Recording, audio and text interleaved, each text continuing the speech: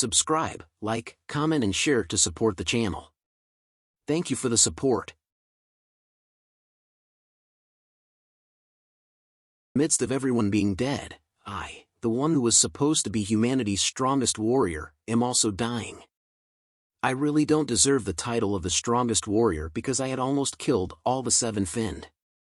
So, why is it that in the steel of the ancient king, there was an eight-finned demon?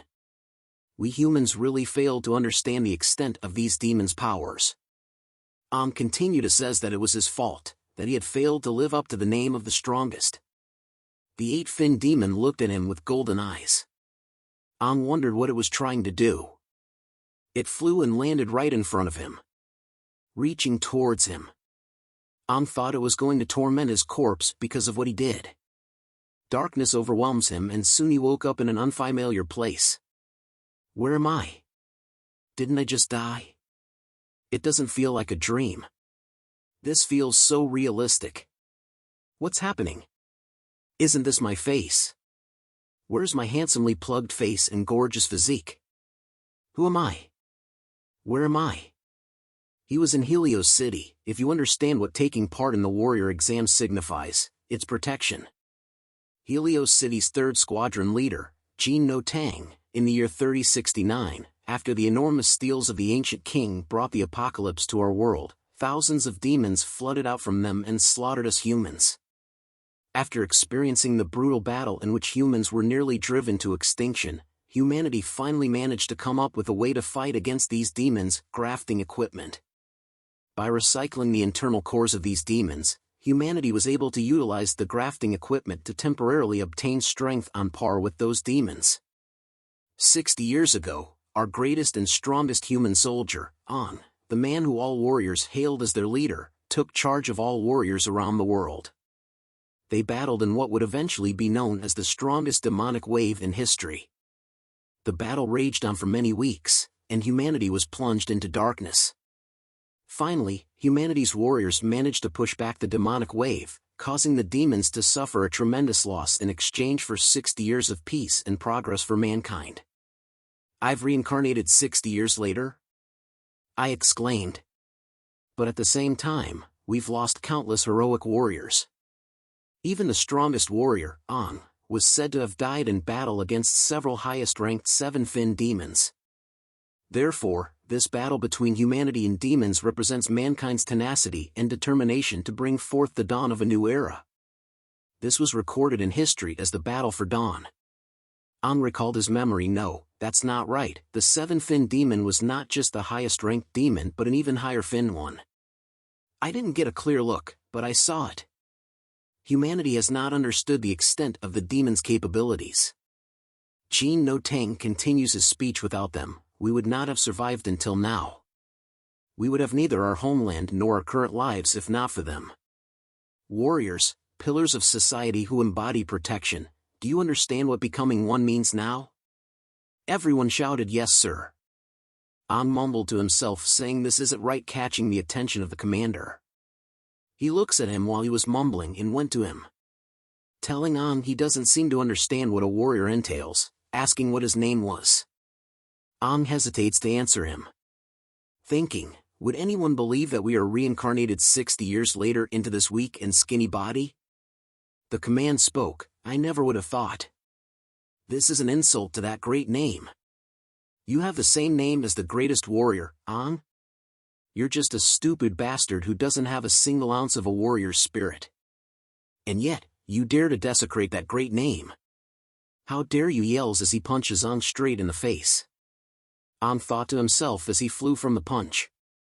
Is this body really so trash that it can't even react to such a simple attack? But I can't believe this body has the same name as me. Lands onto someone. The commander begins to walk away, saying, I'll be keeping an eye on you in the upcoming warrior examination. Attention! Everyone replied, yes, sir. Make your way to the examination grounds. I'm still alive, at least. Says to himself. The man holding says your name's right? It's a nice name. I'm Lon Snow. Nice to meet you. TCH. He's called You aren't any better. Did you think sharing a name would make you as strong as Ang? Said by Situliu, an evaluation soldier.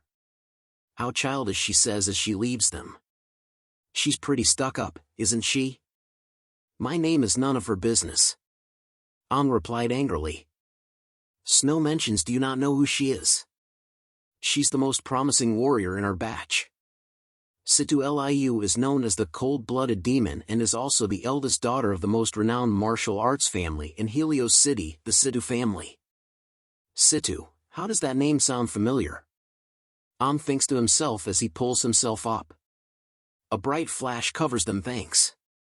Whoa! What a dazzling display of brotherhood. Ah, don't mind me.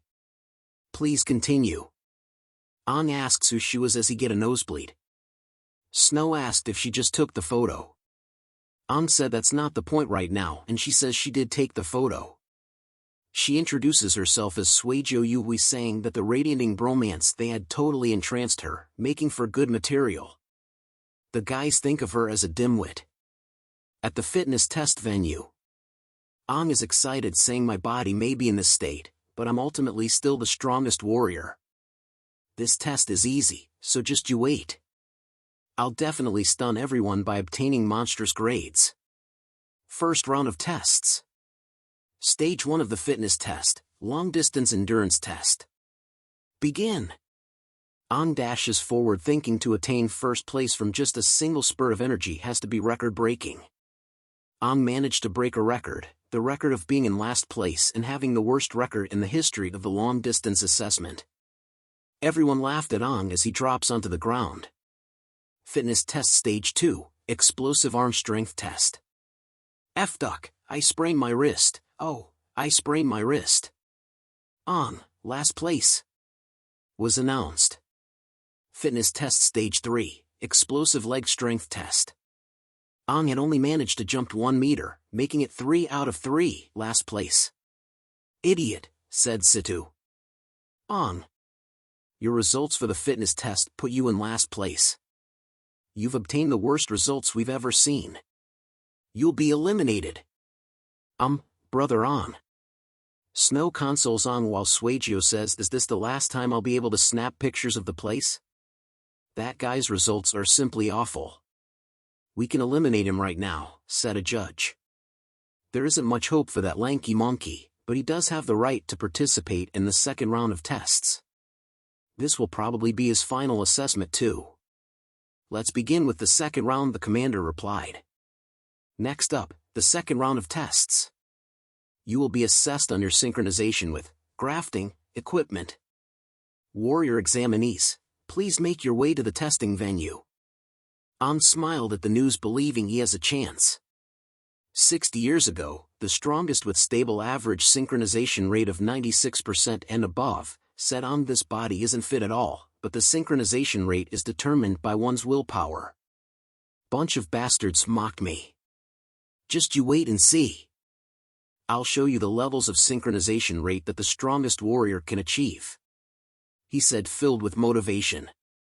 So this is what the grafting equipment looks like 60 years later. It's gotten a little lighter, Ang thought to himself. 39% synchronization rate. As expected of the strongest rookie of this year, Situ is in a martial arts family after all.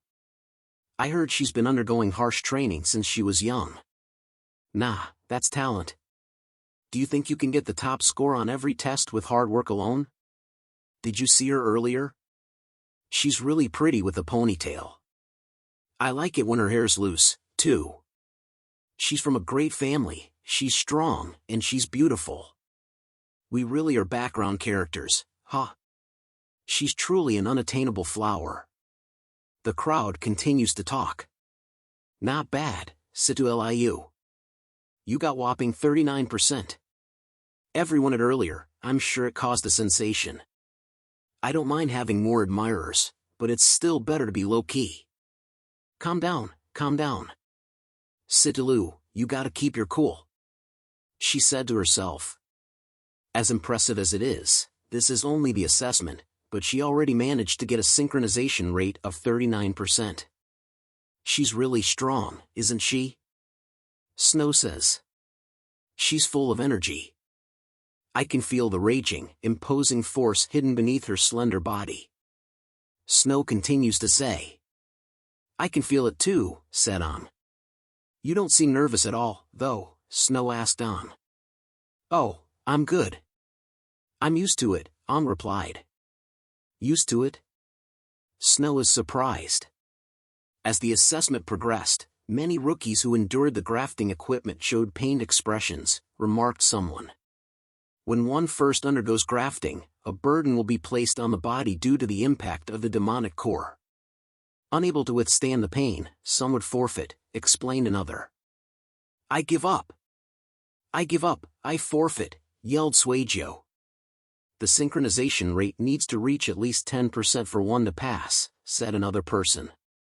Synchronization rate 24%, announced someone making Snow pass the test. Of course, there were some unexpected scores too, added another. Suejo, warrior examinee.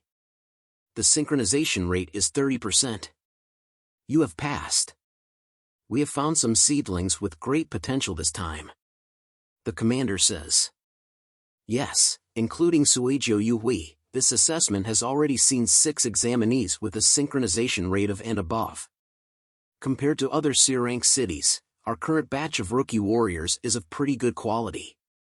The lady reports.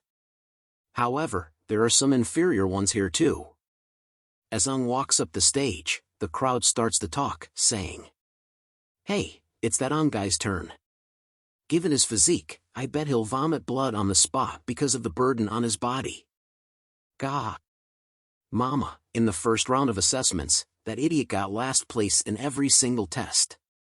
Laugh away, you inexperienced brats. Remember to pick up the used wipes from the floor later, Ong thinks to himself. I'll take the red strength core. Ong tells the instructor. Demonic cores collected from the battlefield can be categorized into different types. The most common ones are red, yellow, green, and blue. Red represents strength, yellow represents defense, green represents healing, and blue represents agility. However, there are 2 rare types of cores. The purple core represents imaginary power, and the black core represents time and space. The black core is especially hard to find. As for synchronization, the most important thing is willpower. The strength of one's willpower determines how much burden one can take from the demonic core. Moreover, it also determines one's mastery over the core. Grafting has succeeded. Are you ready?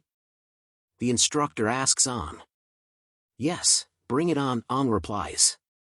A bright red light soon shines throughout the testing zone. What a strong reaction. Take a look. Take a look at the synchronization rate of the strongest soldier.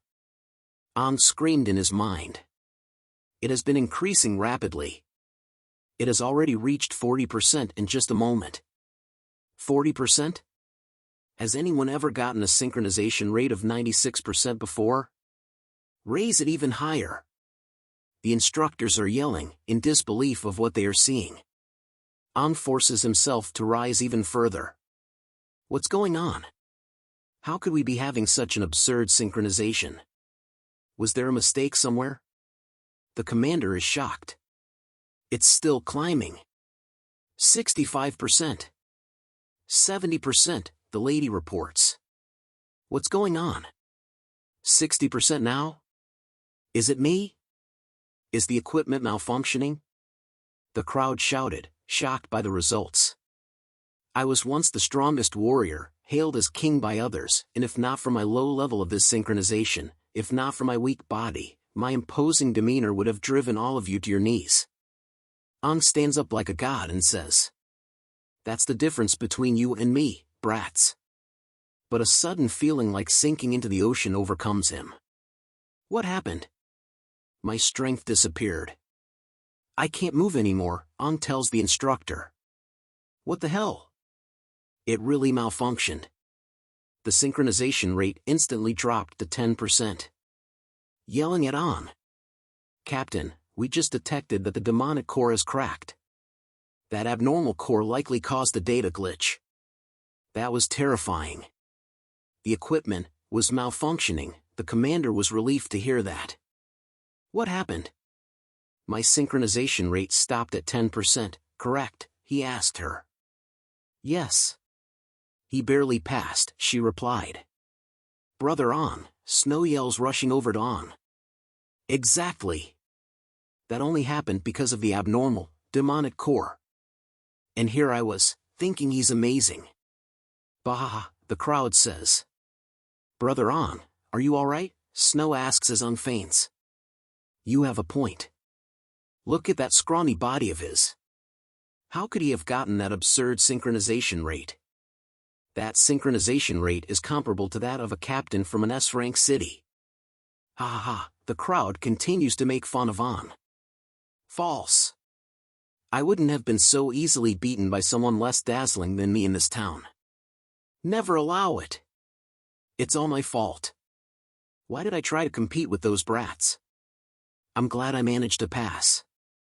On says as he rests in Snow's arm. In the resting area, On wonders to himself, what was that just now? It felt like it came from the depths of my heart. It sucked out all my power in an instant. I've never heard of such a situation before. I clearly had enough willpower to maintain a synchronization rate of at least 80%. Even if it was a demonic core of the lowest level, it shouldn't have cracked like that. So, why did it happen? The doors open, and a man yells. Attention! Everyone in the room responded, yes, sir. Yes, sir. The commander enters the room and says, congratulations on making it into the final round of assessments. The practical test. You will now face a demon for the first time in your lives. I hope everyone here can pass this test safely and smoothly. Line up and head to the venue of assessment, now. Go! On tries his best to walk out the room as the commander stands beside him, looking at him and thinks as he clenches the red gem. I'm really curious about you, On. I wonder what you'll show me in the next assessment, hunting in the fog beyond the walls. Out in the open, the students are gathered in front of a massive wall. Someone shouts to open the compound door. Whoa! My God, this is the first time I've left the city after 60 years. Everyone lives in such isolated cities. Do you think the areas outside the gates are always covered in fog? The students discuss among themselves. The instructors yells at them, be quiet and leave the city. You should spend your time checking your equipment instead, or you could end up dead without even knowing it. Checks his equipment and thinks to himself. They gave me another intact strength cope, but I don't think the problem lies in the cope. Back then, my power dissipated once. Something in my body rejected it. Just what is going on? Is it a side effect of transmigration? As he walks out the door, a sudden feeling overwhelms him. The moment he stepped foot outside, a signal was sent all over the area. The demon beasts all sense it. Deep within a cave, the signal reaches a powerful demon. The demon, sensing it, stood up from its seat of bones and bodies, and couldn't believe that there was another demon that outranked it. What is that? Were all those things I saw demons? At that moment, I felt as though something was resonating deep within my heart. Ang is terrified at what he felt just now. Are you moving or not? Situ asks Ang as she stood behind him. Ang says sorry. Brother Ang, what's wrong? Snow asked as he approached both of them.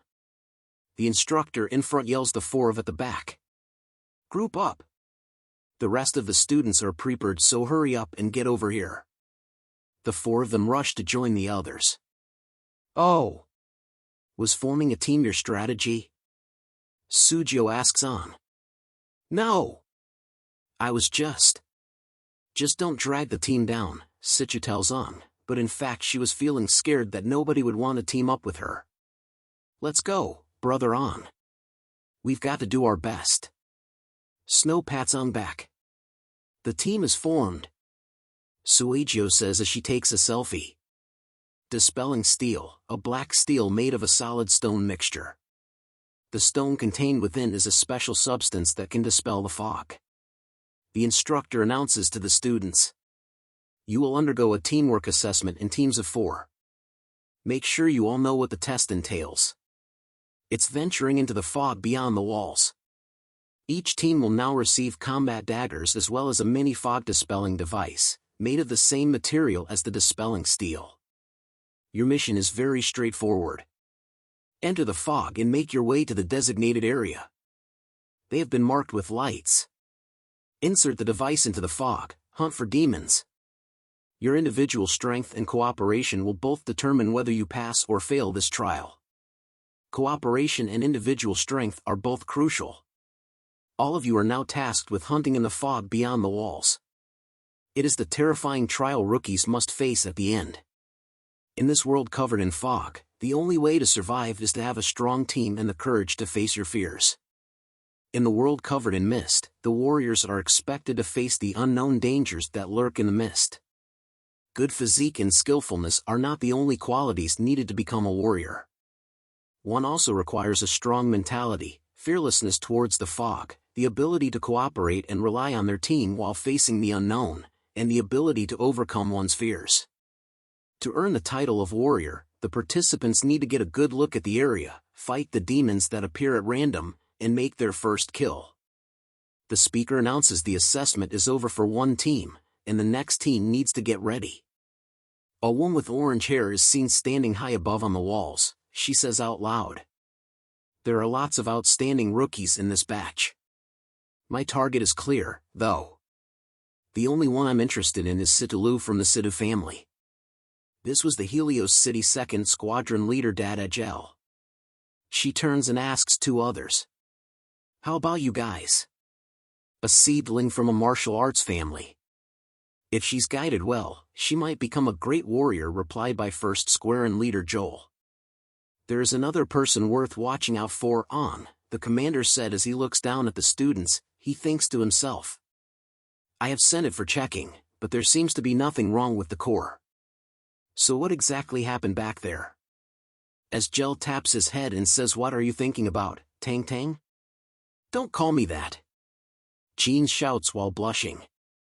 Joel says that Gel is the only one who can make you blush since the start, Tang Tan.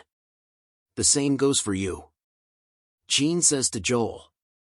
On a side note, have the demons' grades been confirmed? We must ensure that the test venue only contains the finless demons we prepared beforehand. Gel asks the both of them. "Yeah, don't worry. To ensure the participants' safety, we've checked over and over in the past few days that no one-fin demons are to be found within Helios City's vicinity." Jean replies, "If one really appeared, we've got to do everything we can to protect this batch of future warriors," said by Joel as the three of them watch over the students. The instructor calls out to the next group saying that the current group have finished and that the venue has been set up. The crowd talks as the next group was with Situlu and An. The four prepare themselves as An says that it's their turn now. Situ grabs the capsule from An, confusing him. She dashes forward quickly, turning back to tell them to follow her dazzling self. An is annoyed, wondering why she liked to have so much attention, and yells out to follow her. The three of them quickly chase after her. Situ jumps up high, flipping through the air before landing the capsule into the device. Gel says she has a recovery core, but her physique is no worse than those with the blue cores. Is this what the foundation of someone in a martial arts family looks like? Three red demons roar as they dash towards Situ. An yells to Snow breakthrough. Snow replies, "Got it." He preps himself before making a gigantic leap towards the demons, landing between them and Situ. The demons jump towards Snow as a yellow energy covers his fists. A yellow shield blocks the attack of the demons. Jean sees this and is impressed that Snow had gotten used to the core power. An arrives, telling Situ and Tomo to kill the demons one by one. They agreed. Covered in the aura of their stone, green, red, and blue, the three of them rush to the demons. Round 1, Tomo versus the demon. She easily slices it up and dropkicks the demon straight to hell. Before the demon could even land on the ground, Snow uses the 1-inch punch to send it flying. Joel praises their teamwork from above, noting that the girl in blue has enhanced the rhythm in her movements in a perverted way. Jean calls him out. Round 2, Sidhu versus the demon. She leaps and stabs the demon on its belly, causing it to explode in a green explosion as she walks away. Round 3, An versus the demon. He knees the demon in the balls, thinking to strike its 3 vital areas first: the neck, chest, and abdomen. As he rolls alongside the demon, knowing that his current body can only bring out a limited amount of power in one go, he thinks to use this battle to test his limits. He speeds over to the demon in an instant. The monster readies its fist to punch An as he dashes to it. An dodges the punch with ease. He returns a punch back to the monster, causing it to roar.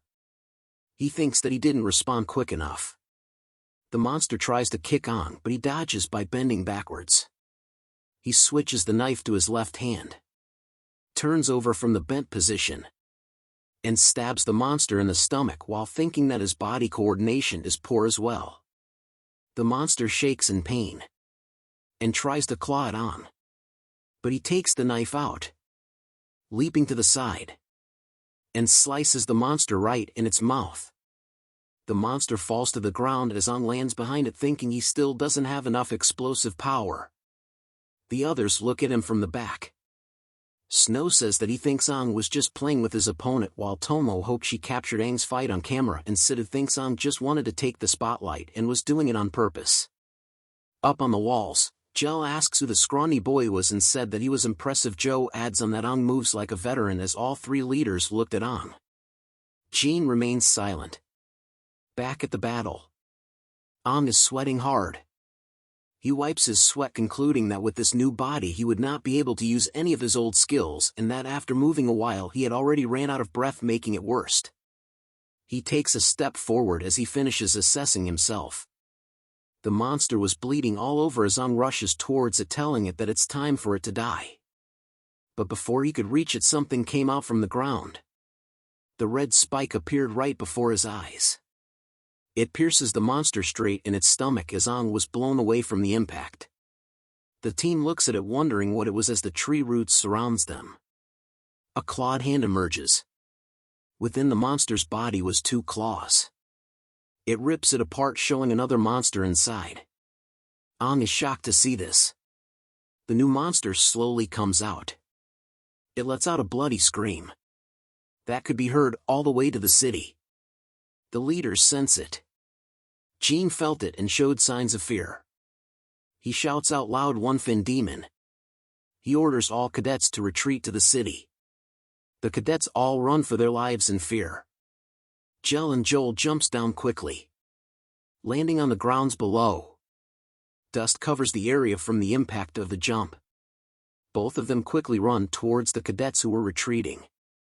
Jel tells them not to panic and to stay beside leader Jean, as he will escort them back to the city. "Human? But I smell a demon?" said an eerie voice. Aang looks at it, terrified, wondering what it was saying. The monster walks slowly and asks which one. It gave off a hellish aura as it walks to the team. Snow, Tomo and Sidhu all shake with fear as Sidhu compares the no-fin demons earlier that it was nothing compared to the one-fin demon. She visualizes that from its aura alone it could rip her into pieces in a blink of any eye. She couldn't even move her body. The monster stands tall in front of Aang as he thinks that his current body is no match for a one-fin demon. For the first time, Aang was experiencing what normal warriors felt when facing a fin demon. The monster counts as it put its clawed hand up. A bright red light emerges from each of its fingers as it wants to bring all of them back with it. A fast laser hits all 4 of them in the head. They lose consciousness, and all fell to the ground. The monster looks back as the tree root behind it cracked. Leader Jel and Joel breaks through the tree roots. Joel shouts at the monster, telling it not to touch the cadets. It laughs at his face. As the leaders rush to the cadets, the tree roots surround themselves around the monster and the cadets. The monster smiles as the roots covers it. It's said by as the monster and cadets disappear into the ground. The leaders are shocked that a monster had taken 4 cadets. The ground near the hole swells up and starts to move, alerting the leaders. Joel says to go after it. Deep in the forest, Leader Gel and Joel inspects the ground tunnel, seeing that it finally stopped. Gel tells Joel that Jean had checked the place 7 days in a row to make sure that a one-fin demon would not appear, so how did one come? Looking at the tunnel, Gel curses, saying this has never happened before. A figure from above calls their names as they look up. Jean had arrived and was asking where the cadets were. He shouts at them, asking why they stopped searching and that they should continue chasing after them. Joel asks Jean to calm down and tells him that the tracks stopped here. Gel added on by saying that the demon dug underground once it reached this point as Jean inspects the tunnel. Jean touches the track. A memory of his younger brother comes into his mind. Bastard! He yells as he smashes the ground. He talks to himself, saying it's his fault and that he should have checked properly. It's all my fault! He screams. Joel tells them that they should head back as the people in the city will be panicking and that the three of them can't be away from the city. Gel stays silent. She then comforts Jean, saying none of them wanted this to happen and that he needs to calm down. Jean pushes her hand away from him gently. He slowly stands up and tells them both to go back and that he'll search for the cadets a little longer. Joel asks Jean to stop, but Gel interrupts him, telling Jean to make sure he comes back before sunset. Jean with a sad face turns to her and says, "Yeah, I know." He runs into the fog. Gel tells Joel that they wouldn't be able to convince Jean to stop, and Jean scratches his head, agreeing with her, saying that Jin's little brother was taken by a demon in the past and that he had been blaming himself for that ever since. She then says that if Jin's younger brother was still alive, he would be the same age as the cadets. Looking at the sky, she says that Jean thinks of the cadets as his younger brother. In a dark cave, someone wakes up. It was He wonders where they were. He looks around and sees everyone tied up, but at least they were alive, he says. A voice from the darkness whispers to "You woke up?" Quickly turns his head and sees the one-fin demon behind him. Struggles to free himself while the demon walks past him, saying that woke up so quickly, making him different. Notices a piece of bone on the ground while the demon walks in front of him, saying it was very curious. But something blocks his mouth. The demon slams hard into the pillar he was tied to, making it crack. It holds Aang's face close and asks him why he smelled like a stronger demon than it. Replies, "What the fuck are you talking about?" as it squeezes his face. Releases his red aura, making him free from the restraints, and causes the demon to fall back. He quickly lands on his feet and grabs the sharp bone. He slices at the demon, but it dodges it easily. The demon readies its claws, saying how lively. It swings its claws at but dodges it with a backflip. He quickly backs away from the demon, thinking to himself that if it was him from the before, he could have taken the demon's head before it could even react. He also has to save the other three. Once again, rushes towards the demon.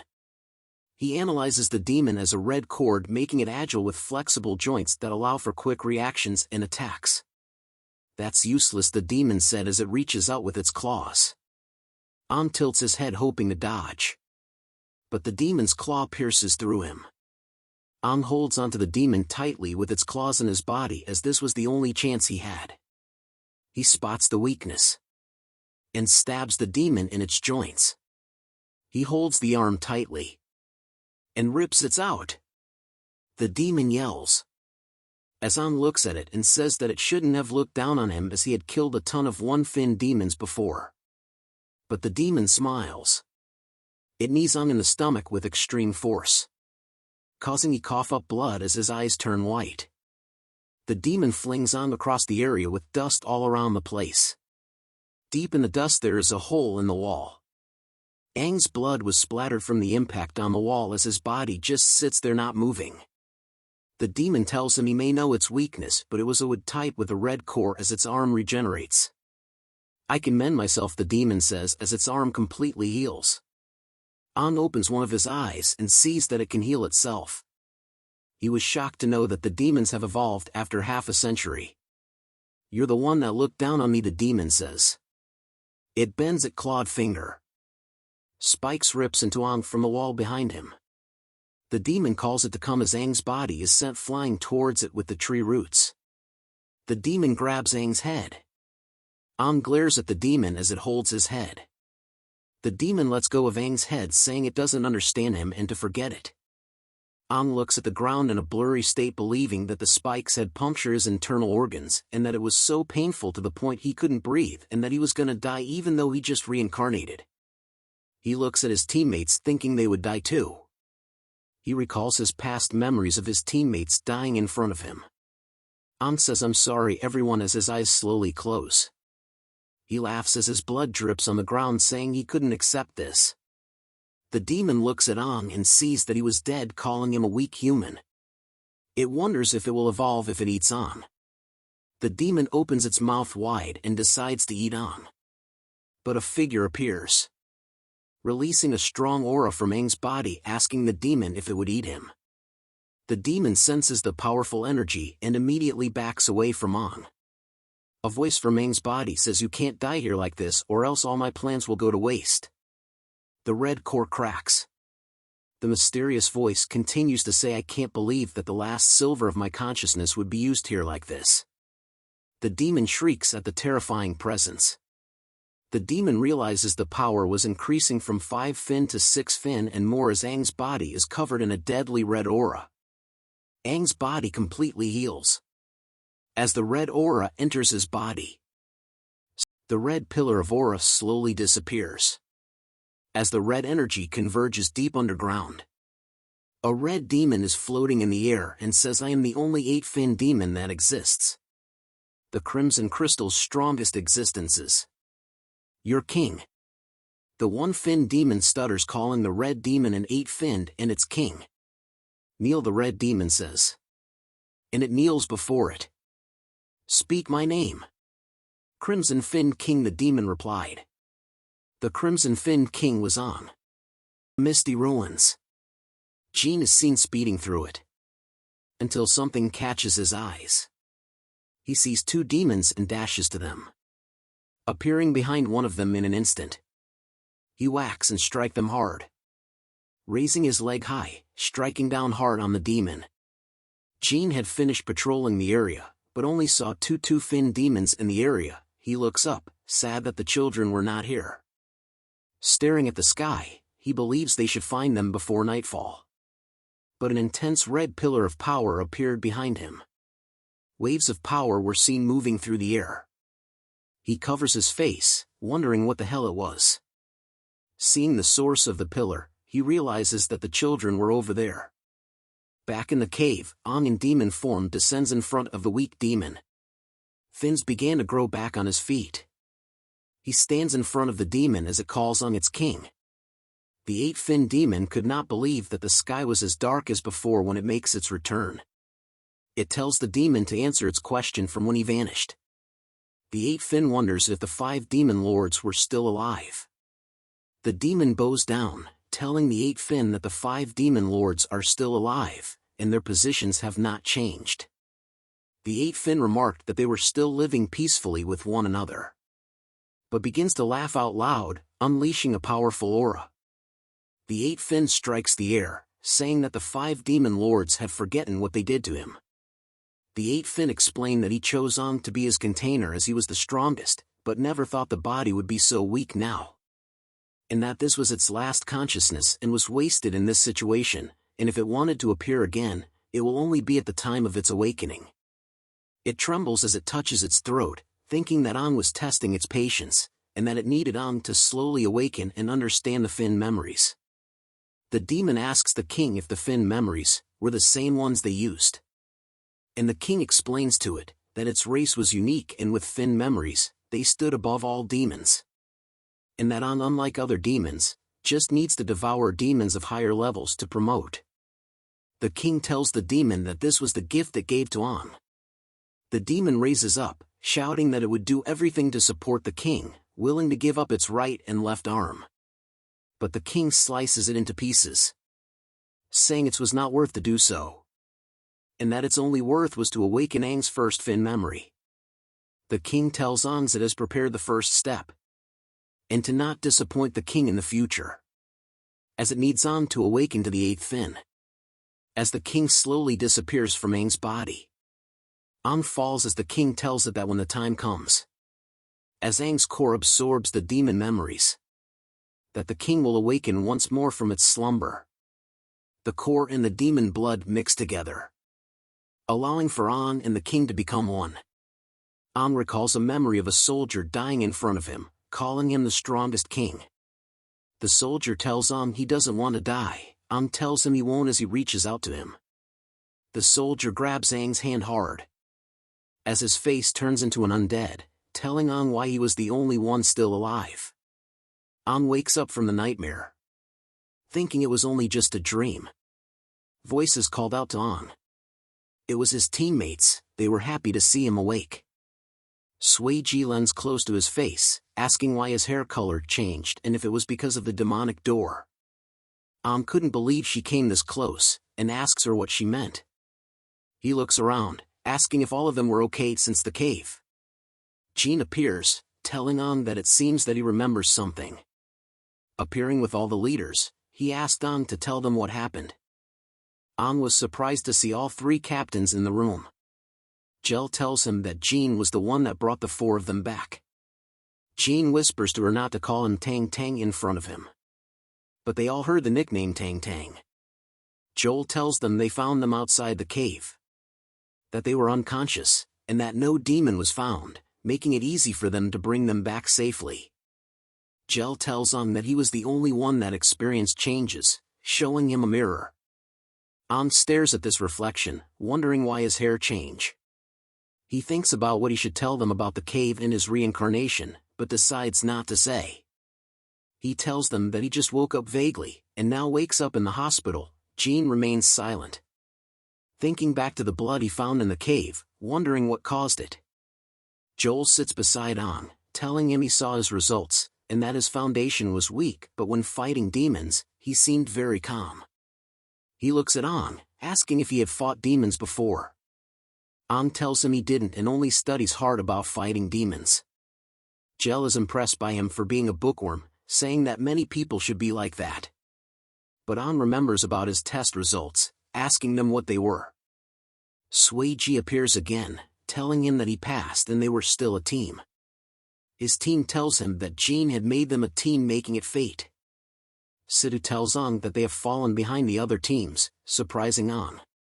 Jin tells An that he was asleep for 3 days, and that his team had 0 points now. An screams out that he couldn't believe that he was in a coma for 3 days. The team wears their armor and prepares. The crowd in the city all look curious about the Aang's new team with Captain Jin. Jin begins to inform the team of the rules, and that they have officially become warriors, and congratulates them for returning from the one-fin demon safely. He then informs them that the 4 of them are a team, under his command, and he was in charge of 9 teams and wants them to stand out. An raises his hand, asking how they could stand out. Sidhu turns away from him, asking they were currently ranked last. Jin explains to them that they had a point system, to stimulate healthy competition through point rankings to improve teams. They can obtain points by completing mission, and the captain and team with the lowest points will be punished. As seen in the back of Jin, the punishment will be being demoted to the cleaning crew. An looks around, realizing why the city was so clean. Jin announces that Sidhu will be the team leader as she has the highest points. No one objects to the choice except An, thinking why they didn't choose the strongest warrior. Taking a step forward, Sidhu shouts loudly that they will complete their mission. The day soon reaches the afternoon. Jin turns to leave, telling them to look at other teams' points and decide on a mission. He advises to find him if they face any problems. Jin dismisses the team at once. Sidhu tells the team to look at the mission board, as their team was far behind the others. But Suiji tells her to stop, and that something else was more important. Sidhu turns around embarrassed, wondering what it was that she missed.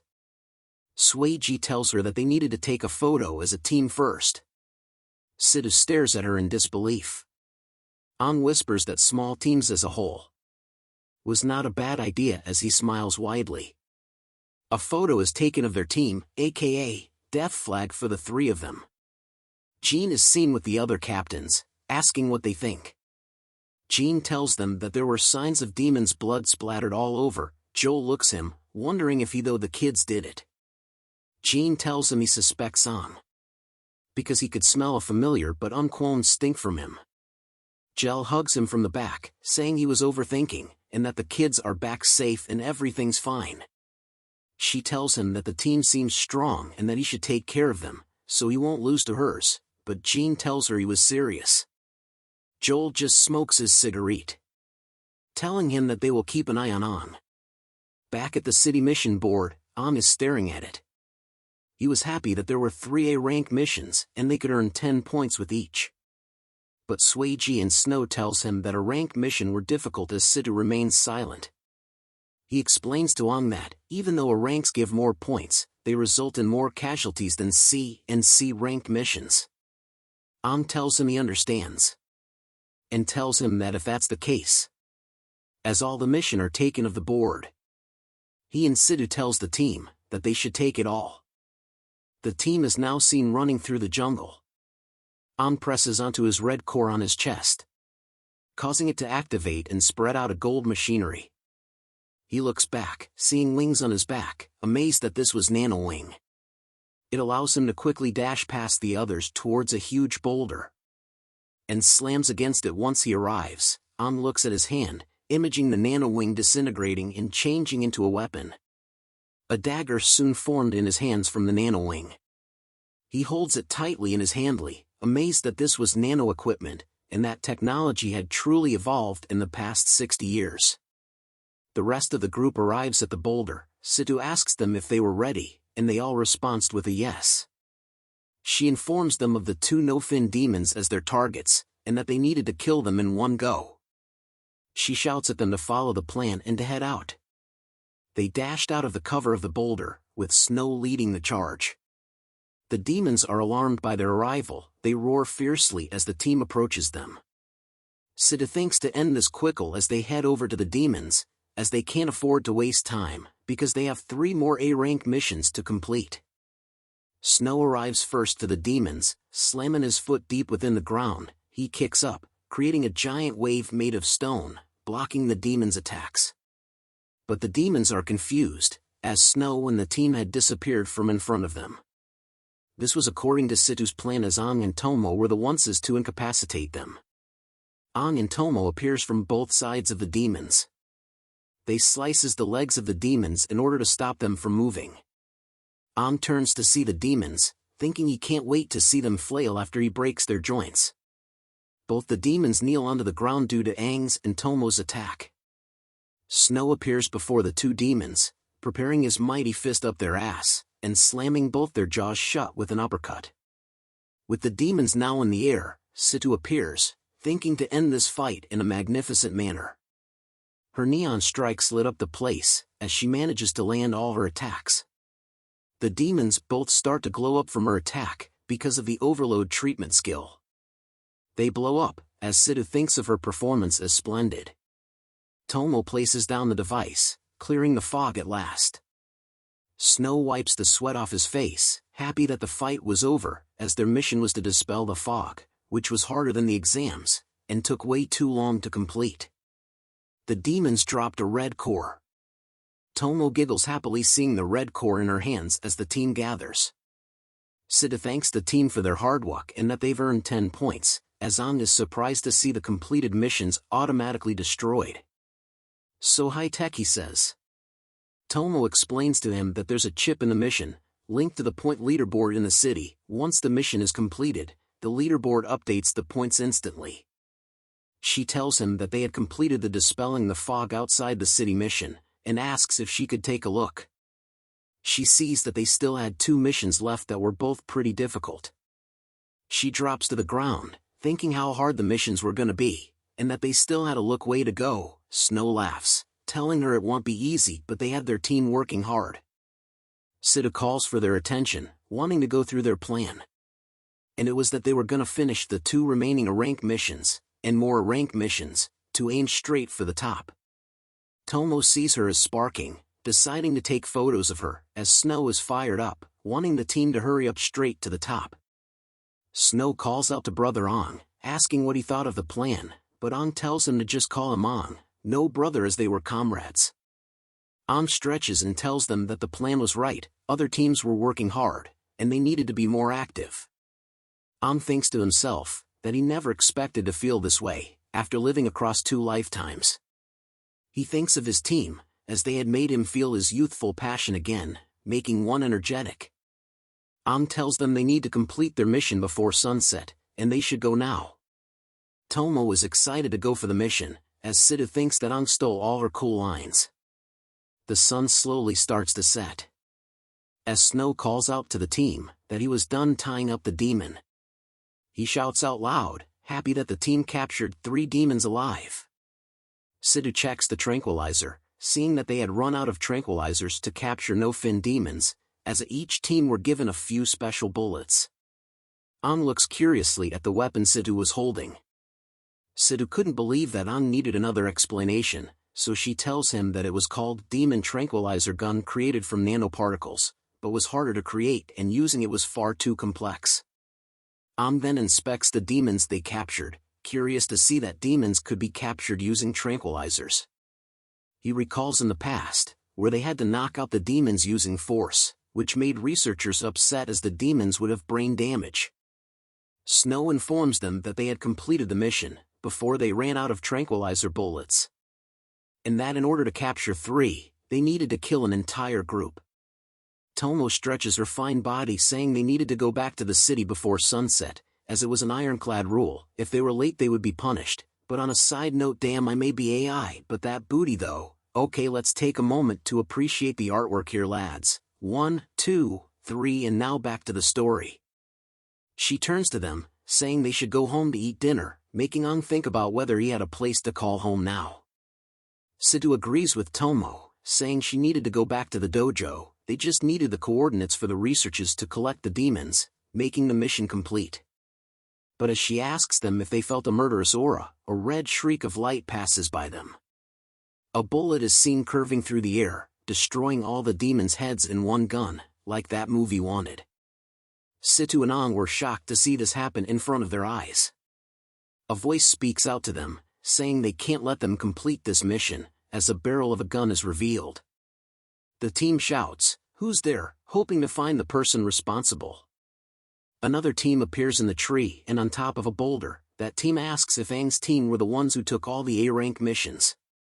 The red hair with a mask then tells them they were the ones planning to take those missions. "Who let you have them?" he asks. Ang asked who they were. The mysterious red mask told him that they were Black Gun, a squad that joined squadron leader Ji Yaotang in the last assessment. In simpler terms, they were Ang's seniors in one of the 9 squads, as explained by the red-masked person. The red mask asked the team member how many new squads had joined Ji Yaotang this time. She replied that there were 3.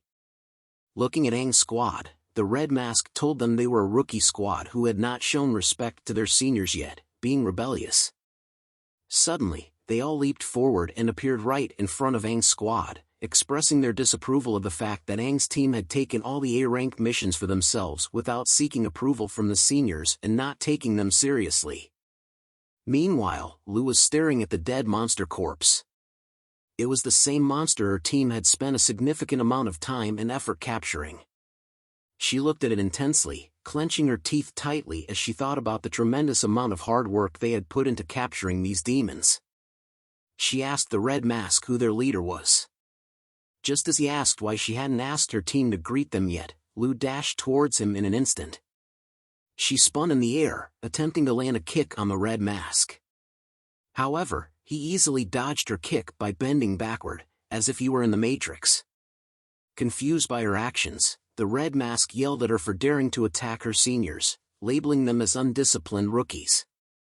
Anger consumed Lu as she readied her fist to attack, telling the red mask how dare he call themselves their seniors. Before she could attack, her teammates appeared and held her back, urging her not to act rashly.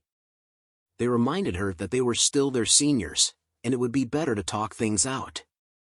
While they restrained Lu, they told the red mask that they were being unreasonable and couldn't just kill the demons they had captured with so much effort. However, the red mask laughed off their claim of being unreasonable. With a disapproving gaze, he told them that this was a competition and that they were being naive. Lu's anger flared up at the mention of being naive. Internally, she labeled the Red Mask a bastard for ruining their mission. As a leader, she questioned how she could face her squad now. She screamed in her mind. Snow then turned back to call on. As he was about to discuss the situation and suggest talking it out with the seniors, Ang dashed past him in a red blur. He leaped right in front of the Red Mask, kicking him straight in the face while telling him to F off. Red Mask's team shouted out in worry. Ang stood tall and expressed that he had never seen people oppressing rookies and that the rules were bullshit. Ang's team was shocked and surprised by his actions, but Lu gave him a thumbs up. Red Mask was trembling in pain as he held his face, calling them bastards for treating their seniors this way. He called out to his team, Black Gun, to get ready for battle. The three members readied their weapons in agreement with the Red Mask's order, preparing to attack Ang's team. However, before the clash could happen, a voice echoed loudly in the air, shouting, "What buffoonery!" Jean appeared instantaneously between Ang and the Red Mask, just as they were about to attack each other. Jean grabbed onto Ang's leg while simultaneously blocking the Red Mask's punch. In a single fluid motion, Jean hurled both of them in different directions, sending Ang and the Red Mask flying back to their respective teams. Ang thought to himself that he couldn't see the standards of modern warriors, as they wouldn't even be fighting. Jean appeared wearing a red deadly aura, covering his body. He turned to the two squads and scolded them for not caring about their survival when the sun was about to set. Red Mask complained to Jean that Ang's team had started the fight and even tried to smack the mask off his face. Lu looked at the Red Mask and called him a child for complaining to Jean, which angered the Red Mask. Tomo then brought out her camera and showed Jean the photo proof that Red Mask's team had killed their demons. Snow was surprised to find out that Tomo had taken pictures. Jean asked them if they had taken the A-rank mission of capturing demons. Lu informed him that they had already completed the mission, but the Black Gun squad destroyed their efforts. Jean closed his eyes, showing understanding. He explained to Ang's team that while they might think Black Gun had gone too far, it was actually a common experience for rookies. He looked at Lu and told her that their response was up to them. Jean further explained that the city only looked at a squad's points and that all forms of competitive actions were allowed. These rules applied to every city. He continued by saying that as warriors, they would face greater challenges in the future and wouldn't be dealing with these basic threats. He concluded his speech by stating that he had intervened in the fight only because the sun was setting, and they should return to the city. He then told the Red Mask that he felt embarrassed for him, having a rookie team steal an A-rank mission from them. The Red Mask could only respond with a simple yes, sir, and slowly made his way back to his team. As he walked away, he turned to Ang and asked for his name. Ang looked at him and simply replied, Ang. Shock registered on the Red Mask's face as he heard the name. He began laughing out loud, telling his team about Ang's name, while Ang remained silent, stating that the Red Mask had asked for it. As the Red Mask left, he told Ang that he wouldn't allow his squad to easily earn points from now on. Steam erupted from his body as he vowed to make sure that Ang's team would rank last on the leaderboard this month. He walked towards his fallen mask on the ground, pointed to his injured face, and promised to return the favor. He then grabbed his mask and placed it back onto his face while calling out to his team. They all disappeared in an instant. Jean informed Ang's team that Black Gun might not be the strongest squad, but they would do whatever it took to distract and destroy their mission progress. They were known for their swift execution, led by Red Mask, who excelled in firearms. Although he hadn't used a firearm in the previous fight, Jean was sure that Black Gun would win if both teams clashed. Upon hearing this, Lu fell into silent contemplation. Jean concluded his speech and told them it was time to return to the city. Lu decided to forget about the conflict and urged the team to move on. She looked at Ang, wondering why he was spacing out and if he was just trying to look cool. But before leaving, she told him that his kick was pretty cool, catching Ang's attention. Snow asked if they wanted to have dinner, but they all declined, mentioning they had plans. However, Ang had his own plan of capturing the 3 demons alive by himself. Night falls upon the city, with a large moon shining overhead. An announcement is made, urging the citizens to remain within the city for their safety. The repeated warnings emphasize the importance of not leaving. Meanwhile, Ang hides himself, reflecting on the fact that he hasn't seen many people since the warning. He assumes they are likely at home due to the lockdown. Curiosity piques his interest, and he contemplates what homes look like after completing the mission. Peering out from his hiding spot, he notices that people are not as vigilant as he expected. Spotting a sign indicating a temporary emergency gate, Ang squats down and ponders whether the city is short-staffed or if they simply believe no one would leave at night. He compares the present situation to his past experiences, noting that in the past, day or night didn't matter during their missions. Ang is confident that finding demons at night will be easy and that he can capture 3 no-fin demons with his previous life's forceful approach. He smiles at the thought of capturing the 3 demons before morning, despite the potential interference from Red Mask and his team. Ang considers himself a genius for devising this plan. Suddenly, a voice startles Ang, and he turns to see Lu standing beside him. Lu finds it exciting to sneak around at night since becoming a warrior, as it grants her more freedom. Ang, now standing up, tells Lu that she scared him. She questions his reason for sneaking around at night during the lockdown, although internally, she is delighted by the idea of venturing outside the city at night. Ang whistles nonchalantly, pretending not to understand what she is talking about and claiming he was just taking a stroll. It's worth noting that Ang, despite being the strongest warrior in human history, struggles to lie convincingly.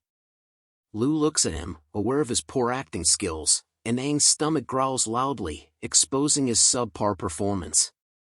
Frustrated with his acting, Ang gives up and admits to Lu that he wanted to surprise the team by completing the mission that Red Mask's team ruined earlier. Since Lu discovered his intentions, he asks her not to report him to the higher-ups. Planning to return, Ang is taken aback when Lu insists on joining him, surprising him with her determination. Lu smiles and asks about the plan, feeling like a genius herself and getting excited at the thought of Red Mask and his team's reactions. Ang questions why Lu let out an evil chuckle, but Lu denies doing anything mischievous. Meanwhile, atop the high walls, 2 warriors can be seen. One is yawning, while the other is busy eating. NPC 1 expresses how torturous standing guard feels, remarking that anyone leaving the city at night must have a death wish. NPC 2 tells NPC 1 to be quiet, calling him an idiot, and warns him not to let the other squadron leaders hear such statements. NPC 2 explains that the gap in the gates is for emergencies. In the past, human survivors sought refuge in the city but were tragically killed by demons due to the gates opening a few seconds late. Since then, almost every city decided to leave an emergency gap in their main gate to prevent such tragedies from recurring. NPC 1 apologizes for his lack of knowledge, but NPC 2 reassures him, taking out an item that brings joy to men in the middle of the night, a photo book featuring female warriors from other cities. Blushing happily, NPC 1 holds the newest photo book, and NPC 2 cautions him to be careful with it, given its cost. Both of them giggle as they enjoy the photo book together. Seizing the distraction, Lu and An seize the opportunity to sneak out of the city. As An looks ahead, he recognizes the area as the previous assessment venue, where the fog is denser at night. He calls out to Lu, instructing her to follow him in a particular direction. Eventually, they reach an empty area, and Lu notes that they are far enough from the city to avoid detection. The decaying forest will provide adequate concealment. Ang informs her that it's time to initiate the plan. He will lure the monsters, and she will knock them out with brute force. Ang leaves the area first, instructing Lu to wait for his signal. Lu's hands tremble as she contemplates Ang's confidence in venturing alone into the night fog. Uncertain whether her feelings are fear or excitement, she focuses on the task at hand.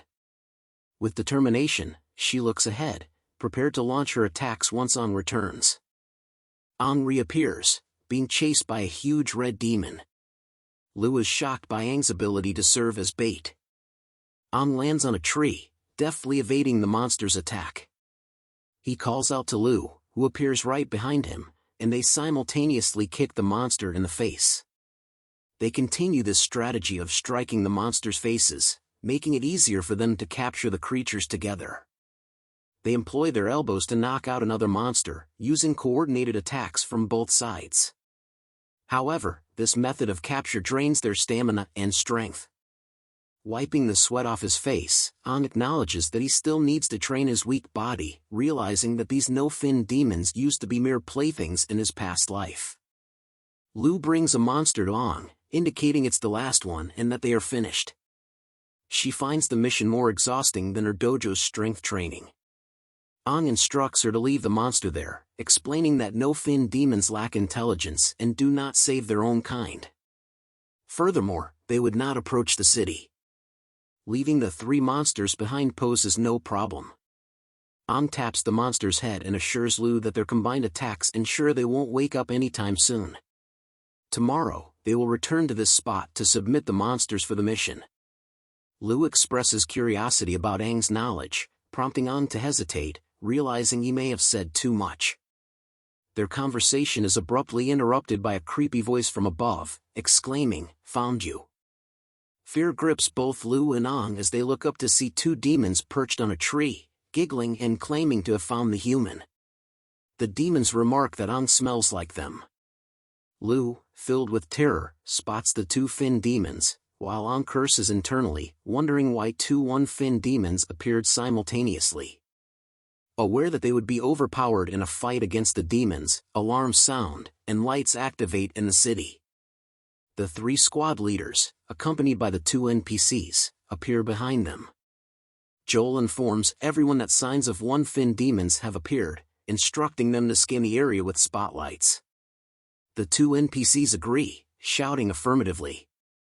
Jel asks Jean why one-fin demons have emerged and speculates if it's the same one from the assessment. Jean assures her that he found the demon in an underground cave and is certain it was dead. Spotlights begin scanning the decaying forest, revealing the presence of the demons in the same area as Aang and Lu. The NPCs alert the captains that two one-fin demons have been spotted. Joel calms everyone down, ordering the city gates to be shut and the defensive turrets to be prepared. He ponders what might have attracted two demons to appear simultaneously. The defensive turrets are activated and begin charging up. However, someone shouts to hold on and not to close the gates. Jel is surprised to hear this from Jean, who explains that there is someone out there. Joel calls for spotlights to be directed toward the source of Jin's concern, revealing Aang and Lu in the same area as the two one-fin demons. Jel asked why they were outside the city at night, but none of the captains had any idea. As they surveyed the area, they noticed three captured demons. Jean closed his eyes, finally understanding why they were outside the city. He explained to the others that Aang and Lu wanted to capture demons at night because their progress was hindered earlier in the day. Joel added that their talent and reckless desire for good performance had caused this problem, something common among rookie warriors. Jean hyped himself up, covering his body in a red aura, preparing to jump. He exclaimed that Aang and Lu would receive the worst punishment when they returned. Jin's powerful leap created a shockwave, pushing everyone back. Jel called out to him and turned to Joel, informing him that she would go with Jean for the rescue and leave the command to him. Confused by her upside-down jump, Joel shrugged it off, knowing he wasn't the rider.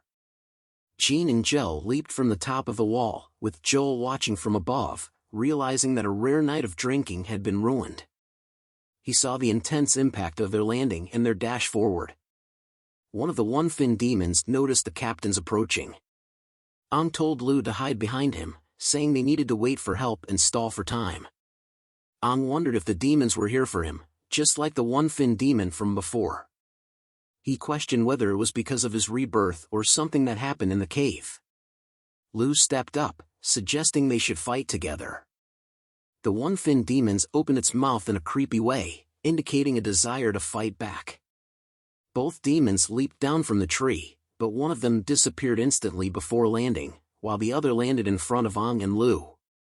Suddenly, a red demon appeared between Aang and Lu, raising its arm, threatening to kill the useless one and targeting Lu.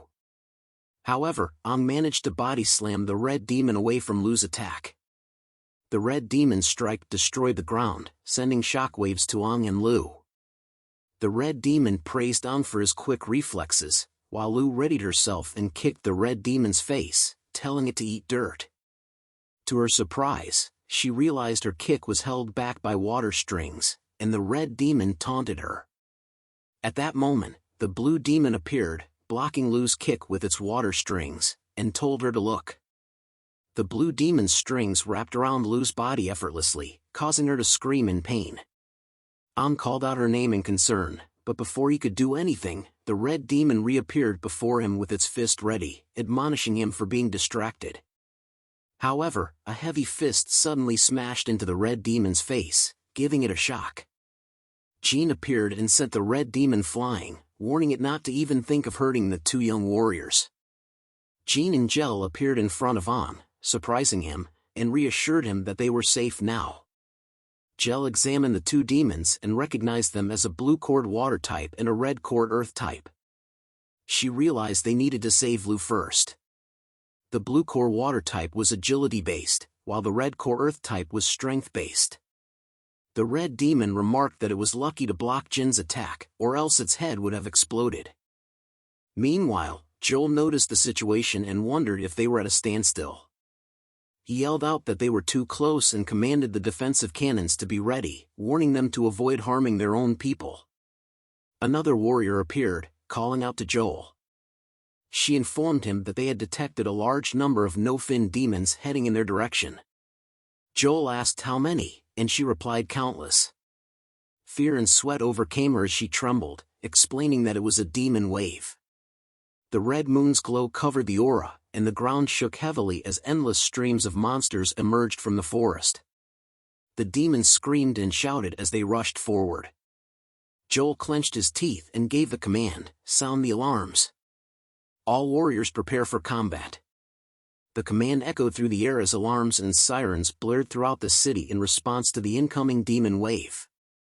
The warriors in the city rushed towards the walls, preparing to assemble in their squads. Jean took note of the demon wave, realizing that the demons were well prepared since they had made such a big move. Ang added that they had passed them and were heading straight for the city. Gel informed them that the demon wave had been called by the two demons, emphasizing the need to eliminate them quickly. Lu shouted to them that she was fine and urged them to help the city instead, feeling like a burden and neglecting her duty. However, the blue demon covered her mouth, telling her to shut up, while she struggled to free herself. Determined, the three of them leaped towards the demons, with Jean leading the charge. He yelled out that they would bring Lu back with them. The red demon laughed like the Joker and slammed its hand into the ground, summoning two waves of large red spikes from the earth towards them. Jean warned Gel to watch out as the spikes approached. Jean and Gel dodged the spikes, while Ang effortlessly broke through them. Jean and Gel attempted to break the spikes, but Ang realized that they weren't attacking him. The red demon appeared beside Ang, suggesting they go. Ignoring Ang's presence, the red demon dashed towards Jean and Gel instead. Jean wondered why the red demon hadn't stopped Ang. As Jean and Gel fought the red demon, it warned them that spacing out would result in death. The blue demon tightly held onto Lu, urging Ang to follow. Suddenly, Lu was sent flying backward as a large stream of water carried her away from the group. Ang called out to her, but his strength was lacking, and he struggled to think clearly about the trap to separate him from the leaders. Jean saw Ang standing alone and shouted at him, telling him not to follow the demon as he couldn't defeat it. However, Ang couldn't ignore Lu after witnessing the look in her eyes. He clenched his fist tightly, realizing he couldn't abandon her, and decided to follow her. Deep within the decaying forest where Lu was previously kidnapped by the blue demon, the blue demon suddenly stops running away and places Lu in front of itself. It stares intensely at Lu, creating a moment of artistic appreciation. Now, let's return to the story. The blue demon finds Lu intriguing and explains that one-fin demons are interested in the rich emotions of humans. It had heard that humans scream when they feel despair. Beg, the blue demon demands, wanting to hear Lu plead for mercy. However, Lu remains silent, staring back at the demon. Perhaps it's because there is tape covering her mouth. Lu manages to remove the sticky blue substance from her face, revealing that her mouth was covered and making it impossible for her to scream. The blue demon then orders her to scream, but Lu remains defiantly silent. The demon wonders if Lu was even worthy of begging for her life. Lu, unyielding, tells the demon that she belongs to a martial family that taught her never to bow her head before an enemy. Cowardice is considered shameful in her family, so she challenges the demon to either kill her or face her in combat once again. The demon remains silent for a moment, processing Lu's words, but then bursts into laughter. It kicks her in the face, expressing its anger. It taunts Lu, claiming that she was merely bait and will soon meet her demise on the ground. But Lu, displaying the utmost confidence, gives the demon a powerful side-eye. Just as the blue demon approaches Lu with malicious intent, a voice calls out, breaking the tense atmosphere. An appears, wielding his knife and pointing it at the demon, demanding that it release Lu and acknowledging himself as their target. Lu looks at An, puzzled by why he came alone. The blue demon rejoices at the sight of An, realizing that their trap has worked, and that he was the true target all along. Lu wonders about the demon's claim regarding An being the target. Lu lies on the ground. She wonders why An came alone, knowing that he is no match for a one-fin demon. Her attention is drawn to a sharp spike on the ground in front of her. Determined not to remain idle, she moves closer to the spike, understanding that she cannot sit still and do nothing. Taking advantage of Aang's arm blocking the blue demon's attack, he recognizes it as a chance and swings his knife with intense power. However, the blue demon captures the blade with its watery form, mocking Aang for supposedly killing the one-fin demon in the cave. Aang vehemently denies any knowledge of such an event, but the demon scorns his attitude and decides he must be punished. Gripping both of Aang's arms, the demon twists them in various directions, breaking the bones. Aang's agonizing screams echo throughout the forest. Holding Aang in the air, the demon accuses him of dishonesty and delivers a brutal knee strike to his stomach, further inflicting harm. The force of the kick sends Aang flying backward. The demon demands that Aang reveal his secret but finds him lying motionless on the ground, believing that its kick has disemboweled him. Aang contemplates his own frailty, realizing that he couldn't even defeat a one-fin demon despite falling in slow motion. Meanwhile, Lu notices that Aang is in grave danger and takes action to free herself, even resorting to cutting her own wrists to make them bleed. As the demon advances toward Aang, threatening to devour him for not admitting his secret, it licks its lips, anticipating that consuming Aang will lead to its own evolution. Just as the demon reaches for Aang, a blade materializes behind its head. The demon swiftly dodges the blade as Lu appears behind it, catching the blue demon off guard. With a swift motion, she lands a kick on its chest, followed by another, flipping backward forcefully and sending the blue demon flying away from Aang. Lu skillfully lands on her feet, her eyes now glowing a bright green. She warns the demon not to dare to harm her squad member. Surprised by Lu's escape from its binds, the blue demon addresses her, acknowledging her determination and the blood on her ankles and wrists as a testament to her ruthless escape. Lu boldly tells the demon that if it wants to kill one of her squad members, it should start with the captain, who is her. The demon responds by releasing water from its body, shaping it into numerous blades. It warns Lu not to dodge the water blades, and they begin to approach her. Lu, exerting all her strength, does her best to deflect the attacks directed at her, and Aang whispers to her, advising her to dodge instead of deflect. However, Lu insists that if she dodges, Aang will be struck. She realizes that the number of attacks is overwhelming. As the demon raises its hand toward Lu and Aang, water blades rise from the ground around Lu's feet, attacking her from behind. Lu screams in pain. The demon withdraws its hand, causing Lu to be flung straight toward it, beckoning her to come closer. It grabs Lu by the throat, holding her high in the air, relishing the prospect of humiliating her instead of ending her life in battle. Its teeth are visible as it sadistically informs Lu that soon she will be screaming to the fullest extent. The bluefin demon grabs tightly onto Lu's neck, asking her if she wanted to die in battle. It raises her up high in the air, telling her that it won't kill her but instead wanted to humiliate her. The bluefin demon gives a grin as it tells Lu that she will be screaming soon enough. An could barely keep his eyes open as he watches the bluefin demon holding onto Lu far away from him. He thinks about Lu and how he wanted the bluefin demon to let her go. His hand trembles as he tried his best to stand up but couldn't. His thoughts were in a mess as he thinks that it was a shame that he was reborn just to watch his teammate die in front of him. An realized that nothing had changed at all and that as the once strongest warrior, he needed to rely upon a young lady to protect him in the end. He continues to think of himself as useless due to the fact that he couldn't even protect himself and much less anyone else. The red core on his chest started to crack and pieces of it fell out. Aang's aura started to unleash in heavy waves from his body. His eyes glowed red with fury as he thinks about being allowed to be spared from the agony of watching another teammate die before him. He shouts in his mind that there was nothing he can do. Aang's furious aura was powerful enough to catch the bluefin demon's attention. It turned around to see what the cause of the powerful aura was. But multiple shrieks of red deadly aura went past it. Lu had vanished from the bluefin demon's claws. Aang had managed to instantly save Lu from the bluefin demon's claws by surprise. Wounds appear on its claws as it realized that Aang didn't attack it at all and wonders if the injuries were from just the wind pressure alone. Aang looks at the heavily wounded Lu and tells her that she had done a great job on her first time as a leader. But Lu asks him if he was really Aang. As Aang's face was revealed to be showing a bright glowing red eye, he tells her to leave the rest to him. Aang places Lu onto the ground gently to allow her to recover from her wounds as the demon stares at them. It spoke out telling Aang that he really smelled like the demons and that he was really so strong. The demon was happy to see that Aang actually had a secret.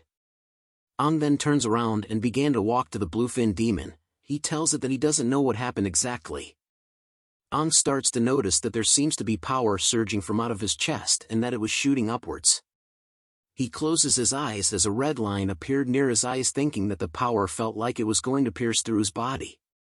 But he suddenly screams out loud, unleashing a devastating red aura as if it was death itself.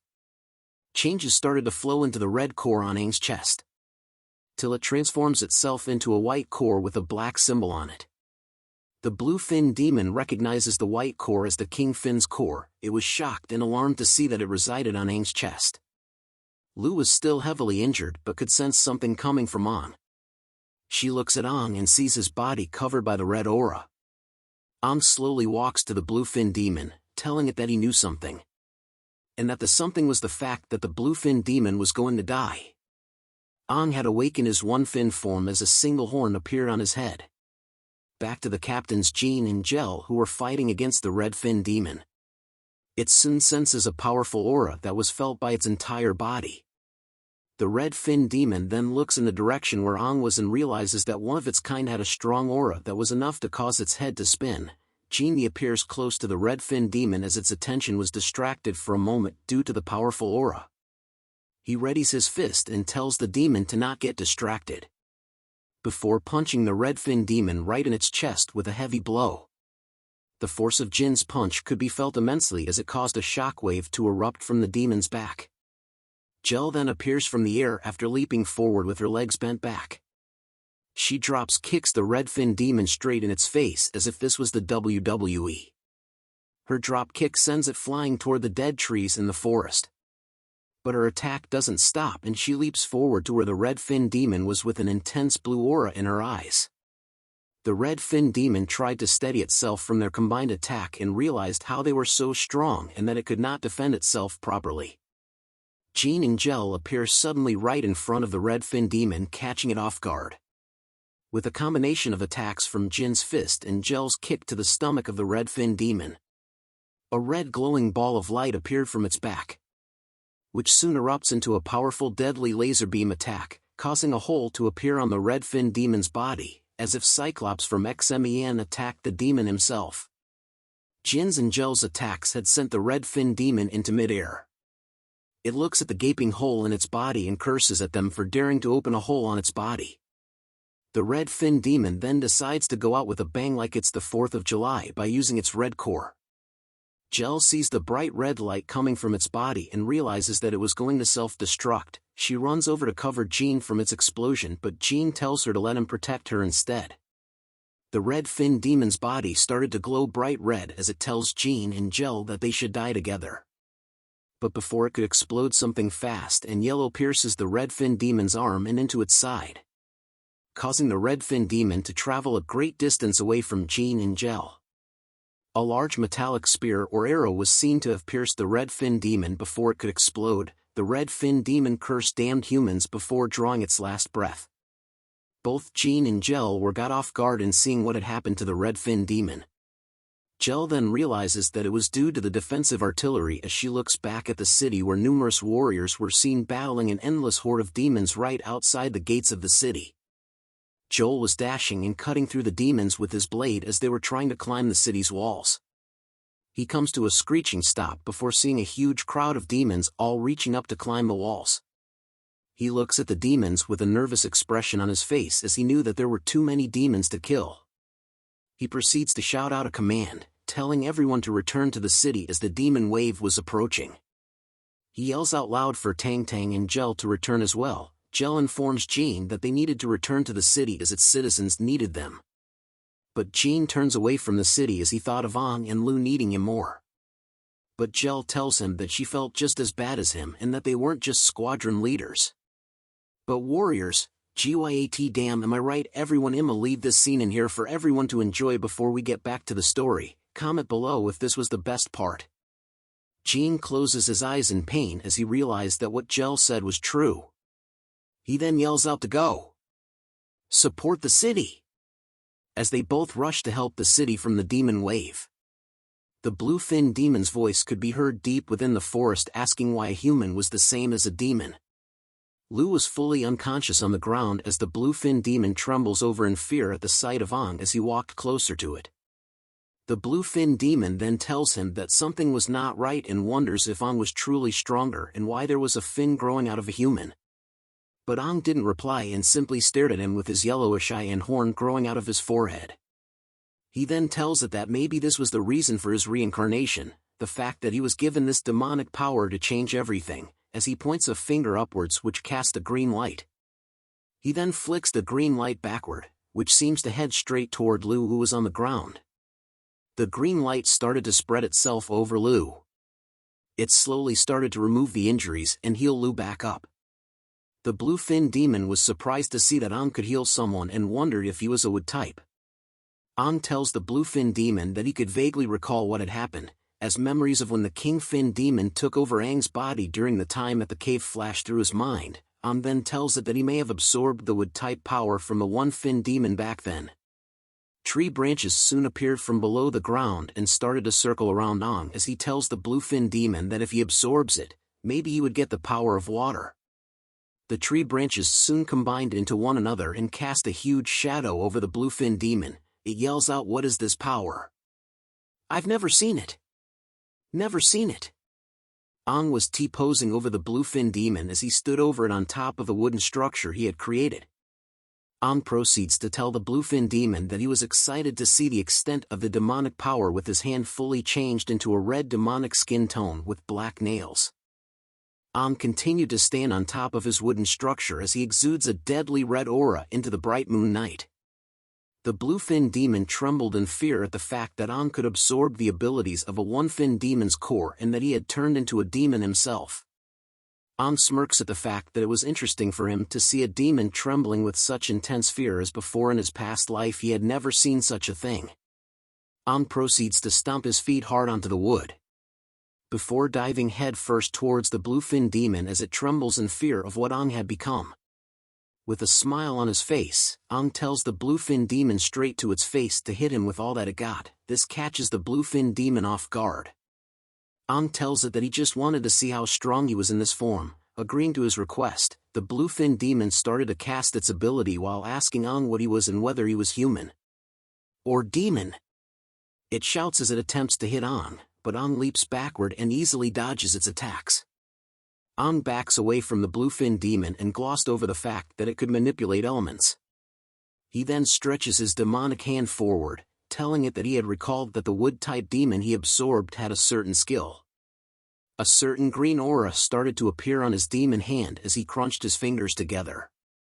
Tree branches soon erupted from the ground below where the bluefin demon was standing at. The branches soon reached its face and slowly crept around it. The tree branches then tightened themselves around the arms, legs, and neck of the bluefin demon while raising it into the air and off the ground. Proceeds to cross his arms together while still using the wood-type powers. He smirks and clenches his fists tight together, saying that this doesn't seem hard at all. The bluefin demon tried to reach out with its claws and said that it was getting strangled. It screams out in pain as Ang watches from afar, telling it to go on and struggle. The bluefin demon started to gasp for air and muttered that it needed to use its trump card, just as the water started to leak from its body. The bluefin demon soon disappeared from the clutches of Aang's wood powers as large torrents of water are seen heading towards him. The bluefin demon had used his trump called Disintegrate. Aang gazes at what just happened and remains silent. He jumps back from where he previously stood just as the large torrents of water slam the ground, causing cracks to appear everywhere. But the bluefin demon appears right in front of Aang with its body made of half water. Just as Aang was retreating backward, the bluefin demon giggles and tells Aang that it was not enough and reaches towards him with its massive clawed hand. It tells Aang that he couldn't kill it and grabs onto Aang's arm as he tries to defend himself. Its clawed hand grips hard onto Aang's arm and tells him that he was a wood type, and that he couldn't disintegrate like it could, before ripping Aang's arm away from his body in a swift motion. Aang continues to remain silent even after having his arm ripped out. He continues to block the incoming attacks of the bluefin demon as it laughs in Aang's face, telling him that the demonic power was something a human could never understand. The bluefin demon was finally able to land a hit on Aang as it kicks him right in the stomach, screaming out that it was stronger than Aang. The deadly kick sent Aang flying and crashing into numerous trees in the forest.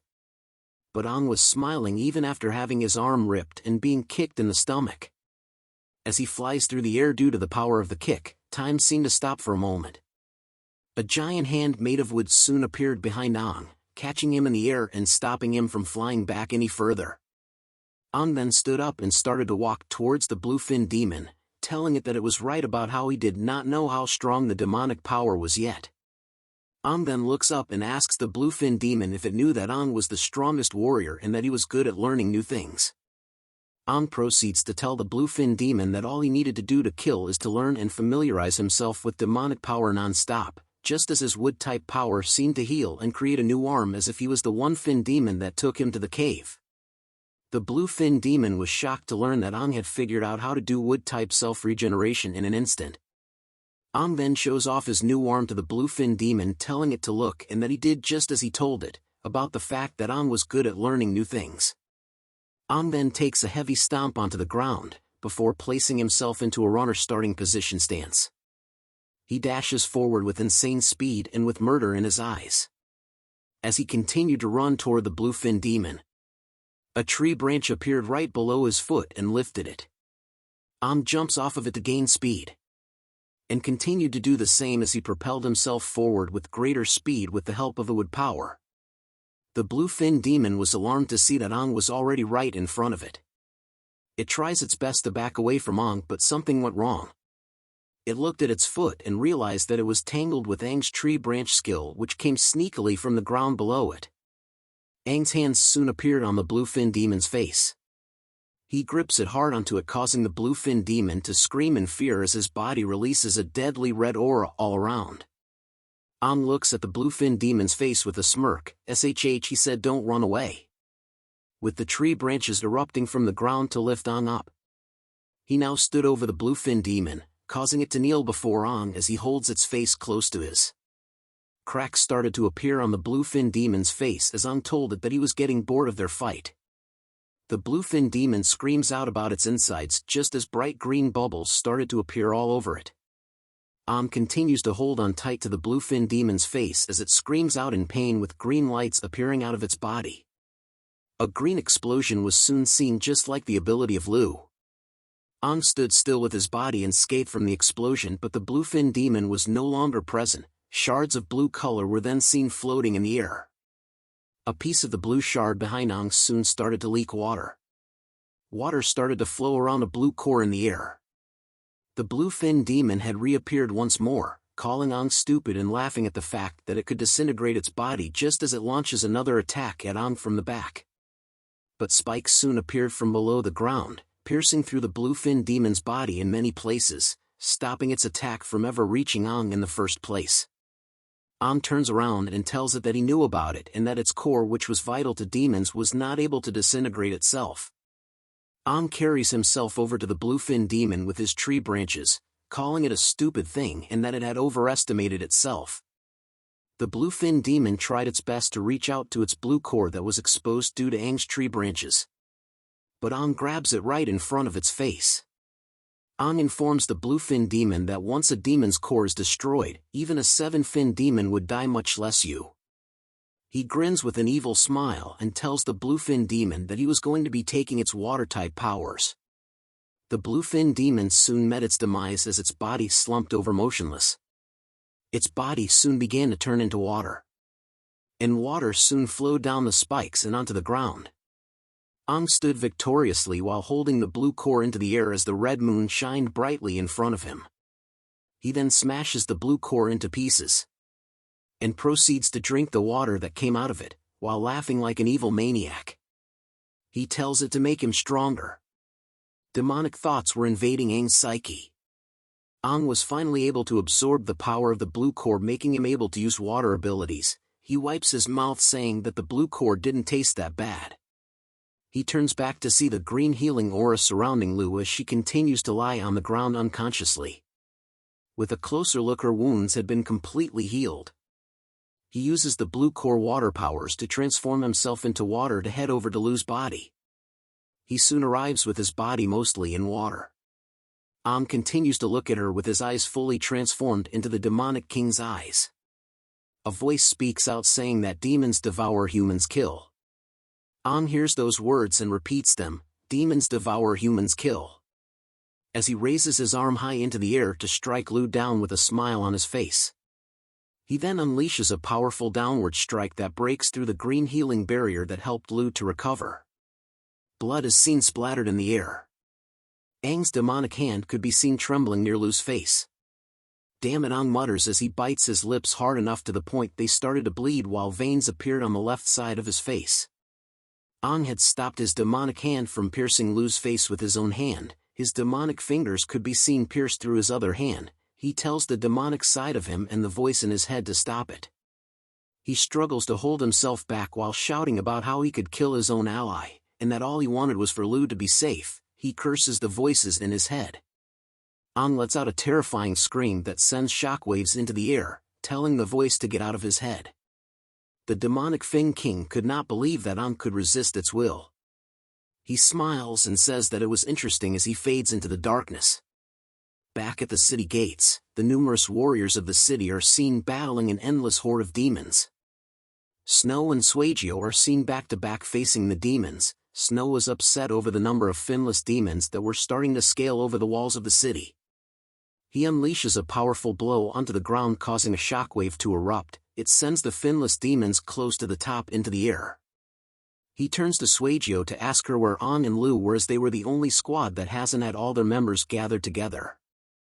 Suagio causally dodges a finless demon's attack from the back. She tells him that she had heard from the other teams that there were 2 warriors who had snuck out of the city and were targeted by one fin demon. She then stabs the blue finless demon in its throat, informing Snow that she believed that the 2 warriors were Ang and Lu. Suagio commented that she was worried about them. Snow was shocked to hear that Ang and Lu had snuck out of the city. Suagio touches her head while telling Snow to stop asking her all these questions about being targeted by a one-fine demon, as she couldn't imagine how bad that would be. Snow decides to unleash his anger onto the countless waves of finless demons, cursing at them and wondering why 2 one-fin demons had to appear.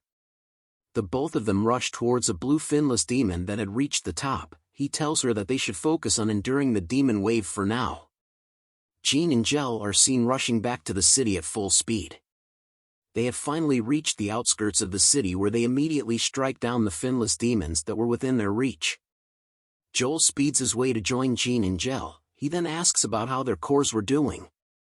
Jean was seen in the air with his fist raised high into the skies as countless finless demons watch him. He slams a powerful fist into the blue finless demon, smashing its face into bits and sending shockwaves that pushed away the other finless demons.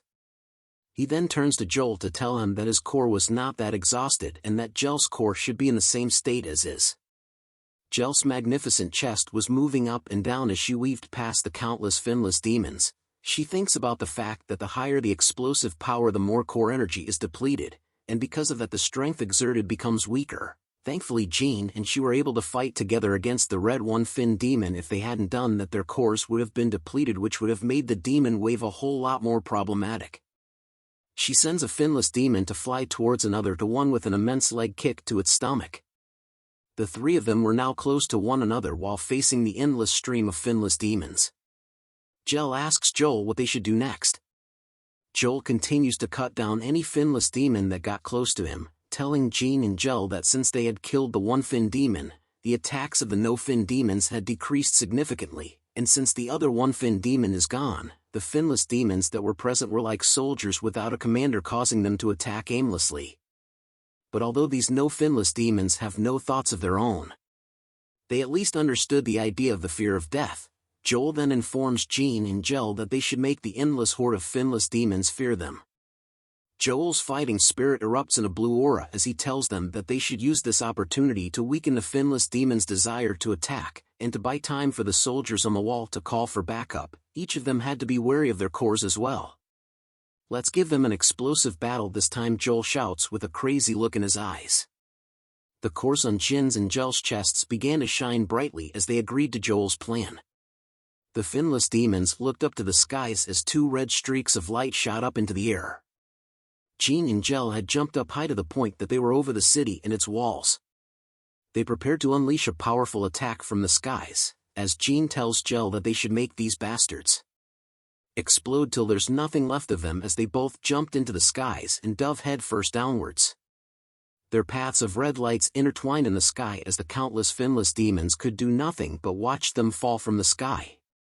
A powerful red impact in the form of lightning destroyed the ground where the horde of finless demons was, sending the others flying through the air due to its immense shockwave. A gigantic hole could be seen from the sky as a dust cloud formed a circle around it just barely outside the city. Two figures appear in the dust with their cores shining bright red. Jel informs Jean that this was the second time that they had to utilize their cores in battle if they included the attack on the one-fin demon as well. Jean tells her that if the cores on their bodies had no limitations, he would have been able to utilize this form of his to keep killing the demons. They both then took a step back and launched into a powerful red wave that cuts through the endless hordes of finless demons. Joel stood alone against numerous finless demons that were watching him. His blue aura rises from his body as he comments about the strength of the red cores was truly the most explosive. He then dashes through the waves of finless demons as well and heads towards the city wall. He smiles with joy as he cuts down the endless waves in front of him with his knife. Joel was a battle maniac. Snow and Shujio watched from above on the city's gates as the three squadron leaders tear through the endless horde of finless demons. Shujio wipes out her camera and takes a photo of them, commenting that it was an amazing moment as it was her first time witnessing their squadron leaders in action, showing off how strong they were. Snow watches the squadron leaders with a deep gaze. His thoughts were filled with awe of the squadron leader's strength, which represented the strength of a warrior with a one-finned core. Snow is so jealous as he wanted to be like them. Joel exhales heavily as smoke could be seen coming out from his mouth while a sweat drop drips down his face. Joel, Jean and Jel were now back together with their backs facing one another. Joel asks if Jean and Jel were alright. Jean replies that they were fine and that their bodies could still take it. Jel informs Joel that at least they were having a good time killing these demons. The three of them were standing alone in front of the city's gates, surrounded by endless numbers of finless demons. Joel notices that the finless demons were beginning to back away and had stopped their attacks. He informs Jean and Jel that it looks like their plan was working and that it was about time that they cheered up the other warriors. Joel shouts out to the warriors, "Replenish your strength. Keep on fighting. The demon wave has been forced to retreat." The warriors on top of the city walls cheered upon hearing Joel's words as they shout out that their 3 squadron leaders were the best. Joel heard their cheer and stated that it was wonderful to hear. But something catches his eyes as he shouts at Jean and Jel to watch out as something was coming their way. They sensed the presence of a powerful one-fin demon that had appeared all of a sudden behind the finless demons. Jel wondered if it was the last one-fin demon. The smoke reveals a figure carrying something with a bright red light on its chest. The finless demons did nothing to the figure but only stared at it. The 3 squadron captains were shocked to see something. They see the figure of An carrying Lu through the demon wave. An wore an expressionless face as the squadron leaders called out his name. An continued to walk through the horde of endless finless demons after the squadron leaders called out to him. The finless demons could only stare at him as he walked by. Jel was shocked to see both An and Lu while being curious about what had happened to the one-fin demon that was with them. Joel became nervous at the sight of them walking past the finless demons, as even though they had beaten those no-fin demons into retreating, An couldn't come to them just like that as they would be devoured by the finless demons in an instant. What he feared soon came through as the finless demons started to lunge toward An and Lu. As the finless demons started to pour onto An and Lu to devour them, the squadron leaders rushed in to help them as Jean yells at the demon bastards to stop. The claws of the finless demons are reaching for An and Lu. Their claws reached closer but An had not yet reacted to their actions. He turns to them with his demonic king eyes and unleashes his red demonic aura, telling the finless demons that were reaching him to get lost. The finless demons were shocked to see the appearance of An and stopped in their tracks. A shockwave came out of Aang's body that sent the endless horde of finless demons back, enforcing their retreat from him. A red finless demon is seen kneeling on the ground before Aang. It struggles and moans before running away from Aang. The other finless demons were shocked to see one of their own running away.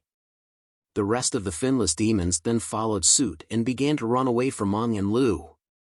Aang could only stand still as the endless waves of finless demons run past him to escape. Jean comes to a screeching halt as he witnesses what had just happened. He was shocked to see that the demon wave filled with the finless demons had actually started to retreat. The warriors on top of the walls soon witnessed the same sight. They cheered and rejoiced that the demon wave had finally retreated, meaning that the warriors had managed to successfully protect the city from it. A warrior was curious about why the demon wave would have suddenly retreated. He wondered if it was because of the attacks from the 3 squadron leaders that managed to scare the demon wave off. Another warrior tells him that it was because of the squadron leaders' attacks and nothing else.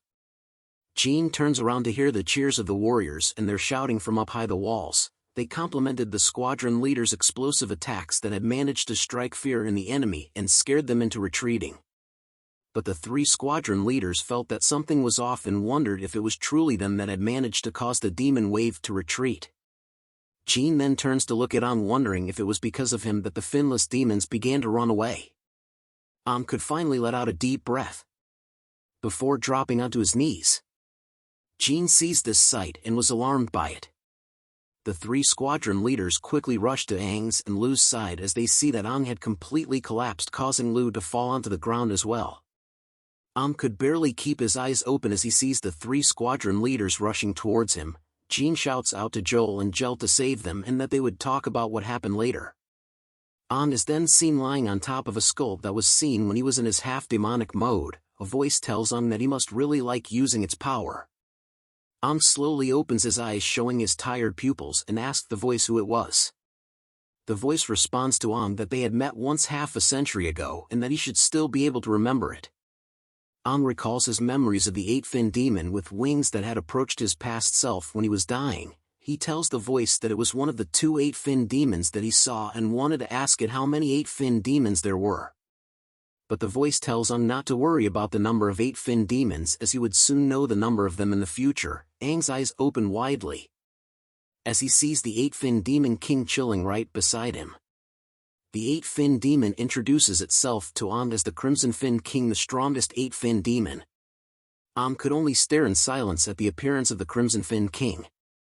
The Crimson Fin King thought deeply about the fact that Aang was not even scared upon seeing it, which made it no wonder how his consciousness managed to reject its will from before. The Crimson Fin King noted that Aang was truly the strongest soldier. Ong backs away from the Crimson-Finned King asking him why he had chosen him, but the Crimson-Finned King assures him that he doesn't have to worry about being harmed by him for now.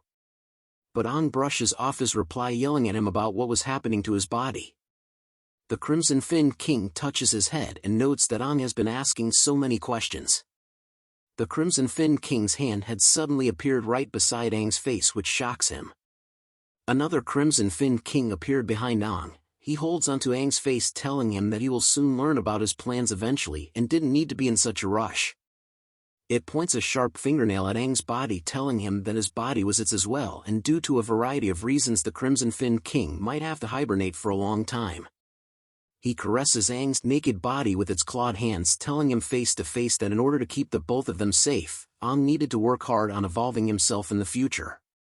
The Crimson-Finned King that was holding onto Aang slowly vanished from him as he stares at the other Crimson-Finned King that stood up in front of him. The Crimson-Finned King reaches its hand towards Aang and continued on from what the other Crimson-Finned King was saying, and that Aang needed to get closer to the near-perfect being that the Crimson-Finned King was. Aang slowly stands up and laughs at the Crimson-Finned King, asking it how low it thinks of us human beings. He yells out at the Crimson-Finned King that it was a bastard and that he would kill it while attempting to punch the Crimson-Finned King. But a voice shouts at Aang, telling him to wake up. Aang was seen half asleep in pajamas holding onto something. Shujio and Snow could be seen in the background rushing towards him as Aang was shocked to see that he was holding onto Lu's shirt with his fist raised in the air. Aang could stare at Lu's naked chest and commented that it was so white, but then realizes something was off. He had the monkey pervert face as he thinks about what he was doing. A slapping sound is heard in the air. Aang is seen on the ground being grappled by Lu's employees, who cursed him for doing what he did to Lu. They couldn't believe that Aang had the courage to grope Lu, and that even if he was Lu's savior, what he did was unforgivable. Another employee yelled out that they should cut off his hand and kill him afterward. Aang could only take in their attacks as a red handprint is seen on his face. Snow wondered if he should join in or stop it, while Shujio is seen taking photos of what was currently going on. Lu buttons her shirt with an embarrassed look, telling the employees to bury Aang after they were done with him. "Nonsense," said a voice behind Lu, causing her to turn around to see who it was. A man wearing a white uniform is seen standing with the 3 squadron leaders, asking Lu if that was how she was going to treat the savior of her life. Everyone in the room lowered their heads in the presence of the white uniformed man's arrival. Lu bows her head and calls him father, while the other employees called him master. Aang was still on the ground when he heard what they called the man in the white uniform. It was Lu's father. Joel introduces him as the leader of the famous martial arts sect in Helios City, the head of the Sidhu family called Sidhu Sungong. Joel then asks Aang if, since he was from Helios City too, surely he would recognize the man in front of him. Aang stares and thinks deeply that this man was the father of his comrade and the one who seems to have been taking care of him since he was in a coma. Aang proceeds to bow and show his respect to Lu's father, greeting him as sect leader Sidhu and thanking him for the good care that he had shown him. But sect leader Sidhu laughs it off and tells Aang that it was no worries. He touches Aang's shoulder and informs him that since he had saved his daughter's life, the Sidhu family is extremely grateful for his courage in rescuing his daughter. He turns to Jean and tells him to tell everyone that they can take a rest in the Sidhu family's dojo and that they would celebrate the Demon Wave's retreat later. The 3 squadron leaders bow their heads and apologize to him for the troubles. He informs the 3 squadron leaders that he had watched them since young, so they didn't have to say such things, and to treat the Sidhu family's dojo as their own home while taking care of his daughter. He explains that Lu has a pricky personality, so they needed to punish her accordingly and train her well, but made sure to not show her any special treatment. Jean informs the leader that there was nothing to worry about and that the 3 squadron leaders would do their best. Lu was upset over what she heard her father tell the squadron leaders. But Jean informs the others that they needed everyone to leave the room except Aang. Aang was caught by surprise. The 3 squadron leaders were now alone in the room with Aang. Jean then talks about the one-fin demon that had appeared in the warrior exam and about the demon wave, asking Aang if he knew anything about it. But Joel cuts him off, telling Jean that even though Aang was his own team member, he should not hesitate in his words. Joel then informs Jean that he would do it instead. Joel calls out to Aang to ask him a question. The 3 squadron leaders' aura erupt intensely as they glared at Aang when Joel asked him if he was a demon. There was a brief moment of silence between the captains and Ang after Joel asked the question. Ang remained speechless upon Joel asking him if he was a demon. The captains continued to stare at our boy. Ang decides to laugh off the question and ask them if they were kidding. He explained to the captains that when he had just narrowly escaped the clutches of a one-fin demon, but Joel wasn't impressed by Ang's answer. He tells Ang that the other one-fin demon was killed by Jean and Gel. As he continued to walk closer to Ang, he looks at Ang with a confident look and asks him another question. You killed that one-fin demon by yourself? Joel continues to question Ang by leaning forward, asking him how did he escape with Lu. Ang began to feel uncomfortable at the questions that Joel was asking him. His thoughts started to go haywire as Ang wondered if he was really out of options here. He begins to think of what kind of excuse he could give the captains as they were getting suspicious of them. Joel gives Ang a huge bombastic side-eye that causes his own eye to glow a fiery purple aura. He asks Ang if the reason he was able to escape from the demon's clutches was because he was their accomplice. The bombastic side-eye from Joel caused Ang to sweat profusely as he thinks about whether he should reveal his secret now, but wondered what would become of him if he does. He thought of how the captains would rip him to shreds the moment he reveals his secret to them. Ang continued to think deeply about how the captains wouldn't let this opportunity go. He knew that they wouldn't believe him if he said he was human, as they would treat him as a demon after all, since his body houses the strongest demon called the Eight-Fin King. Joel interrupts Ang's thoughts as he unleashes his core power. A blue aura spreads around them as Joel summons a golden knife in his hand. He tells Ang that if he stayed silent, Joel would have no choice but to resort to violence. Ang's hand trembles upon hearing Joel's threats, thinking to himself about whether he should fight it out with the captains. Gel, our mommy of this manhwa, comes in between both Joel and Ang. She holds onto Joel's arm, telling him to cut it out. She poses in a very interesting way to capture our viewers' attention. She explains to them that only demons with 4 or more fins can turn into humans. To her, Ang didn't seem like a 4-fin demon, but even if there was such a possibility, it would be pointless for him to come into their C-rank city. Jean adds on to Gel's explanation and informs them that demons do not save their companions. They do not understand the concept of comradeship and were selfish and ruthless beings. Jean brings out a past memory and tells them that Ang had risked his life to bring back Lu to the city, so it made Jean not think of Ang as a demon. Joel breaks the tense situation in the air, but cheerfully patting Ang's back. He then asks everyone why so serious, telling the other captains that he knew to stop as he just wanted to tease Ang a little. Joel then tells Ang that it must have been hard on them since he and Lu both cheated death together. Jean recounts Lu's testament that she told them. She stated to the captains that she had fainted while fighting the one-fin demon, and that she doesn't remember anything else. Jean looks at Ang and asks him what exactly happened since he was the one that saved her from its clutches. Even Gel joins in with the questioning with a delicious mommy stance. She asks Ang about whether he had really defeated the one-fin demon. Yes, mommy, he even ate the blue demon core, but we can't tell her that. Even Ang's eyes trembled about seeing her glorious figure after being asked, but he soon realizes that he could come up with other possibilities as he was previously concentrating on the demon within him the whole time. Ang decides to play the role of an idiot and tells the captains that he managed to defeat the one-fin demon because he was a genius. All 3 captains were too stunned to speak upon hearing that sad excuse from our hero, but nonetheless our hero was happy about his excuse as he blushes. He tells the captains that he could instantly absorb most of the energy in a core and make use of it. This skill allowed Ang to use strength far greater than usual temporarily, which was his secret weapon. Gel reconfirms Ang's claim by asking if his method of absorbing most of the energy in the core was similar to the effect of the captains activating their core's energy. Ang immediately agreed to what Gel said, hoping that the captains would believe the explanation. The captains briefly and quietly exchange glances with one another on whether to believe Ang's reasoning.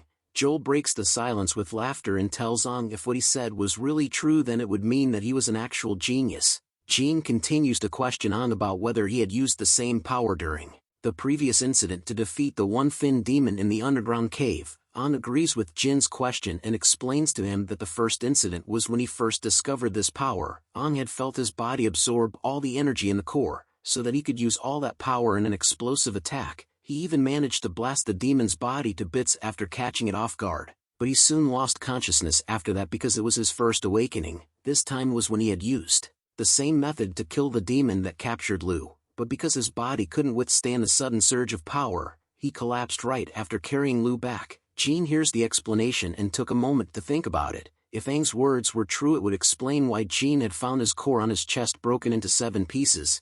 It was probably caused by the absorption of power beyond the core's limits, but An was still sus to Jean as he continues to wonder if that what happened and, if it meant that An was truly a genius. It's mommy time to speak as Gel tells An that if what he said was really true, then it meant that his ability was beyond his control right now, as his method was similar to how the captains would activate their core power. Gel explains to An that the captains had undergone a lot of training. When activating the energy they can minimize the burden on their bodies because they can control the process, hence it was important for An to not utilize this power before fully controlling it as it could place him in danger. Jean pushes past mommy and tells An that he wanted to put his power to the test. Jean wanted to experience the powers of the so-called genius. Jean exudes a daddy red aura around his body as he tells An that they were going to the arena. The scene changes as our boys are seen in the middle of the arena. An wears his glove while posing like a male fashion model. Knowing that this test was because Jean was still doubting about what An said, Jin's hands are seen slamming against the ground in a heavy manner. He prepares himself in a stance and tells An to come on. An nervously tells Captain Jean that he would be in his care. An looks at the predator mode that Jean was in and knew that he couldn't fight him in his current state, even though the captain's skills were what he considered the most basic of the fundamentals in his past life. But his current body couldn't use those same skills. He touches the core on his chest, thinking about whether he should use the demonic power within him. Brace yourself, Jean shouts as he launches straight at An with the speed of a torpedo. Jean takes a swing at An as his body was covered in flames, but An manages to step side his attack with ease. But the attacks don't stop as Jean takes another heavy step before giving An a bombastic side kick to his face. But An once again manages to dodge the attack by bending it like Beckham. His eyes were focused on the feet of Jean. Foot fetish maybe? An turns around to witness the immense power of Jin's kick as it made a massive gaping hole in the arena, just like your mom after spending a night with me. Just kidding. Gel shouts at Jean to not overdo it. Jean looks down upon An and informs him that other than the rest his reaction time was pretty good. An continued to think that it was thanks to his battle experience from his past life that made his reaction time pretty good, but he was sure that this was his limit. Jean raises his fist high up in the air and tells An that it was time for him to take things seriously. Jin's fist attack slams into the ground as an explosive of dust and smoke is seen along with the destroyed ground. Smoke and dust could only be seen from where the both of them stood. An escapes from the explosive punch made by Jean, surprised at the fact that Captain Jean was destroying the arena as if it was his own private property. But Big Daddy Jean appears from behind with his hand stretches out to give An a big hug. His huge hand grips around Aang's neck, giving off choke me daddy vibes. Jean looks at Aang and asks him if that was all he got. Aang knew that he couldn't escape from Jin's grasp with his current body state. Jean decides to side sweep Aang's legs, causing him to fly towards the wall with a heavy landing. Joel and Gel were shocked to see what Jean had done to Aang. Joel tells Gel that this was too much and that they needed to end this here. But Gel reminds him that Jean wasn't the type to take things too far and that they needed to give him some time. Jean continues to taunt Aang. "Is that all you got?" he shouts, telling Aang that he couldn't be a genius with just those skills. Aang held a determined look in his eyes as he hated the thought of being underestimated. He slowly stood up with his butt facing us, recalling his past life where warriors would refer to him as king. To Aang, Jean was still just a kid. Steam started to emit from his body since he called himself a genius. He would fail Jin's test if he couldn't prove it. But since he was reborn, Aang knew that he couldn't live up to the same standards he had in his past life. Aang grew a grin on his face as he thought of secretly using some power from the demonic bastard that was inside his body. Our little boy finally gained the powers of the demon as a deadly red aura covers his body. He starts to flex and walk towards Jean with his new powers. The captains were shocked to see the powerful aura that was emitting from Aang's body as they watched from afar. Aang calls out to Jean slowly as he walks even closer to him. Aang tells Jean that it was his turn to attack just as an image of his past self manifested itself within Aang's red aura. Jean was too stunned to speak as he slowly sees the magnificent aura that Aang was unleashing. It was a massive red storm of aura that compromises of both his past self and the eight-fin demon king.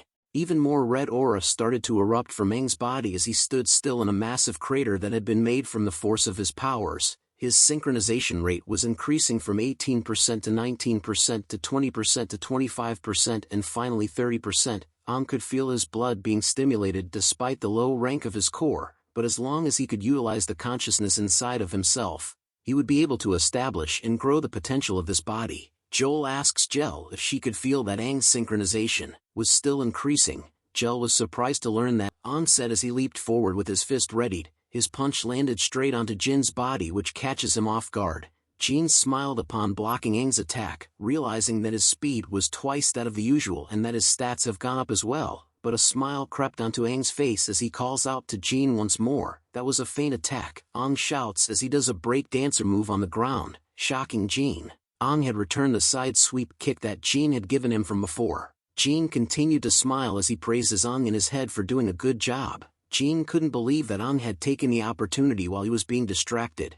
Jin had blocked him just to be hit in my lower half and lost my balance. What a clever way of attacking someone. But Ang's attack didn't stop there as he readies himself with another stance. Ang lets out one more ferocious high kick which Jin still manages to block with ease. Joel was amazed with the series of moves Ang had made, making him wonder where Ang got so much fighting experience from. Against someone known for their close combat, fighting so closely isn't very good of an idea, a voice said out loud, causing both Joel and Gel to turn around to see who it was. It was Sidhu Sun Gong, the Sidhu family's sect leader. Gel and Joel were happy to see him here and wondered how long he had been behind them as they couldn't even sense his presence. Sun Gong informs them that it hadn't been long. Joel informs him that they had to use the arena, which might have caused a minor inconvenience. Sun Gong was unsure whether the damages in the arena could be called minor, but Joel assures him that Jin would pay for the damages. But Sun Gong said it was alright as he just wanted to see the guy who had the same name as the greatest soldier to ever exist, and to see how well he fights back against Jin. Back to the fight. Jin manages to grab onto the ankle of Ang. The kick had forced him to move back a few inches. "I've got you," Jin said with a confident look in his eyes. Sun Gong explains that in the past with Jin, when he was young, if he sees an opportunity to attack you, he'll catch it accurately, even if it's a brief moment. Not to mention that after years of fighting against demons in close combat, Jin had cultivated an incredible battle sense. Ang won't be able to free himself easily from the ankle grab. As Sun Gong was afraid that Ang was going to learn quite a heavy lesson, Jin could be seen with his fist raised high in the air, about to give Ang a beating like how our parents do to us. But Ang smiles and says, "No, I'm the one who caught you, squadron leader Jin." Just as his past self manifests itself in the form of a red aura around Ang, Ang once again bends it backwards like Beckham in the air, which surprises Jin. Ang returns a massive greeting to Jin by giving a huge headbutt. "I mean, 2 heads are better than 1, right guys?" Sun Gong and the captains were shocked to see at what just happened as Jin flew back from the impact of Ang's attack. Jin recovers from the recoil of the attack but grunts in pain while calling Ang a bastard. Meanwhile, Ang gracefully lands back on the ground and tells Jin that the bones of humans are very sturdy, but their foreheads are soft. Take note of this, viewers. Ang doesn't stop his attacks and begins to rush towards Jin once more, shouting at him that it was still his turn to attack. Jin could only stare in wonder, but he soon regains his composure. He readies himself for Ang's incoming attack. "Come get me," Jin shouted as his eyes glow red. Joel commented that Jin was no longer going to hold back anymore. Before Ang could reach Jin, Jin had destroyed the ground beneath them in a single move. Ang was impressed by this as it showed that Jin was attacking and defending at the same time. He then stretches his hand out, which showed a faint red glow. Ang thinks to himself that Jin should try a little of the demonic energy he has. The faint red glow soon turned into a massive clawed hand figure in front of Ang. He squeezes his hand hard and used a skill called Crushing Explosion just as the figure of the 8-fin Demon King appeared behind him. Jin could only once again stare in shock as he sees that his attack had been blown away by Ang in a single move. The area was filled with smoke and dust. Ang quickly disappears from the sights of Jin in an instant. Ang then reappears once again from behind Jin just as Jin did to him before. Gel noted that Ang was using Jin's move of using the smoke to get into an opponent's blind spot against Jin himself. Joel called Ang a petty guy. "Imagine getting your move stolen in front of your eyes, guys. Painful." Sun Gong tells the captains that they were wrong because Ang had an incredible learning ability. Jin was able to turn around in time to face Ang's attack head-on. He shouts at Ang, "That's my move. Don't you forget. I'm more familiar with it than anybody else." Jin screams, just as their attacks were about to land on one another. But something happens the moment they fist cross each other's. Sun Gong tells the captains that Jin had lost. Ang had won the exchange of blows. His fist gave out a one-punch man power as a large amount of smoke is seen exiting from Jin's body. It turns out that Ang had missed his punch. Jin could only look shocked from the strength of Ang's fist and wondered if he had missed on purpose. Ang explained to Jin that he had always used the method of restraining his opponent and attacking immediately. If Jean hadn't held back in the beginning, Ang wouldn't have been able to take advantage of him. It was also due to the Jin's forehead concussion that caused his sight to be disorientated, which was why Jean thought that Ang had 3 afterimages, causing Jean to make a mistake to which Ang used to his advantage. With a confident smile and a wink, Ang asks Jean if he believes in him now. Jean closes his eyes for a moment to think. Is he a genius? He wonders, as a massive fist print had landed on the wall right behind them, giving off Saitama vibes. Sun Gong's eyes lit up like a Christmas tree, thinking that with Ang he might be able to do something for them. Footsteps could be heard approaching the training arena, which catches everyone's attention. Our 2 waifus in snow appeared at last. Shujo asked them why they haven't shown up for dinner yet, as the Liu family had prepared a variety of delicious food in an extra-large room. But her face was filled with shock over what she sees in the training arena. What did you guys do? She shouts. Ang chuckles nervously and tells her that most of the damage was done by Captain Jean. Liu wonders if Ang and the captains had been sparring.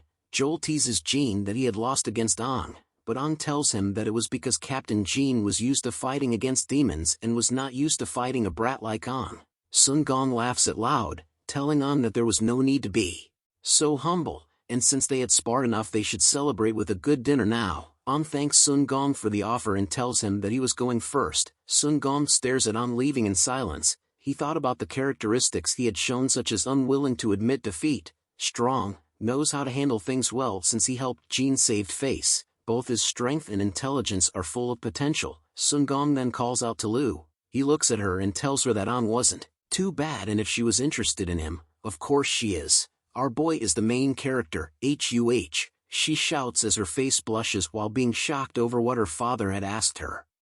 The night goes on as the moon continues to shine brightly in the sky. Everyone was seated at the dining room table, talking amongst themselves as they ate. A glass is raised by Sun Gong, who calls out to everyone. He starts a speech off on the behalf of all the citizens living in this city. He would like to thank all of them for their efforts, for those warriors who had battled till their last. We are extremely grateful to them. He then singles out Ang and calls him an amazing young man. He thanks Ang personally for saving his daughter. Ang stands up and bows his head, saying it was his honor and that it was something that he should have done, so there was no need for Sun Gong to thank him. Jean appears out of nowhere, slamming his fist down hard onto Ang's head, causing him to turn from a manhwa into a cartoon. He scolds Ang for trying to take a drink when he wasn't even of age yet. I'm an adult already. I'm 18. Ang yelled at Jean. He questions him about how all warriors needed to be 18 years old in order to participate in the warrior exam, but Jel laughs at this interaction. She tells him that Jean was just using the opportunity to take revenge on him. Sun Gong joins in the laughter, telling everyone that it was fine. He mentions that it was great that Ang was already an adult. As he mentions those words, Liu looks up to him, her face wore a slightly embarrassed yet annoyed look. Afterwards she lets out a silent sigh and started to wonder. A flashback is shown from when Sun Gong and Liu were in the training grounds. He tells her that he had been watching the fight just now, and that Ang was quite good. His talent and potential was no less than hers. He continues to lecture her, stating that even she, someone who thinks of themselves higher than everyone, would feel attracted to our boy. Liu was puzzled by what he just said, but her inner thoughts was going wild again. She blushed heavily and wondered what kind of traditional thinking was that. She should be the one who's attracted and what not. She tells her father to not be ridiculous, recalling a certain lucky incident from our boy who ripped her shirt open from before, seeing the Nepal mountains in the snowy region.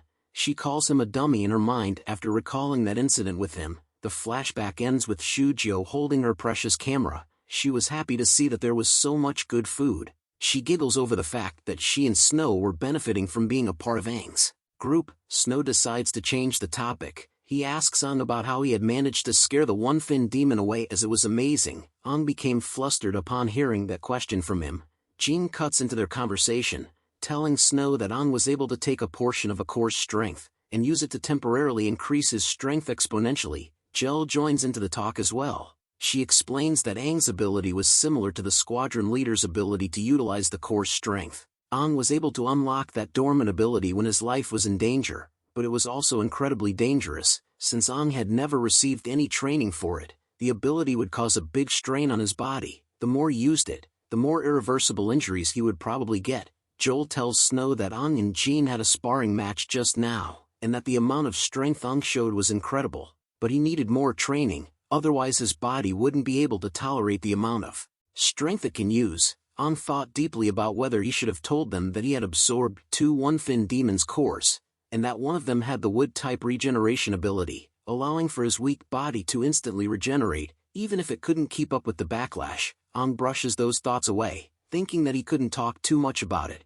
He decides to just let them think that he had an ability similar to theirs, which was a better option. An tells Snow that the squadron leaders were right, and that it was why he probably ended up losing consciousness after using it. He tells them that he needed to train his body a little more, laughing it off slowly. Snow is impressed by this. He tells An that he never noticed that he had such an ability. Snow and Shujo now couldn't fall that far behind him. Shujo whips out her camera, telling An that he was amazing, and takes a photo of him. Lu listens onto their conversation, surprised to learn that An had that kind of ability, which made it no wonder that he could manage to save her. Jean moves on to saying that originally, An and Lu were going to be punished for sneaking out at night, but since they had killed a one-fin demon, they had redeemed themselves from punishment.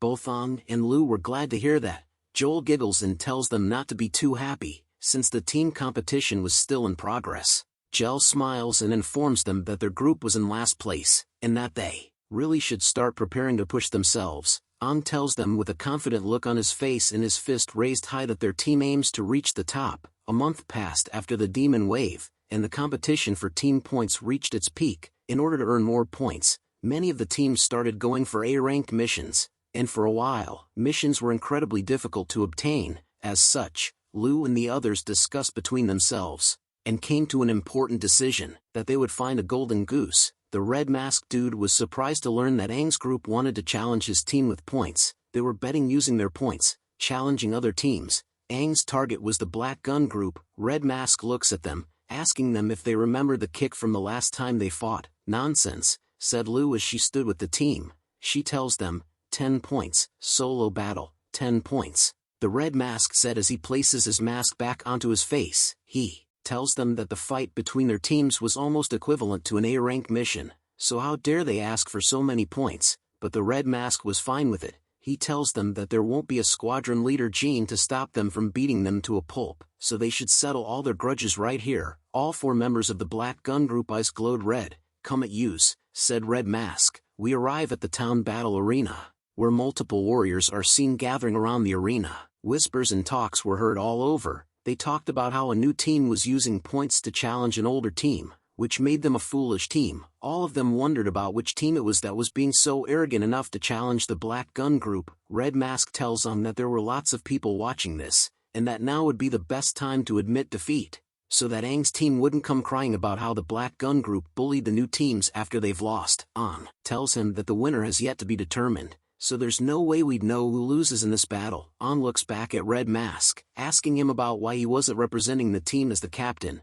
He explains to An that his team had sent a person up who was a girl, so he did the same to ensure that Aang's team wouldn't use that as an excuse to not give up their points after losing. Thankfully the Black Gun group's vice captain was also a girl, and that she was more than enough to face off against Aang's entire team. I see, said An as he wore a smile. He then advises Red Mask that he shouldn't look down on their captain either. His eyes glowed as he tells him that Lu was not your usual helpless little girl. Shujo snaps photos from her camera announcing that Lu was starting her fight. The match begins with Lu walking to the girl that had antennas on her head. Her green aura covers her entire body as she tells the vice captain that they should end the battle quickly. Her inner thoughts were filled with the desire to get all 10 points. The vice captain asks Lu if she was the young lady from the Sidhu family who was also known as the unsmiling Rakshasa. Let's see how well you'll do against me, she says while holding a long black needle covered in a deadly purple aura. Here I come, shouted Lu as she dashes quickly to the vice captain, but the vice captain manages to block Lu's hard punch with both her arms.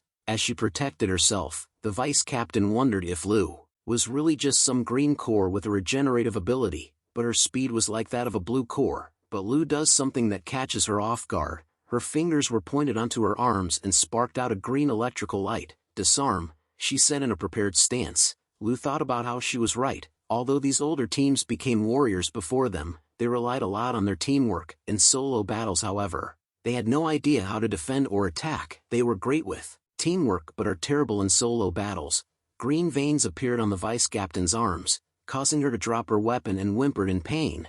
She looked at her arms, thinking that Lu had inserted her energy into her muscles so that they would spasm out of control. But Lu's attacks didn't stop there. She tells the vice captain that leaving herself open to attacks, that's a taboo in close combat. She goes hard, hitting the vice captain all over her body relentlessly. Red Mask was surprised to see that she was hitting all the joints and tendons. The vice captain soon collapses onto the ground after Lu had ended her attacks. She tells the vice captain that the Sidhu family is the best at close combat. Thanks for letting me win. Lu flips her hair and started to walk back. The Black Gun Group remaining members rushed onto the arena to help their vice captain. The crowd whispers amongst themselves, saying that Sidhu Lu is the brightest star amongst all the newbies, and so Aang's team must have relied on her to get to where they were now. Aang laughs and tells Red Mask to remember to transfer all 10 points to their team. Frustration and anger came across his face as he thought about how Lu was pretty good. He shouts out that he would be going on next, and issues a challenge to Aang. He tells them that they were willing to bet 20 points. Hearing the 20 points catches Lu's attention. She poses seductively and agrees with his bet. Her inner thoughts were happy to know that there was 20 points to be won, but Aang tells her that since their captain had just finished fighting, she ought to take a break. Aang tells Lu to let him go up instead. Red Mask became even more angry after hearing what Aang had to say. He shouts at him that he had no right to do that and to get lost. Red Mask only wanted to fight against his captain.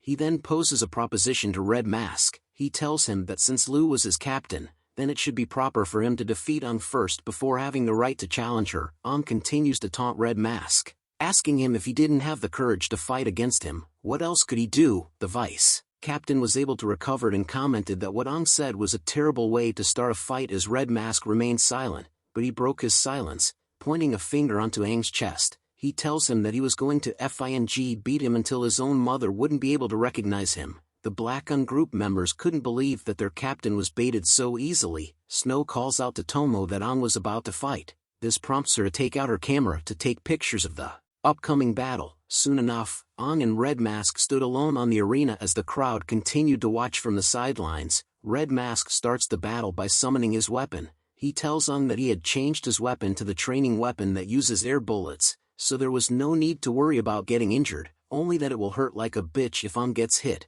Aang stares at his new weapon, surprised at the fact that there were bullets made for training now. Back in his day, there was no such thing. If gunners wanted to hone their skill, they could only bring real guns to the battlefield. Aang warms up by jumping and tells Red Mask to make sure to aim well. A member of the Black Gun Group shouted out that Aang was really a newbie, since their captain's aim is known to be incredible amongst all the warriors. Red Mask tells Aang that it was good that he was confident. He decides to let him use whatever weapon he'd like, so that he wouldn't dare say the older team bullies him. Afterwards, Aang thought about how he only had a dagger on him right now. However, the weapon he used in his previous life was something that he misses, as that weapon was incredibly unique on its own, and it was his companion as well. He wonders if the weapon was still in that place. Aang tells Red Mask that it was fine as he didn't have a preference, so Aang decides to just use his fists, which would work. Hearing Aang say that he would use his fists made Red Mask give off a confused look on his face. Even the members of his group were shocked to see that Aang was just using his fists. Red Mask began to laugh so hard that he bends it back like Beckham.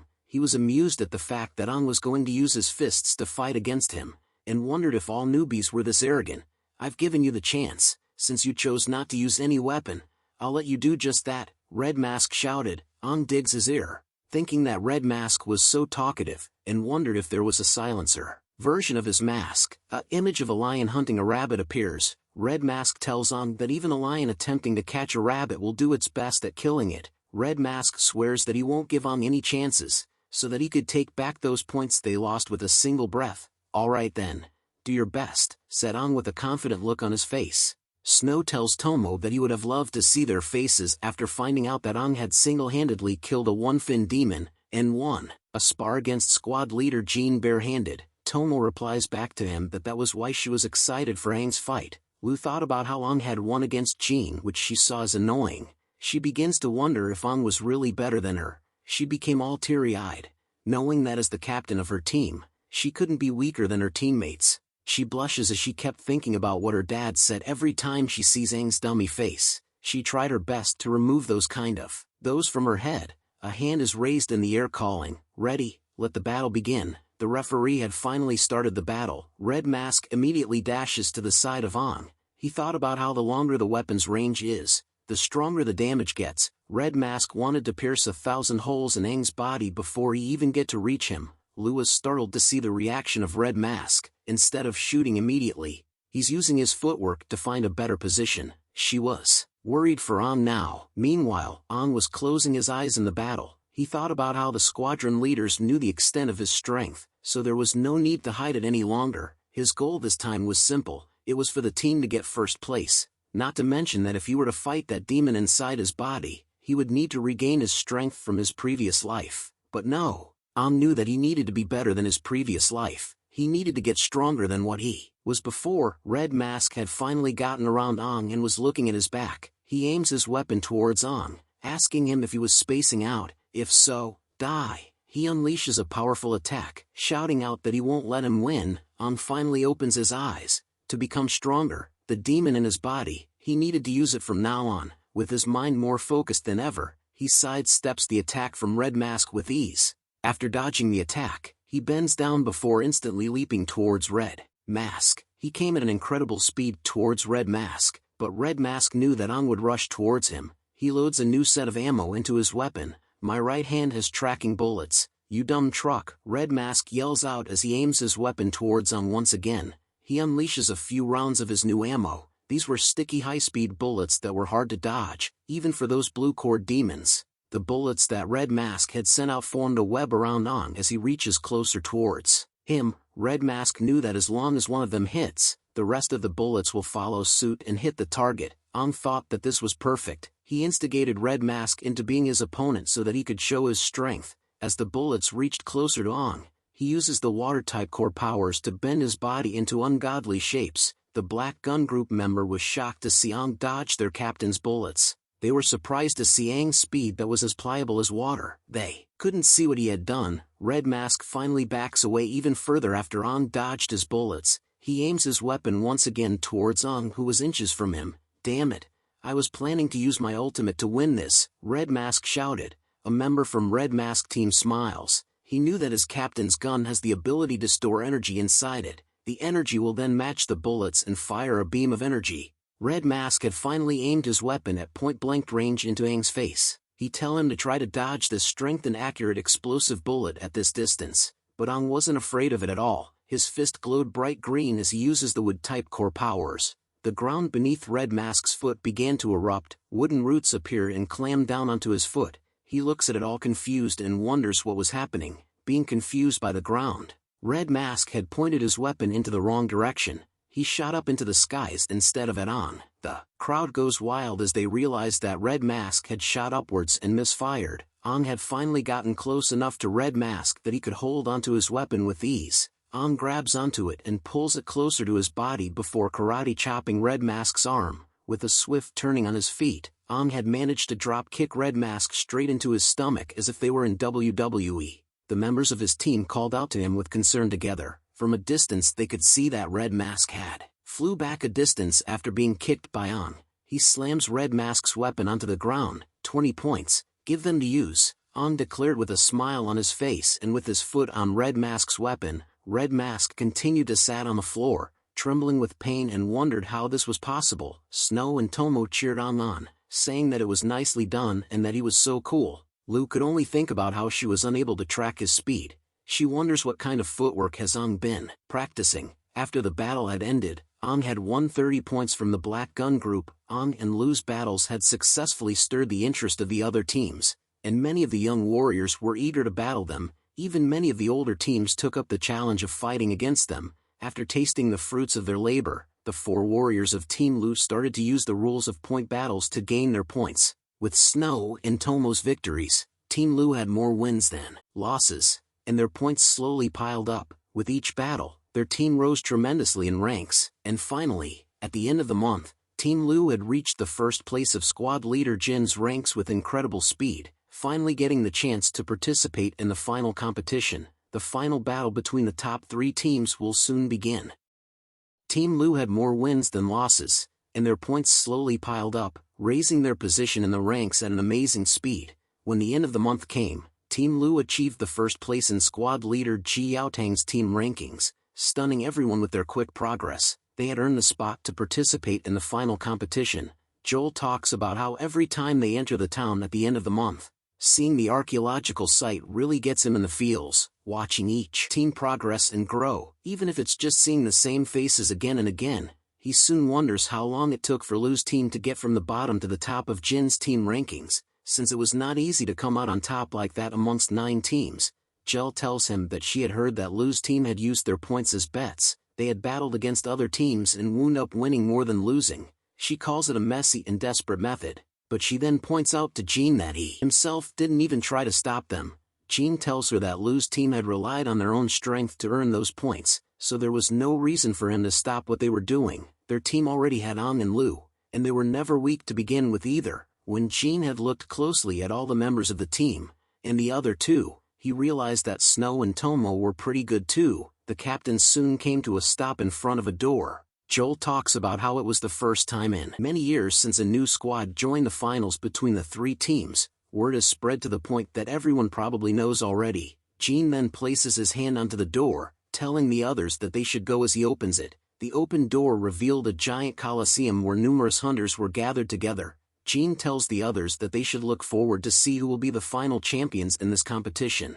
A young lady is surprised to learn that a new unnamed squad managed to rise in ranks to reach the finals. She wonders what Captain Jin had given to his teams for them to get strong so quickly. It turns out that this young lady belongs to the top team from Captain Gel. It was called the Starflower Squad. She appears to be the team leader as her members tell her to not let the other hear what she just said. A young blonde man is seen sitting down with a cocky look on his face. Free experience points for our boy. The blonde man continues to tell his team that Captain Jin's highest ranking team is actually a newbie squad. He though that the captains were trying to scare them by exaggerating things.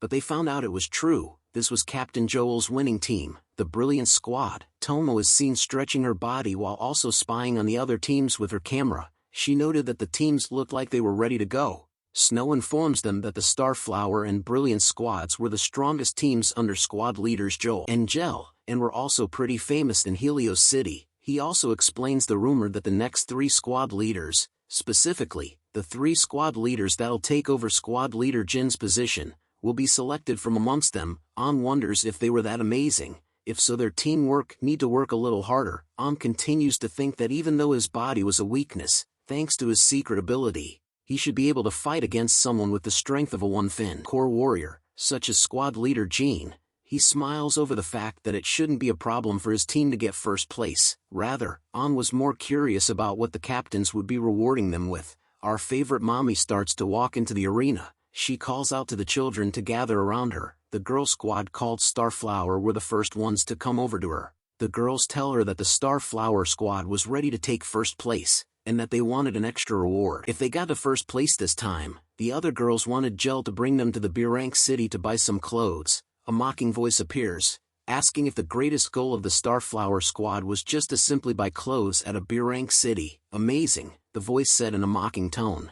Gel and the girl squad turned to see who it was. It was the young blonde man. He walks up to them, telling them that his team was looking forward to seeing stronger warriors in the Brink cities so that they could spare with them. The girls were angry over his remarks, shouting at him that he didn't know what he was talking about. They explained to him that buying clothes was equally important to girls. You dumb bastard. The girls continued to whisper amongst themselves, calling the Brilliant Squad annoying and that their squads could never get along. You young fellows have so much energy, said another voice. It appears that Captain Jin and Joel have finally arrived as well. Joel looks at the squads and teases them, asking them if they were going to fight till they fell for each other. Both team leaders were disgusted by remarks, asking him why he was always thinking about such flirty things. As the captains and squads talked to one another, Jin's attention was pulled elsewhere. He looks at Lu's team and tells them to gather around as well. Lu agrees and tells her squad to move. Soon enough all the squads were gathered in front of the captains.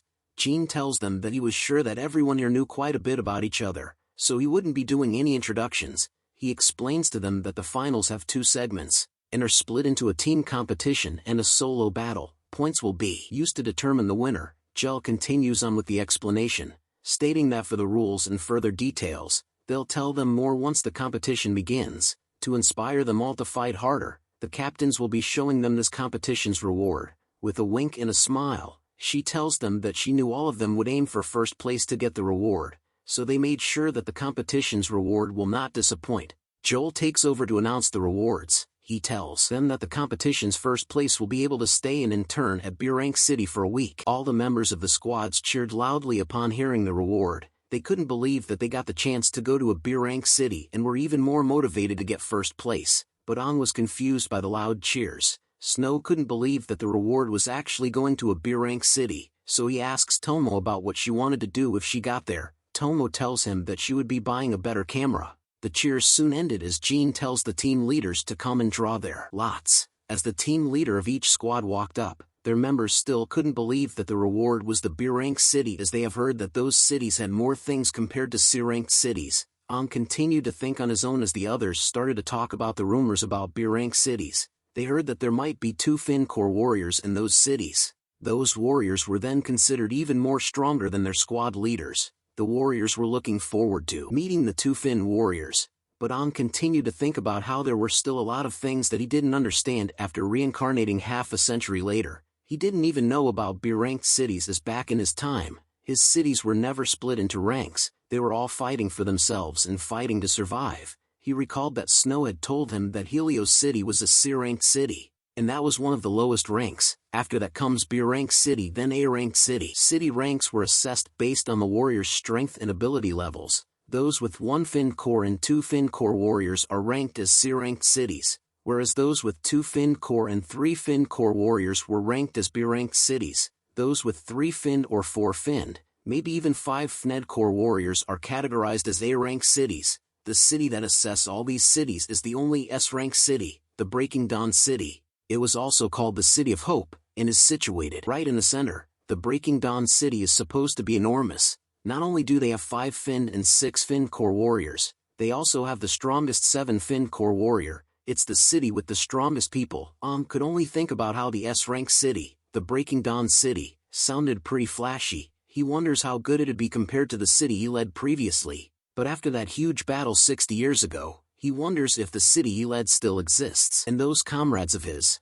Felt saddened over the thought of his old friends. But a voice soon calls out to him. Snow and Tomo appeared by his sides, telling that he really likes to daydream. Tomo tells him to stop spacing out, pointing to Lu while telling him that it was their turn to shine. Lu picks the slot and reveals to her team that they were first. Soon enough it was Team Brilliance against Lu's team. The announcement stated that all the weapons have been changed into training weapons, and that this round's battle is the Brilliance Squad against Team Lu. Tomo wonders if they should think of a really cool squad name as well, since they have yet to get their squad title. Snow agrees with her that they needed to come up with a great squad name so that when they tell others it would sound cool. Agrees with both of them and tells them that they should discuss this after fighting. Lu on the other hand was feeling nervous for the upcoming battle. A team as lazy as this still wants to get first place? Questioned the blonde man. He tells his squad to listen up. He orders them to find a person to target on the enemy team by themselves, as he was personally going to fight against team leader Lu. Understood, responded his teammates. The captains were seen above them as Jean raises his hand.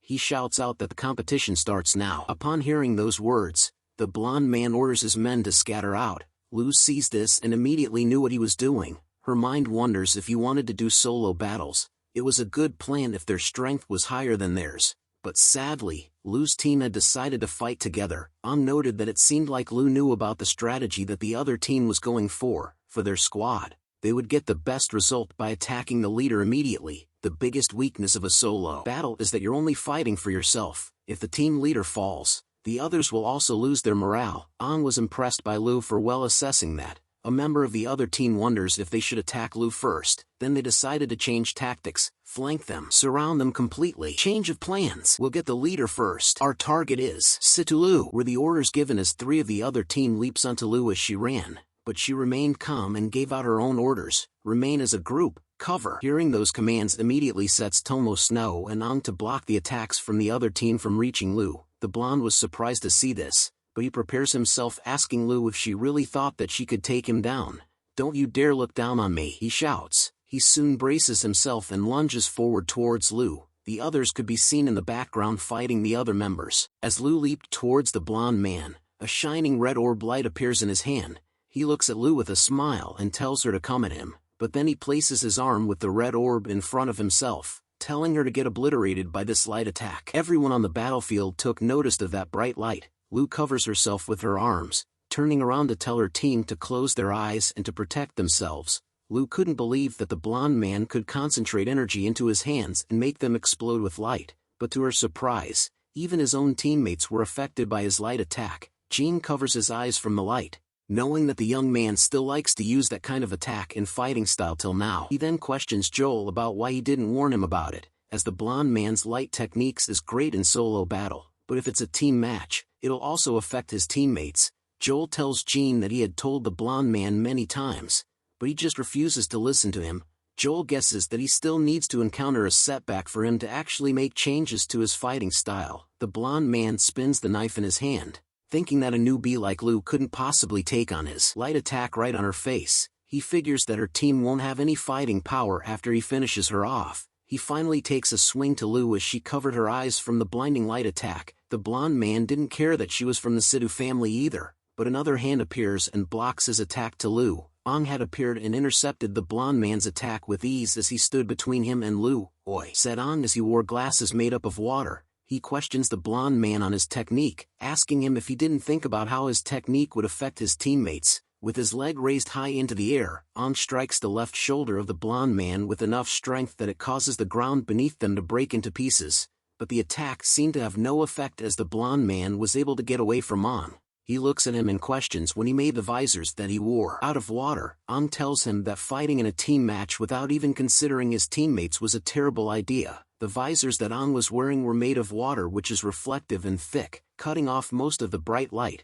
Ong thought to himself that utilizing the water element, which is usually for absorption, to reduce the blinding attack was a great idea. Lu had finally touched ground after the light had vanished, but she was surprised to see that Ong stood in front of her. Her eyes were open wide, wondering when he stood in front. He turns to leave but tells her that he was going to leave the rest to Lu, so she could finish him off. Lu looks over to the blonde man who was holding onto the area where Ong had kicked him, thinking if Ong had managed to beat him, and wonders if he did it when everyone was blinded. She finally thought of Ong as not being so bad as they crossed paths. She immediately takes the chance that Ong had given her to rush over to the blonde man in an instant. The blonde man was surprised to see that Lu still dared to rush to him like this. It made him determined to blast her again with his light attack, but as he tried to move his arm, he realized that he couldn't. He blames it on the weird guy called Ong who had managed to dislocate his shoulder by kicking it. Being unable to move his arm allowed Lu to give him a powerful blow to his stomach. She tells him that he was right,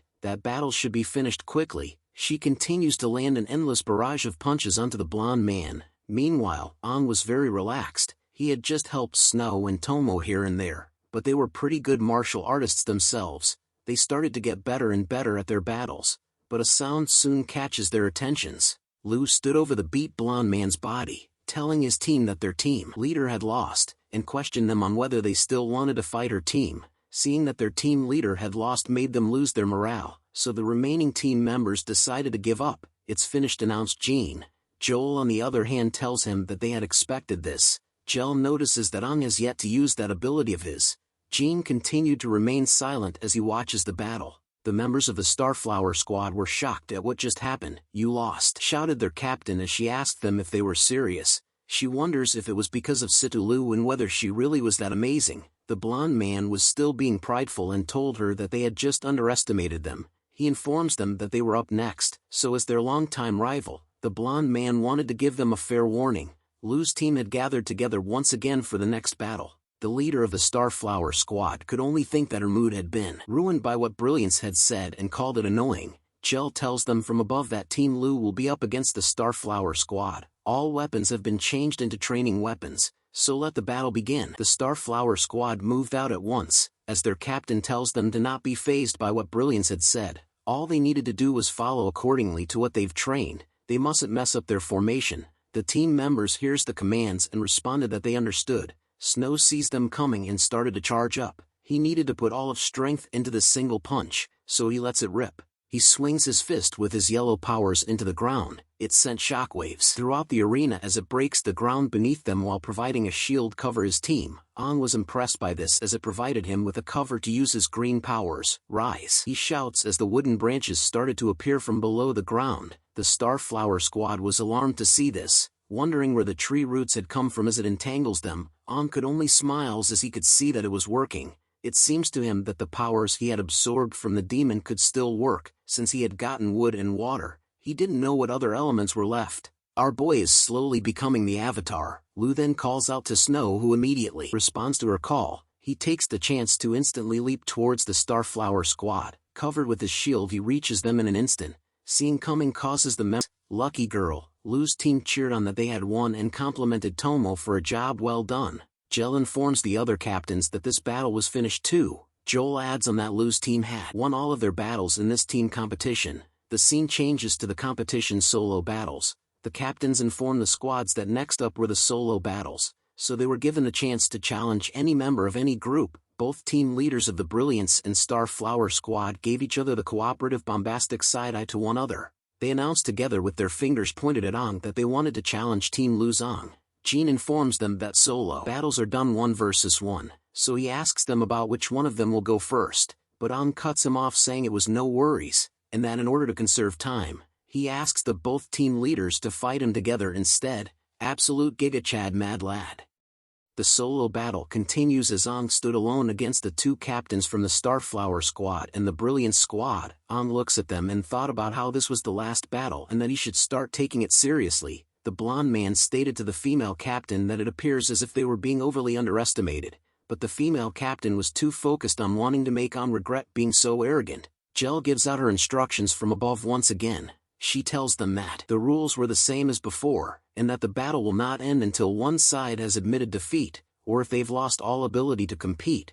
She then commences that the battle begins. Hearing those words instantly made the 2 captains rush to both of Aang's sides as he stood still. As they rush to Aang's sides, the blonde man tells the female captain to not forget about their plan. She hears him and tells him to stop nagging as there was no way that she would forget it. Aang himself started to move as he kneeled down heavily into the ground with enough force to break it. In an instant, he appears in the face of the blonde captain, who was shocked to see this. The female captain shouts at him to watch out as Aang was right in front of him. The blonde captain was annoyed with Aang's sudden appearance. He questions him if he thought that he was easy to take down, and warns Ong to stop looking down on him. The blonde captain had once again prepared his light skill. Seeing him cast his skill this early made the female captain wonder if they were skipping to that part of their plan. A flashback is seen where the blonde captain is explaining their plan. He tells her that since they were fighting together they needed to win this battle, that way they could both be able to continue the competition, and maybe even fight for a chance to go to the B-rank city. The blonde man had a plan that will definitely lead them to there.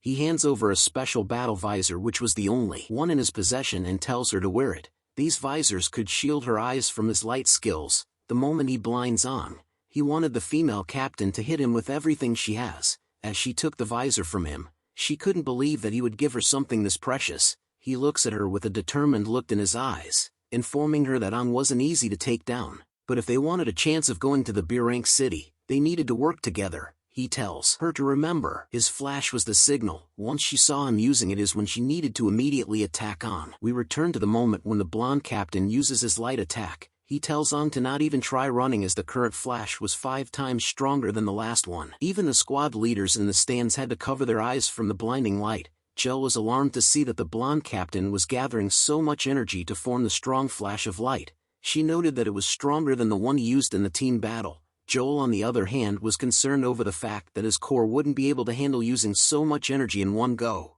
He understood that the captains were planning to end this battle quickly. Tomo had wanted to take a photo of Aang's battle was blinded as well as she complained about the light and that she couldn't take photos like this. The female captain was now focused on the battle. She thought about how Aang must have lost some of his sight from the flash and that she needed to max out her speed as long as she can take him down quickly. She then spots Aang covering his face directly in front of the flash attack. The female captain appears right behind him with her fist raised high in the air. She wanted to take down Aang with this Aang, but our boy ain't a NPC. He turns to her and tells her that he was right. Aang knew that she was the one who was in charge of attacking him. Seeing his reaction causes the female captain to freeze in her tracks, but she soon notices something off about Aang as he stared at her. She felt his gaze, his riz, was too strong as it felt as though she was being preyed upon by something scary, as if it was about to drown her in the ice-cold sea. Seeing her stunned gave Aang the chance to use his water element skill. He summons the water and it stretches out to the female captain.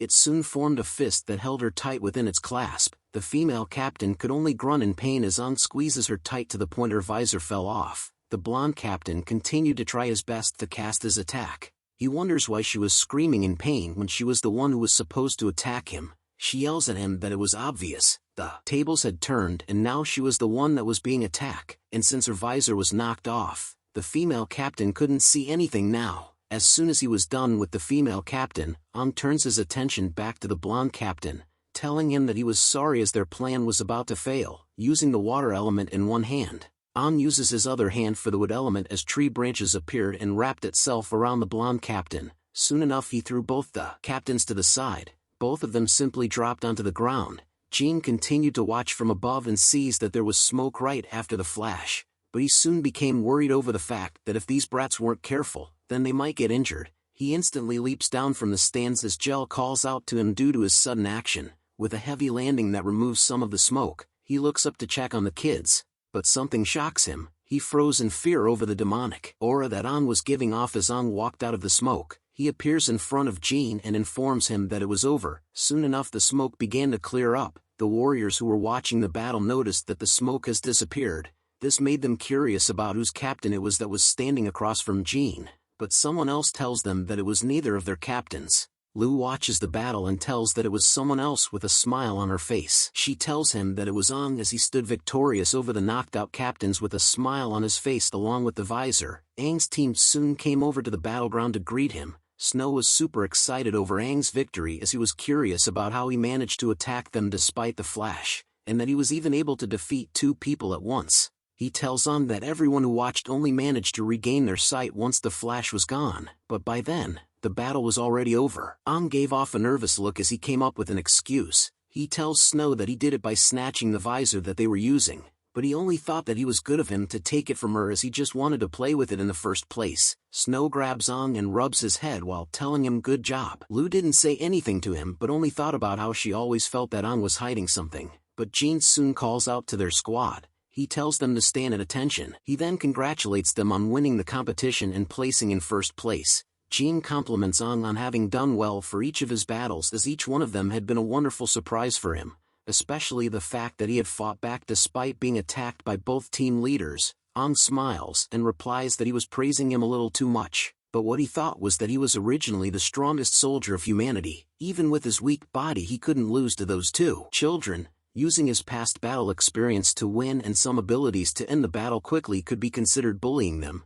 Jean then informs the team that since they had gotten first place, it meant that they had won the prize as well. He tells them that tomorrow was when they may travel through the underground tunnel and make their way towards the nearest brink city. They may also begin their week of internship there. Hearing the amazing prize was theirs made Snow and Tomo rejoiced loudly. Jean then tells them that they would be ending things here and that they should prepare to head back and gather here in the morning. As the team walked back they talked amongst themselves. Snow tells them about how he heard that there were 3 Fin Core warriors in Brink City and that he was looking forward to seeing them. Tomo tells him that she was willing to help him take photos. An then asks Lu if she was planning on doing anything in the Brink City. Lu replies that she was thinking about it.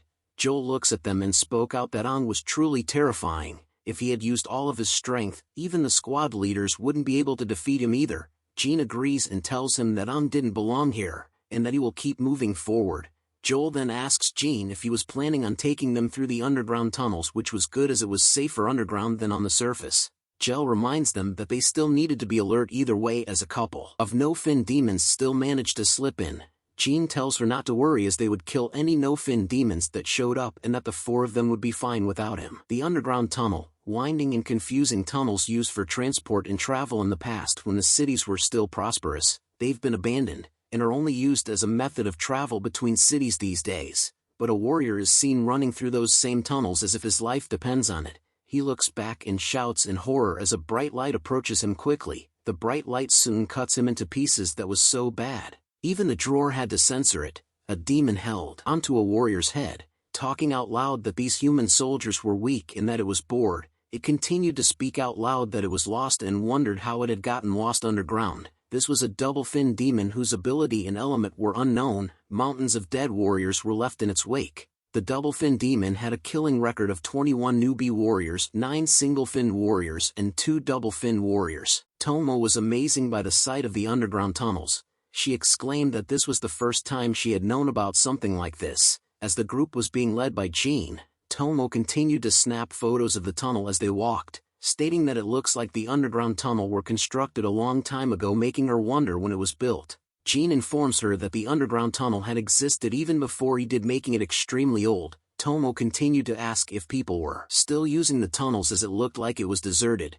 Jean explains to her that after the Battle of the Breaking Dawn, where many courageous warriors sacrificed themselves, there was a sharp decrease in the number of elite soldiers, and they had no way of initiating a huge land expansion or multiple missions. The energy crystals that they depended heavily upon for survival started to decrease severely as well, and due to severe lack of energy crystals that was used to provide them huge amounts of energy and power, this huge underground network was gradually abandoned. This tunnel was built during the era of their greatest king, An. Hearing that made Tomo tease An. She tells him that the tunnels were built during the era of the king that shares the same name as him. An happily plays around with Tomo and told him that of course it was. Hearing him being happy to share the same name started to make Jean angry. He finally snaps at our boy. He yells at him over his reply, shouting at him that he was just sharing the same name as their king and that it didn't mean that he did it himself. Jean then yells at him to stop making jokes using the greatest warrior of humanity. An replies back to Jean that there was no need to ruin his joke like that.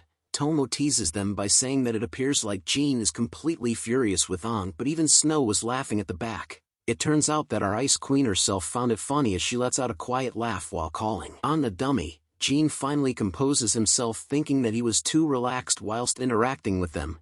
Jean leads the group once again while informing them to be more aware of their surroundings as it was time to continue onwards. An looks around the tunnels and could only feel ashamed, as the idea of the underground tunnels had been suggested by him back then, but he realized that there was something wrong with what Jean had told them. Whilst this was called an underground tunnel, it is actually a huge maze of underground networks. It wasn't just to link up all the large and small cities, it was the safest and most prosperous trading route, but An never would have thought that the greatest plan that was said to be made that year was eventually turned into complete ruins after his death. Snow then begins to wonder about the energy crystals that Jean had told them before. He asks him if they were similar to the demon cores within their chests.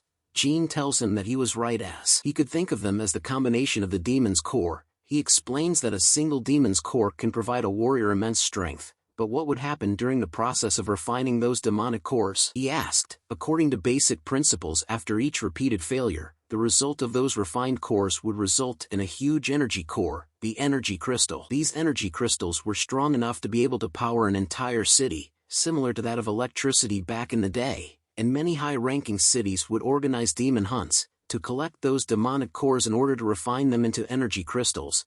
These crystals would then be distributed according to the rank of each city. Jean this time will be bringing them to the B-rank city called Pether City, not just to help increase their experience and knowledge, but also to obtain the distribution of Helios City's crystal. Hearing the explanation made Tomo think about what if the city's energy core was depleted completely, and there were no extra cores for them to switch them out for. She asks Jean about what would happen then.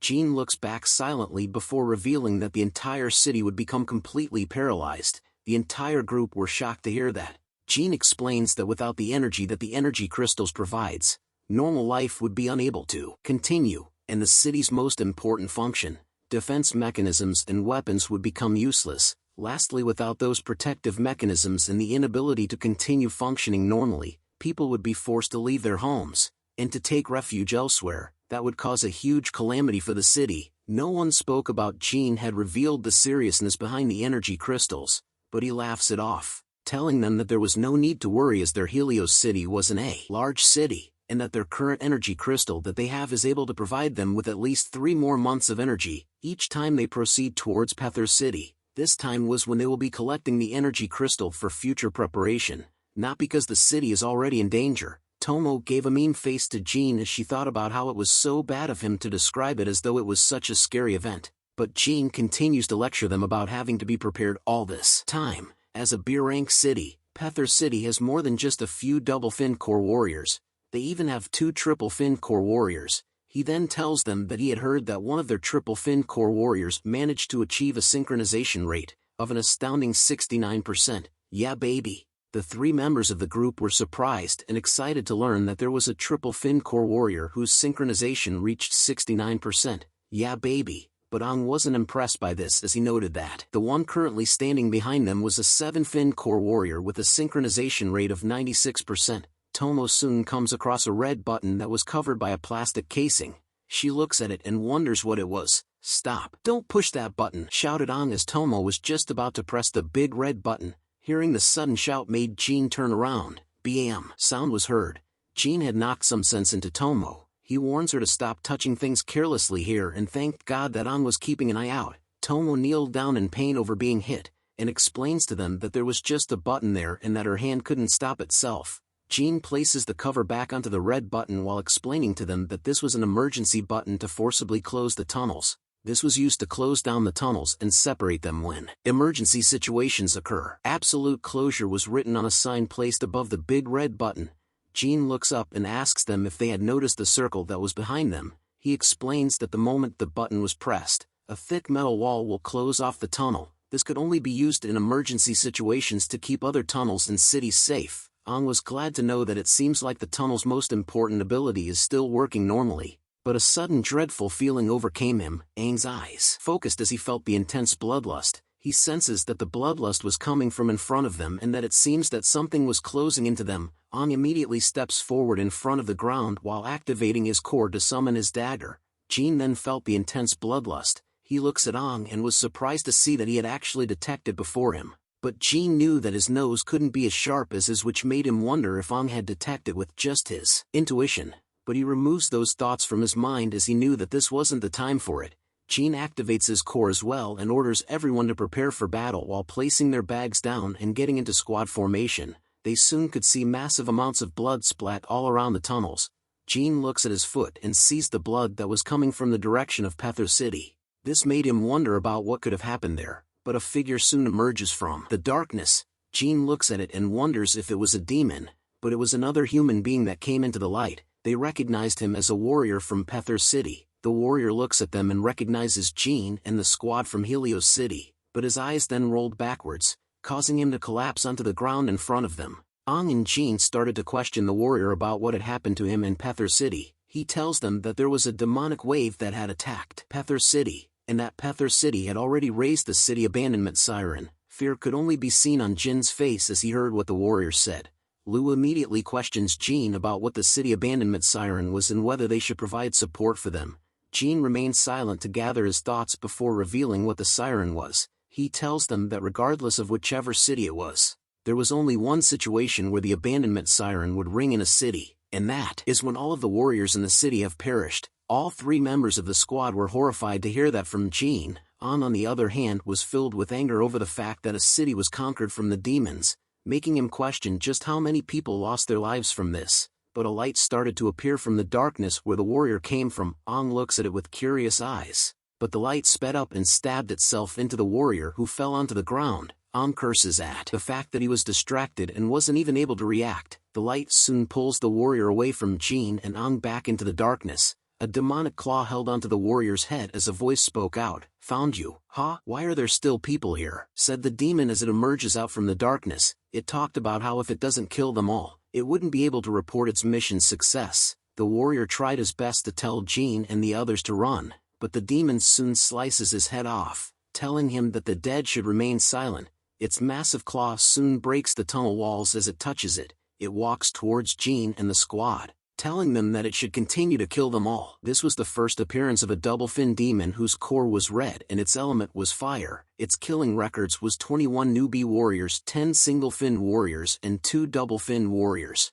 The red demon started to walk towards Jean and Lu's team, wielding its scythe. It was excited to see so many humans together. It started to swing its scythe around, wondering which one of them it should kill first. It soon finally comes to a decision and swings its scythe towards the one that it had chosen to kill first. He had decided on the little red head, which was Snow. He was too slow to react in time to the red demon's attack, but Jean had managed to just barely stop the red demon's attack from slicing Snow's head off. Stopping the attack with his blade wasn't enough as he held onto it with his other hand. He continues to struggle against the powerful demon's attack as he grunts hard to stop it. Using all his might, Jean had managed to deflect the attack into the ceiling from where they stood. The red demon was surprised to see this happen. It complimented Jean for being pretty good as compared to the other warriors from before. Jin's hand was bloodied and trembling over the attack. He started to breathe heavily as he thought of the fire element double-fin demon that stood before them as being stronger than he thought it would be. He curses over the fact that he wouldn't be able to take on another similar blow like the one previously. He gritted his teeth hard as he knew that this wasn't the time to be fighting against it, as he needed to protect the kids. Jin thought about how there was no time to think a little more about this and could only do one thing now. He immediately grabs onto Aang's arm with his injured hand, which surprised Aang. Jin had decided to run away from the red fin demon as he grabbed everyone and made a mad dash to retreat. Seeing Jin running away with everyone made it question if he wanted to escape. It started to lean backwards and took a heavy step forward before lunging itself forward with immense speed, which causes it to bounce throughout the tunnel. The red fin demon was covered in flames as it reached closer to Jin and the others. Lu sees the button and informs him that they needed to quickly get through the door and that she will press the button. But the red fin demon appears right behind them, shouting at the group that they will all die, but Aang presses his hand against Jin's back in that same moment. Before the red fin demon could grab onto Jin and the others, Aang had pushed them in front to escape from its grasp. Seeing this sudden reaction caused the red fin demon to stop in its tracks. As Aang and the rest continued to roll onto the ground, Jin looks back at Aang with concern and wondered if he was going to do what he was thinking about. The red fin demon slowly walks over to Aang as he stood up with his dagger inserted into the ground. The red fin demon tells Jin and the others that they would only survive for a little longer, as it had said before that they will all die. The red fin demon had once again launched itself forward to chase after them with incredible speed, but Aang was right beside the button and lifts its cover while his back was against the demon. Seeing that the red fin demon was coming close again, he instantly turns around and smashes the button along with its cover. The tunnels had began to seal itself as Aang remained separately from everyone else. Lu rushed forward and called out to Aang with concern. She tells him to watch out and to get over to their side, but the tunnel doors began to seal itself shut.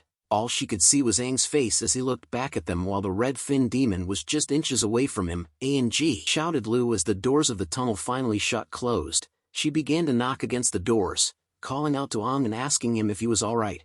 Jin could only recall the moment that Aang had whispered to him before pushing him away. Aang's last words were, "Protect those three." Jin finally regains his composure and tells everyone to calm down. He informs them that Aang had created a chance for them to survive and that they couldn't let that go to waste. But Tomo informs him that the demon was a double-fin demon. Snow voiced out his concern as well, telling Jin that even if it was Aang, facing a double-fin demon was too much. Tomo agrees with Snow and argues that it wasn't right to leave Aang behind like this. Lu slams her fist against the metal door, telling Jin that they should break open this metal door and rescue Aang. But Jin reveals to them that the door has been reinforced with a unique material, and then reinforced with an alloy. It can tolerate even an attack from a triple-fin demon. Was not that easy to break open. It has such great sealing abilities. They weren't even able to hear what's happening on the other side. Jin mentions that it was pitiful that they couldn't do anything at all. Snow then begs Jin to think of something. Tomo agrees and wonders if there was any other way they could help Aang. Lu suggests that they head back to the city and get squad leader Joel and Jel to help them. She even tells him to give them further instructions on what to do next. But Jin replies that even if Joel and Jel were here, there was no way they can be sure that it would work. But his eyes soon open wide as he came to a sudden realization. He immediately recalls that there was another route that they can take and tells everyone to come with him. As they run through the tunnels, Jin informs them that these are tunnels that are split into different routes. One of them leads to the Rank A city Brian. So his idea was that they go to the Rank A city and ask them for help. He soon recognizes the tunnel that led to the Rank A city and rushes into it quickly with the others following closely behind him. Jin knew that choosing this route means that regardless of what had happened to the other Rank B city, they all believe that Aang can definitely survive till they make it back. We return to the metal doors as a green liquid is splattered onto it. The red fin demon had come to a stop as it tried to attack Aang. It turns out that Aang had managed to stab the inside of its mouth with his dagger. Our boy had activated his Sharingan. He then kicks the red fin demon away from him, taking a superhero pose. Aang looks up at the red fin demon to tell it that he can finally use all of his strength as his demonic energy started to seep out from his body. The red fin demon was alarmed to see the current state that Aang was in. It made it question if Aang was a human or demon. Aang replies back to the demon that he wasn't sure himself, but if it had put in a little more effort in trying to fight him just now, then Aang might have had to change into this form in front of Jin and the others. But now Aang was just curious about that fire element of its. Our boy licks his lips over the thought of having the fire element power. The the red fin demon started to back away as it recognizes that Aang was at the level of a one-fin demon, but it changes its mind about it as it felt that Aang's aura was even more than a single-fin demon. Aang had finally unleashed his wood-bending skill as the tree branches started to appear beside him. He aims his hand towards the red fin demon, which causes the tree branches to launch themselves towards it. Seeing that Aang was a single fin wood type made the red fin demon happy as its fire come close to the red fin demon as it continues to shoot flames from its mouth. Seeing Aang so close to it made the red fin demon wonder if he was going to engage in close combat with it. The red fin demon remarks that Aang couldn't touch it as he would be burned if he comes near the red fin demon. It soon poses in a T-pose and set itself on fire as Aang watches it from afar, but he still manages to deal a heavy blow to the red fin demon's back as it shouts out in pain over Aang's attack. Aang smiles and asks the red fin demon about who it was that told it that he only had the wood element. He tells the red fin demon that it was his turn to counter him. The red fin demon couldn't believe that Aang had the water element, but what was more shocking was that he had two elements. Aang had managed to grab onto its core and covered it in water when he attacked it from the back. An explosion soon occurs from where they both stood as water and fire mix together. The dust and smoke soon clears away to reveal that Aang was victorious. He held the red fin demon's head in one hand and its core in his other. More demons started to appear as growling noises came out from the shadows. Hearing those noises catches Aang's attention as he turns to see where it was coming from. An endless horde of demons soon began to make their way towards him. But our boy remained cool and collected, seeing that these were finless demons who must have been attracted by the sound of battle. Looking at the core in his hand, Aang wondered about the fire element double-finned core and about the kind of power it will give him. He soon smashes the core into pieces. In doing so, it unleashes a wave of fire aura that spread all around him. Raising his fist covered in flames into the air, Aang proclaimed that the devil's fire will become his power. The core on his chest started to absorb the flame aura that his hand held. Closing his eyes to absorb the power of the red fin demon causes a bright line to appear on his face and body. Aang bends over as his hair grew longer after absorbing the powers. Splendid. I can feel that flame burning in my body, yearning to be put to use, said Aang. His evolution had been completed. Aang had achieved double fin demon form. Seeing that the countless finless demons were rampaging in this direction, Aang recalls the way the red fin demon had used its powers. He started to form a ball of fire in his mouth as well and lets out a devastating wave of flames that burned all the finless demons that were coming to him in one shot. As the finless demons continued to scream in pain over being burned, Aang makes his way through the flames with ease, telling the demons that he was going to use their screams to console the dead soldiers that they had killed in the tunnels. His demonic aura started to look more vivid as he walked back into the tunnels. An exit appears in a damaged state along with some debris surrounding it. But an explosive attack soon opens it wide. Aang had appeared in it, but looking around his surroundings shocks him. He could see numerous civilians that had been killed all around from where he came out of. This was the current state of the B-rank city Pether. Aang couldn't believe that the B-rank city was completely razed to the ground. He walks past the endless dead bodies. Noting that this was a high-ranked demonic wave, he notices a fellow soldier that had been killed by a wood element. Aang could summarize that the warrior had been killed by a demon with a single strike. Seeing another damaged area beside him, Aang knew that this was the result of a skill with a large area of effect. Aang was afraid that with this kind of power, it meant that there was a triple-fin demon that has gone around killing citizens. Aang soon recalls that Jean had mentioned before that the Pether city had two triple-fin core warriors and wondered where they were. As he walked through the ruins of the city, something catches his attention. His watch as the crows which led pulled his attention to something above him. He sees two warriors being skewered and hung above him. These were the two triple-fin warriors who had gotten slaughtered. Aang looks at them and started to cast his wood ability skill. He focuses the tree branches to reach out to the bodies of the triple-fin warriors. He takes them both down and places them onto the ground beside him, telling both of them that they were admirable warriors. He soon closes the eyes of the triple-core warrior, telling both of them to rest in peace, and that at least they can have a proper rest now. Aang thought silently about how this was such a terrible war as he recalled numerous warriors fighting against the demons. "You goddamn demon! What are you trying to do to them?" shouted a young boy who appears behind Aang. Aang was alarmed to hear that there was a survivor. The young boy held a dagger in his hands but was still trembling. He began to cry and noted that Aang looked like a high-level demon based on his appearance, and that he was a demon that can change its form to mimic a human. He tells Aang that he was saved by those warriors and wouldn't let things be if he wanted to desecrate their bodies any further. Aang wore a painful expression on his face as he knew that based on his current appearance, the young boy probably wouldn't believe him based on how he currently looks like, which meant that things were going to be troublesome, but as he continued to be immersed in his thoughts, two finless demons appeared and slices the young boy apart. An was alarmed to see this as the young boy fell backwards after being attacked by the finless demons. Before his body could even touch the ground, An appeared beside him and blasted the demons away with one hit. He immediately grabs onto the young boy and curses over the fact that there were still finless demons hiding within the city. He tells the young boy to not speak anymore and informs him that he was going to heal him with his wood element power called recovery, but life was draining out of the young boy as he questions An about whether he was a demon or a human. He soon drops dead within Aang's arms as An looked at him with a sad expression on his face. The boy's question lingered in Aang's head as he wonders himself if he was currently a demon or a human. As An continued to watch over the young boy who had died in his arms, countless numbers of finless demons soon surrounded him. An slowly stood up as his body began to leak flames and demonic energy all around. He thought about how whether he was more of a demon or a human, but he knew that there was one that will never change, and that was his determination to kill all of the demons. An had created wings made of flames as he looked towards the waves of countless finless demons that approached him. The battle against the finless demons starts as Aang stood alone in front of the horde as they rushed towards him. In response, he bends over to reveal the flaming wings that were coming out from his back. Within a single movement, Aang had flown straight into the horde of finless demons in an instant. As he flew past them in the air, the finless demons noticed that he had left behind a blob of light. That blob started to erupt brightly, and soon enough, explosions occurred throughout the battlefield where Aang had flown past. He comes to a screeching halt after the explosions had died down. He looks back at the work he had just done to the finless demons, impressed by it as he experimented with his new powers. He had noted that gathering the flames behind him would give him a speed boost, and that he could use it like phosphorus powder and ignite explosions, but it was sad that he couldn't use it to fly. So then Aang decides to try something new as he rushes back to the demons. He sees one of the red demons being thrown into the air and thought of something new.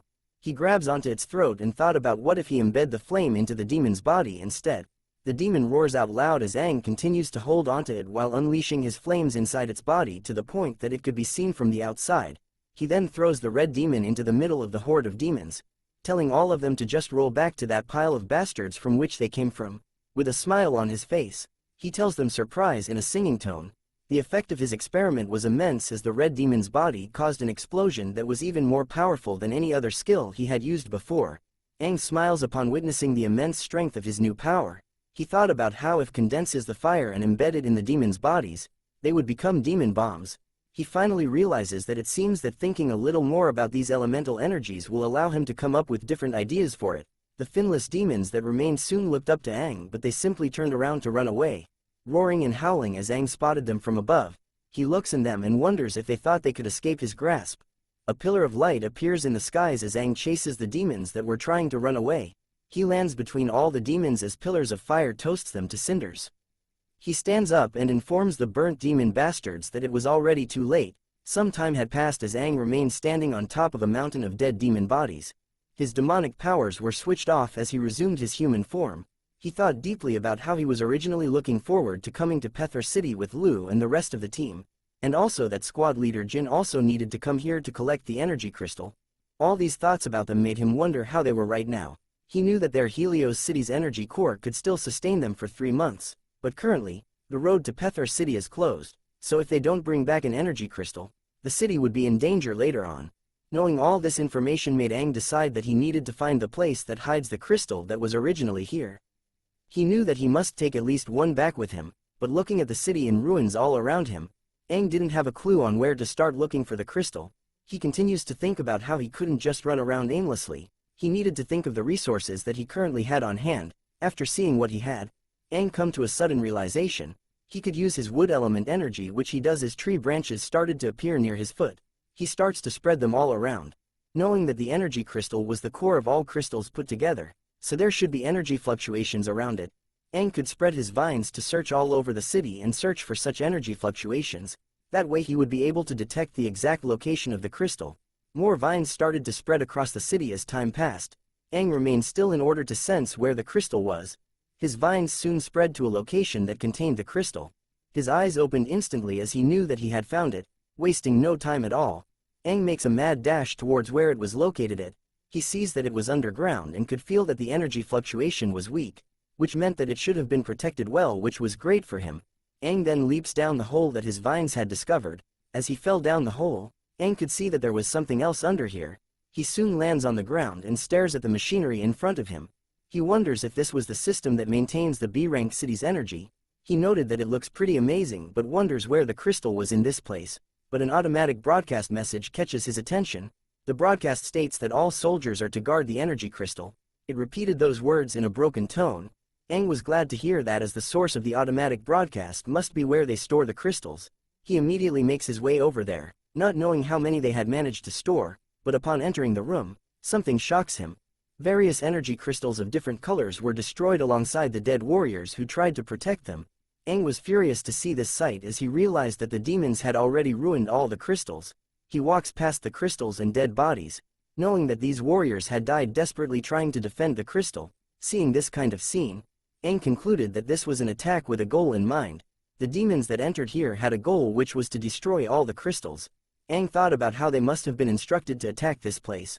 Compared to the demons from before, they had become much more clever. Aang lets out a deep sigh, knowing that there were no longer any energy crystals that aren't damaged here, so he needed to go to the military base to fund some supplies and equipment so that he can set off again. He gritted his teeth hard as he also knew that he needed to find some energy crystals before he goes back, due to the chance that squad leader Jin and his team might have some trouble getting back. Then Helios City will be in a paralyzed state and everyone will be in danger. So Aang was determined to find a new city within 3 months and to bring back the energy crystal back to Helios City. The doors to the battle preparation station were destroyed, but lights started to appear in the darkness within them. Aang was pressing down hard onto the pedal as he rams himself out of the walls of the station in his new ride. Aang continues to drive out of the city, determined to find a new city for the crystals. As he drove through the wilderness, he knew that the wilderness outside the city has never been explored, and that the mist will thicken when night falls. The desert terrain was a huge city that's been covered by a sandstorm in the past. Aang knew that all these broken buildings were all places that teemed with life before, but they had probably become nests for these demons. Looking at a map, Aang could see that the next city that was pinpointed on it should be in that direction. But a figure appears in one of the destroyed buildings as Aang drove by. A knife appears to cut a rope.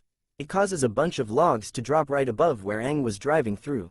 He sees this and immediately turns the steering wheel. Aang was able to just barely dodge the bunch of logs that were about to crush him. He soon stops his vehicle and came out of it, wondering what those logs were about. He thought it was the work of demons but sees the ropes that were attached to it and knew that it was someone. That someone else soon appears on top of the log trap, pointing a gun at our boy. She tells him not to move and to tell her his name as she questions Aang on whether he was from hunting. Hunting teams were human warriors that did not live in the cities. These warriors live in small grounds, and their individual abilities are usually extremely higher and specialized. Aang looks at her and could only think about how unfortunate it was that it really is a hunting team.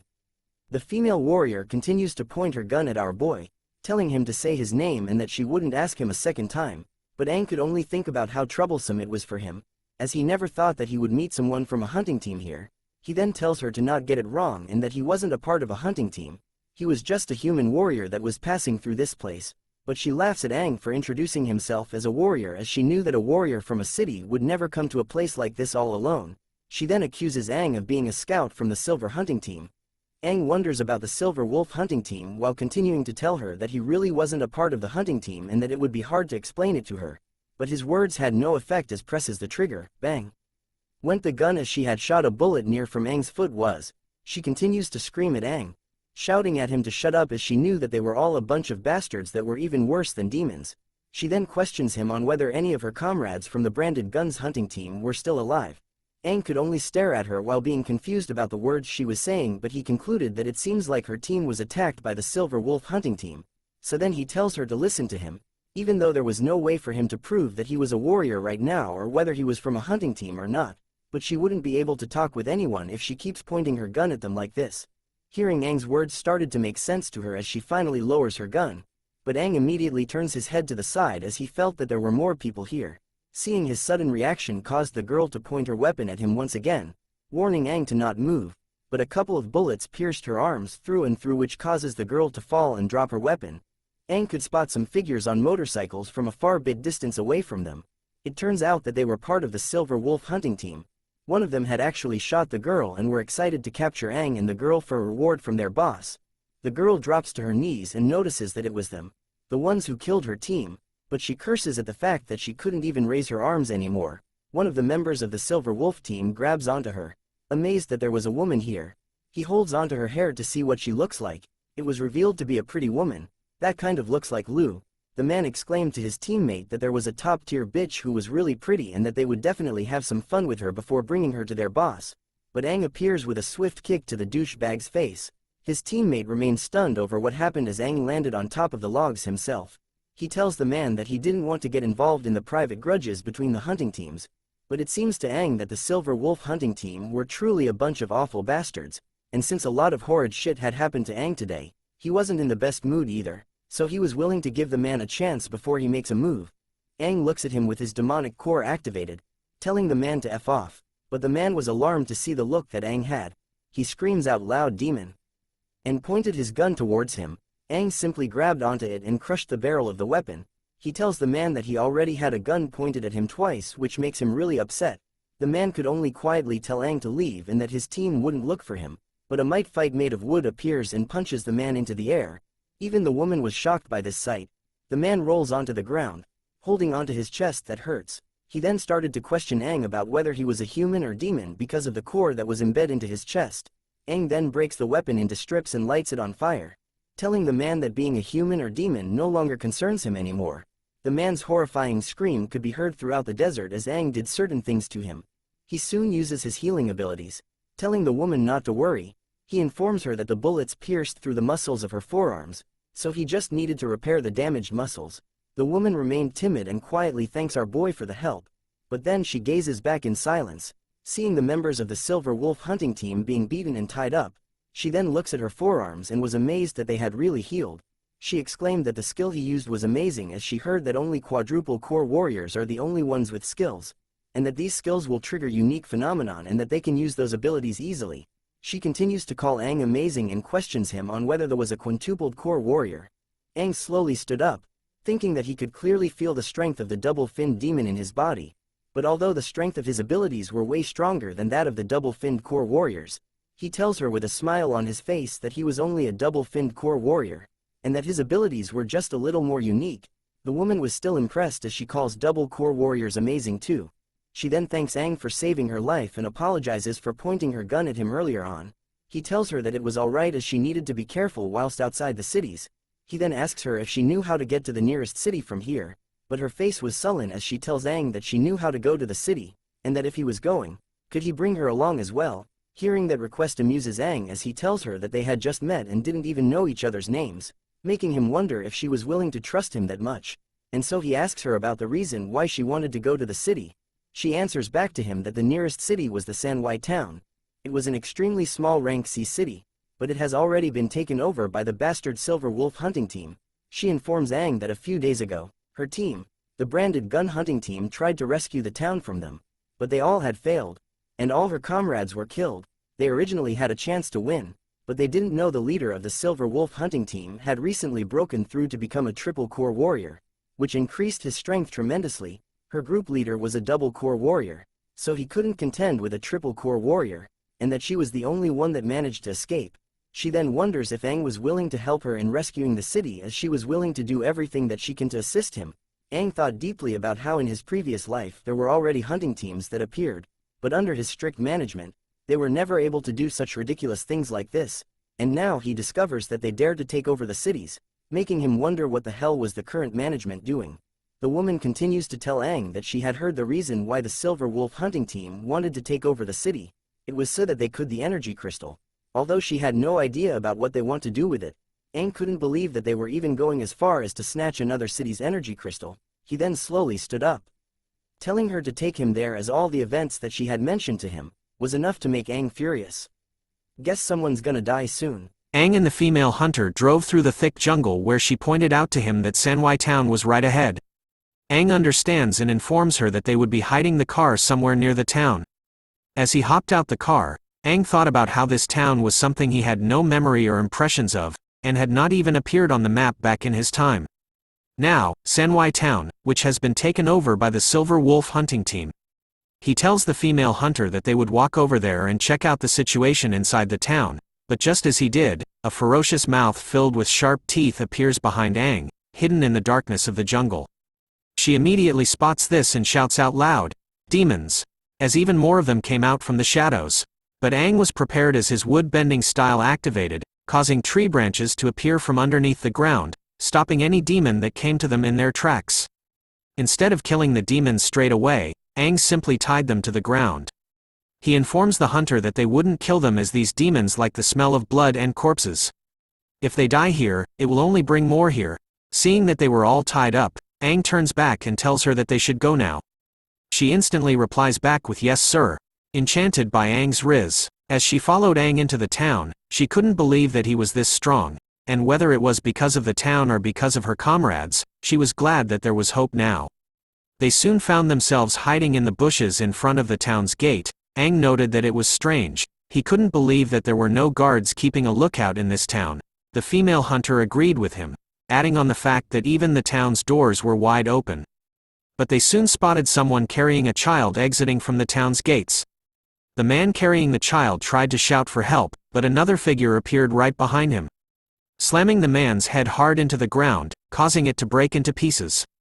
"Silver Wolf, those bastards!" shouted the female hunter as she aims her rifle towards them, preparing to end their lives with a single bullet. But Aang intervenes and forces her rifle to aim downwards. He tells her that shooting right now would reveal their location, so he wanted her to leave it to him. But a giant yellow demonic hand soon exits from the town's gate as well. Aang immediately takes notice of it as he quickly turns to see it. The demonic hand lifts up the man and the child within its claws, before disappearing back into the town. Both Aang and the female hunter were shocked to see that there was a demon in the town. Aang thought about how if there was a demon in there, then they couldn't use their original plan to attack anymore, so they needed to save the civilians one by one now. Without any prior notice, Aang disappears from his spot in an instant, before teleporting beside the two Silver Wolf members and knocking them out together at once. The female hunter chases after our boy, shouting at him to wait for her as this was originally her request. But as she sped past the knocked out Silver Wolf members, she couldn't believe that Aang managed to knock them out. Seeing the bodies of the Silver Wolf members caught her attention. She stopped in her tracks as she wondered what was wrong with them. Their skin was rotten, as if they had died for a couple of days already. Seeing the red flashing light before her eyes, she sees that all those inside the city were all the Silver Wolf members. Aang could be seen cutting and slicing his way through each of the members, with his dagger in hand. He knew that these were all corpses and that they were being controlled by a demon with a unique ability. Since that was the case, there was no need for him to be merciful anymore.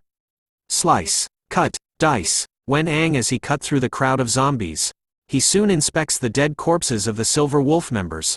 Noting that they were likely being controlled with the black string-like aura that's been attached to their heads, he also knew that demons like these that have unique abilities always work alone.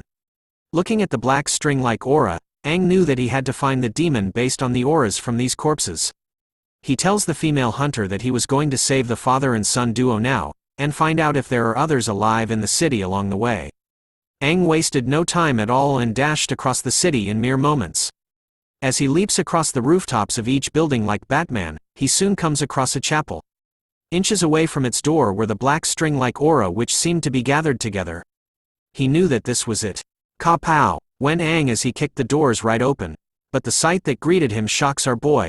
He sees that the father and son duo had been tied up and were most likely dead. In his demonic state, he curses the fact that he was too late in saving them. A single demon stood alone amongst the father and son duo who were hung up on crosses as well as the town's energy cores. The demon began to speak out loud, "Everything in this city belongs to me. Whether it's dead or alive. I was leaving this father and son behind so that we could play a game of cat and mouse. But they wanted to run out of the city, and that crossed the line. Come," said the demon to Aang. "Let me see who my latest visitor is." This was a triple-finned demon. Its abilities belonged to a purple core and has illusion and corpse control skills. Its element was currently unknown. Aang wonders if those were the energy crystals behind it, and sees that there were 3 of them. He knew that the Silver Wolf hunting team took over cities because they wished to snatch their energy crystals, which concluded was why the demon was attracted to this town. But it made him wonder what the demon wants to do with these energy crystals. The demon began to speak once again. "Hi, stranger's face? Ooh, are you a human or a demon?" it asked Aang, but Aang remained silent, only showing a pissed-off demonic face. He sees that it was definitely a rare purple core. Purple core demons have the ability to create illusions. Aang spoke to the demon. That group of silver wolf hunters must have already been killed by you, and even if that silver wolf team leader had already broken through to a triple core warrior in front of a corpse controlling demon like yourself, I presume he had no chance to fight back. Hearing Aang speak about the triple core warrior interests the demon as it strokes its chin, asking Aang if he was talking about this one. The moment it spoke those words, something fast came out from its side. Aang was alarmed to see this fast object coming towards him, as he instantly leapt back in reaction to its sudden attack. Aang could now see that it was the leader of the Silver Wolf hunting team, the triple-finned core warrior. More undead warriors started to emerge from the shadows, like a horror film. The demon had summoned everyone, telling the undead that there was a guest here. Aang could see that it was not only the Silver Wolf hunting team, but also all the warriors in this city. He also knew that there were too many people. The demon laughs mockingly as it tells Aang, "Welcome to my party." As the undead horde was unleashed upon Aang, who stood alone against them, he thought about how his opponent was a triple-finned demon and that he was still in his double-finned form. If this demon was a regular triple-finned demon, then he might have had even more of a problem. But he considered it lucky that it was a purple core demon, as it was not experienced with fighting battles. Instead, it was more experienced with using its illusions to control the direction of battle. Aang started off with his firebending style and covered his fist in flames. Using the power of fire, he sends flames spiraling all around his body, covering and hitting the zombie warriors that came close to him. As the zombie warriors collapsed onto the ground while covered in flames, the demon questioned the fact that Aang didn't look like a regular human. But Aang had already decided on something, and that was the fact that he used his fire to burn all of their bodies. The demon was pissed off by his actions as it talked about how these treasures were so hard to collect. Hearing those words angers Aang as he tells the demon that although this might be a little disrespectful to the warriors, in contrast to letting them be controlled by the demon, having their corpses burnt is the best ending for them. With another massive and powerful leap forward, Aang appears right in front of the demonic bitch, his dagger raised high and ready to cut the little shit. Without any bodies to control, Aang knew that its strength in battle had dropped significantly. His endless strikes with the dagger had finally given him the chance to land a final strike on its core. But Aang stops himself just barely as his dagger was inches away from the son's corpse. Aang sees this just as the demon hid itself behind the child's body while giggling. Seeing that Aang was hesitating, provided a chance for the demon to counterattack as it landed a powerful blow onto our boy. But before it could land a second strike, Aang turns into water to escape from its clutches. Backing away from the demon, Aang could feel the damage to his abdomen but was lucky that he managed to avoid a serious injury with the use of the water-type elemental powers. With its leg transformed into a sharp blade, the demon shouted out to Aang that it didn't just know how to control others, but that it also had the sharp gold element as well. Aang heard what it said about the gold element, but decided to heal his deep injury on his abdomen using the wood element. The demon began to speak out loud once again as Aang healed himself. It tells Aang that it was going to have to take a risk in order to destroy him, and that it would have to use that thing that was so hard for it to get. The demon then orders the father's body to bring it here to it. The father appears behind the demon with a green vial in his hands. The demon took it from the father, exclaiming that it couldn't believe that it was already using the father and son. The demon then went on to place the green vial into its mouth. Aang sees this, although he didn't know what that green vial was. He instinctively felt that it would be dangerous to let the demon consume it. So without fully healing, he grit his teeth against the pain and rushed forward to interrupt it.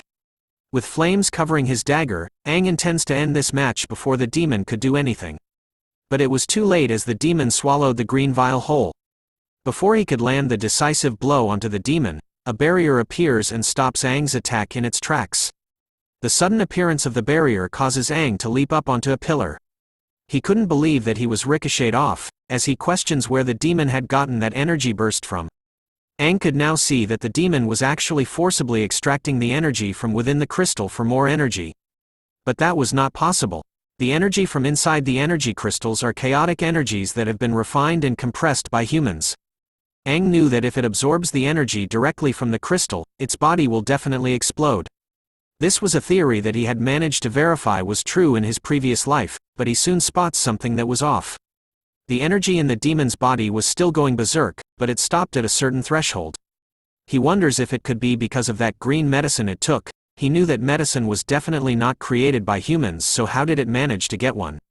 But as he thought about it, the demon started to stutter, slowly shouting the word, evolve. As its body started to crack. Soon enough, a bright pillar of light appears from where the demon stood. Aang was shocked that the demon actually used the energy inside the crystal to forcibly evolve. Mamma mia, comment below if you would smash this demon if you know what I'm saying. The demon had transformed into a quadruple fin demon. Its abilities were still purple core and illusion. Its element was gold. Seeing the appearance of the quadruple fin demon, Aang knew that he was in trouble. The demon started to raise its hand with purple orbs of light surrounding it. It spoke out loud, "Is this how being a quadruple fin demon feels?" It wonders, before telling the purple orbs to go, which sends them flying towards Aang, who was alarmed to see that the purple orbs were actually made of gold. But the attack doesn't stop there as the demon said its skill, sharpened gold wind nails.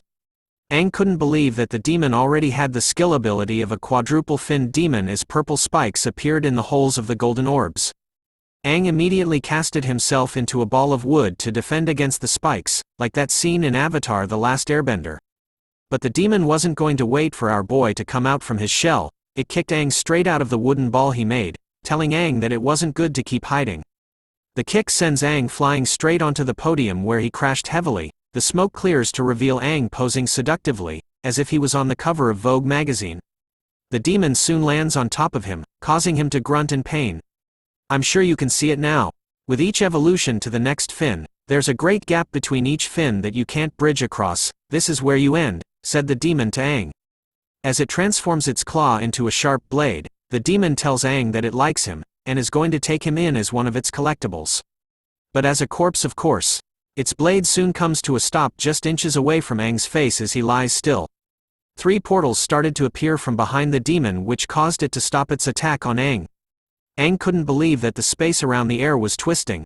The purple portals soon surrounded the demon on all sides. Hey, said a voice just as a hand appears from out the portal and places itself onto the demon's head, much to its shock. A new demonic mommy appears out from the portal. She tells the demon that they couldn't let a small side character like it get in the way of all their plans. The demon seems to recognize who this new mommy of ours is as it stutters to say her name, but before the demon could finish its sentence. Demonic mommy said compress. The head of the demon soon wrapped itself, and its body soon followed the same fate as the demon's entire being looked like it was sucked into a black hole. In an instant, the demon was gone, leaving only Aang and our new demonic mommy. She soon steps out from her portals as the quadruple fin demon was now dead. She looks down on our boy, telling him that they couldn't trust those trash humans. Now can we? All hail the new demon queen, everyone. Aang stares at the demon queen, knowing that she was an octuple fin demon who had an immense pressure.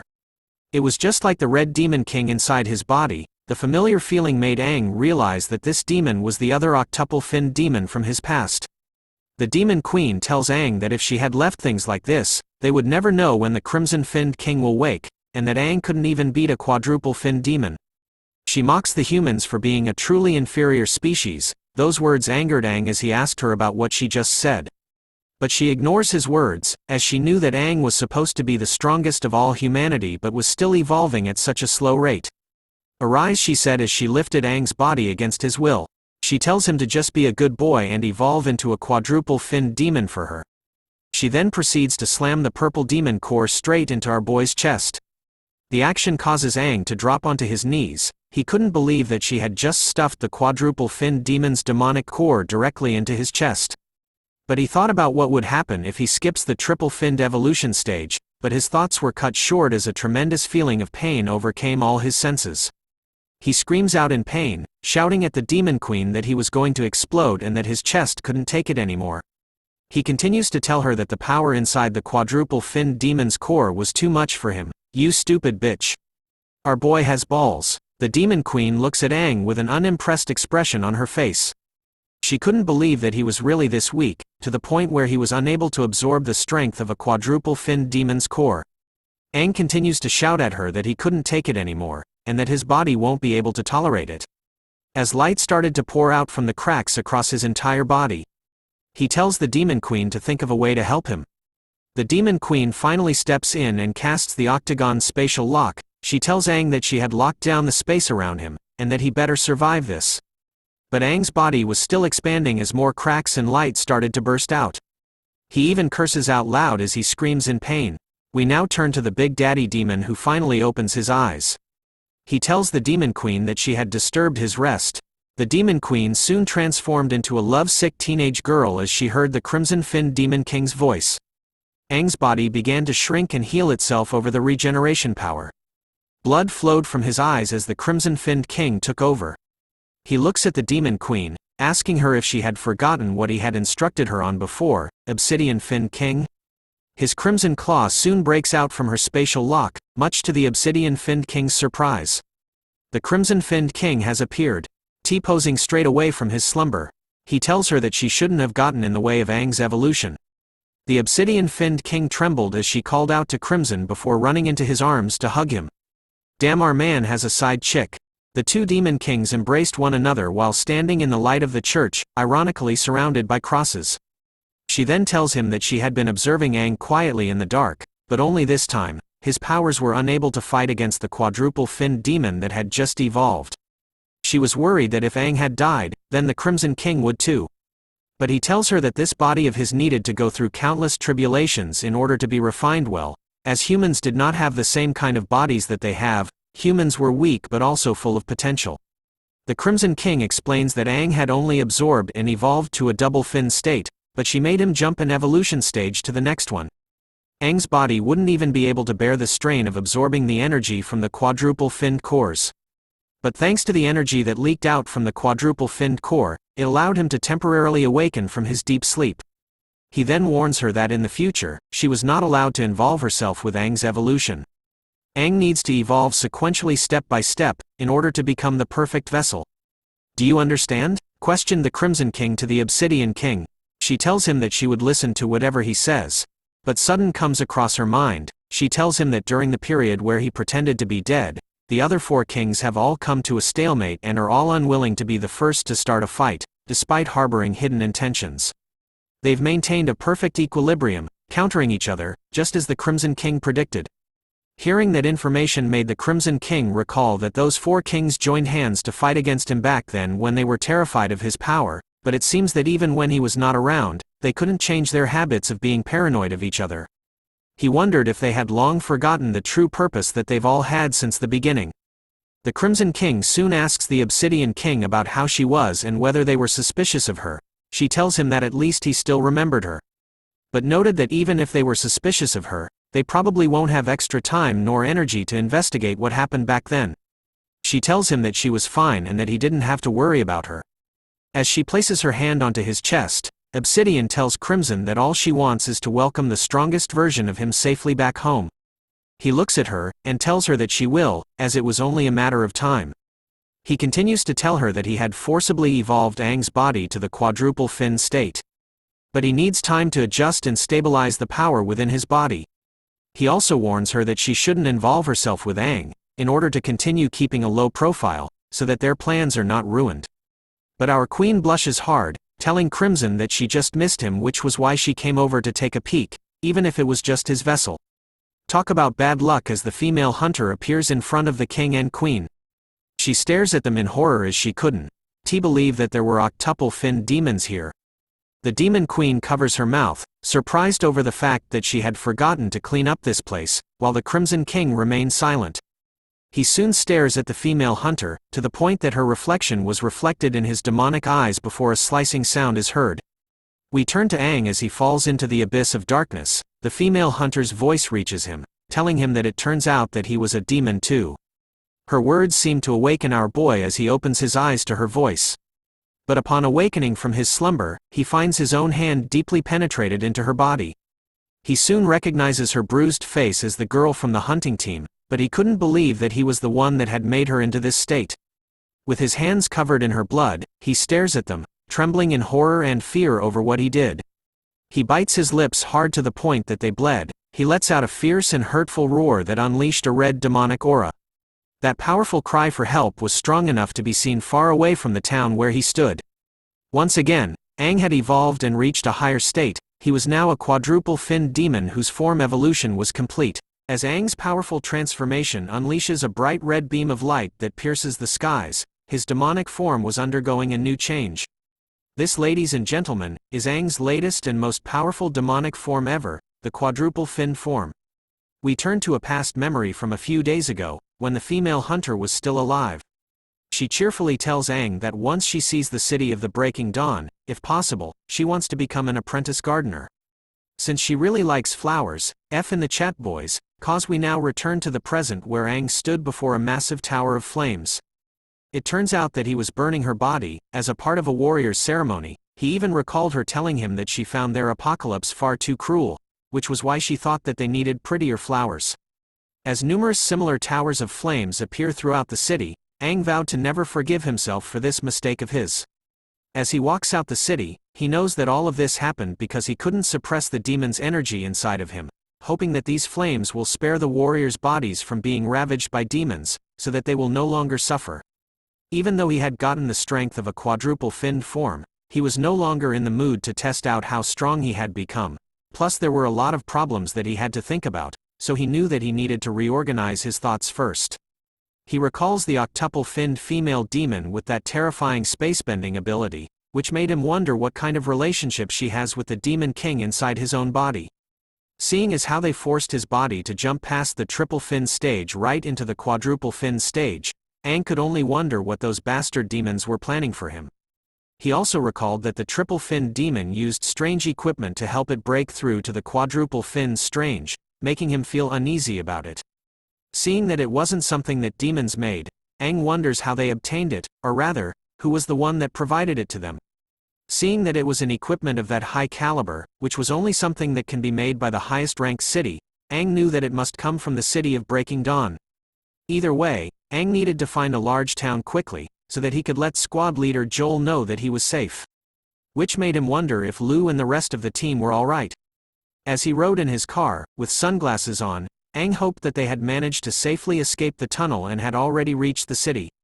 Based on the information he knew, Aang decides to continue in the same direction, so that he could reach an A-rank city called Pakadia, hoping to report his status back to Helios from there.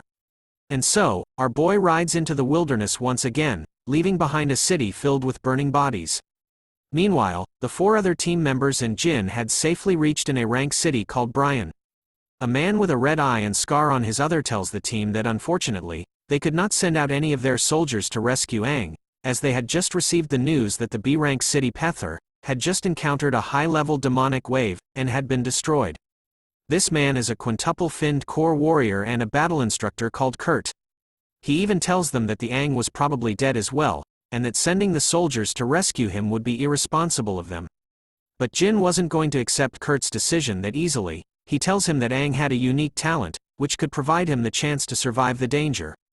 Kurt doesn't change his mind, telling Jin that there was no lack of young and uniquely talented warriors, but as talented as they are all incapable of surviving a highly ranked demonic wave.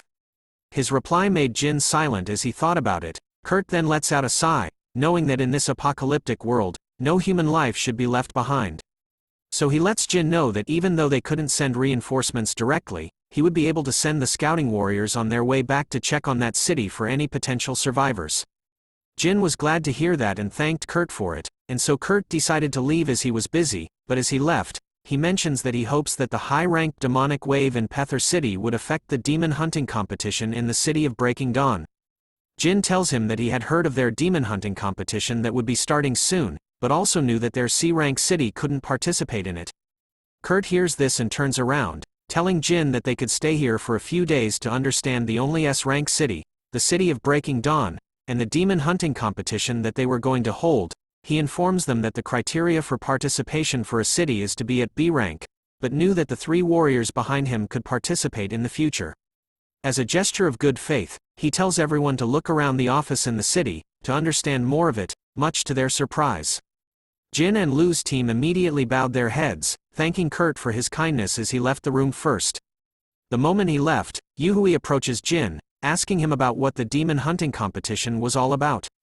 He explains to her that it was a competition that only the city of the Breaking Dawn can hold. The idea behind it was to use the hunting of different levels of demons. To select a new warrior representative, the City of the Breaking Dawn will also bestow upon the selected warrior a unique gift. He further tells them that this was an event that is held only on a specific date, and something many warriors have looked forward to. But he noted that it was a pity that in order to participate in the demon hunting competition, the city needs to be a B rank. But he believes that they would have a chance to participate in it. Snow was curious about how Aang was doing, knowing that he would have been extremely interested in the demon hunting competition if he was here. He still couldn't believe that Pethor City had been invaded by a high-ranking demonic wave, and hoped that Aang had managed to survive and wait out the demonic wave. Even Yuhei never thought that their first venture outside the city would be something like this. As Lu gazes out the window, she knew that Aang was only in danger because he wanted to save them. Hearing their words, Jin lets out a deep sigh, before telling everyone that they could only wait for the scout warriors to bring back news for them. He had also borrowed the communication center in this city to inform Helios about their current situation. So for now, they would stay in Bryan temporarily, since it was a rare opportunity for them to come here. He hoped that they could learn from everything that they observe here. Since there were a lot of amazing warriors here, we now turn to a rank city Pakadia. In the waiting room of the Pakadia city, two warriors were talking. One of them was able to verify the news that the other had given them, about the fact that B-rank city Pethor had already been destroyed in a demonic wave.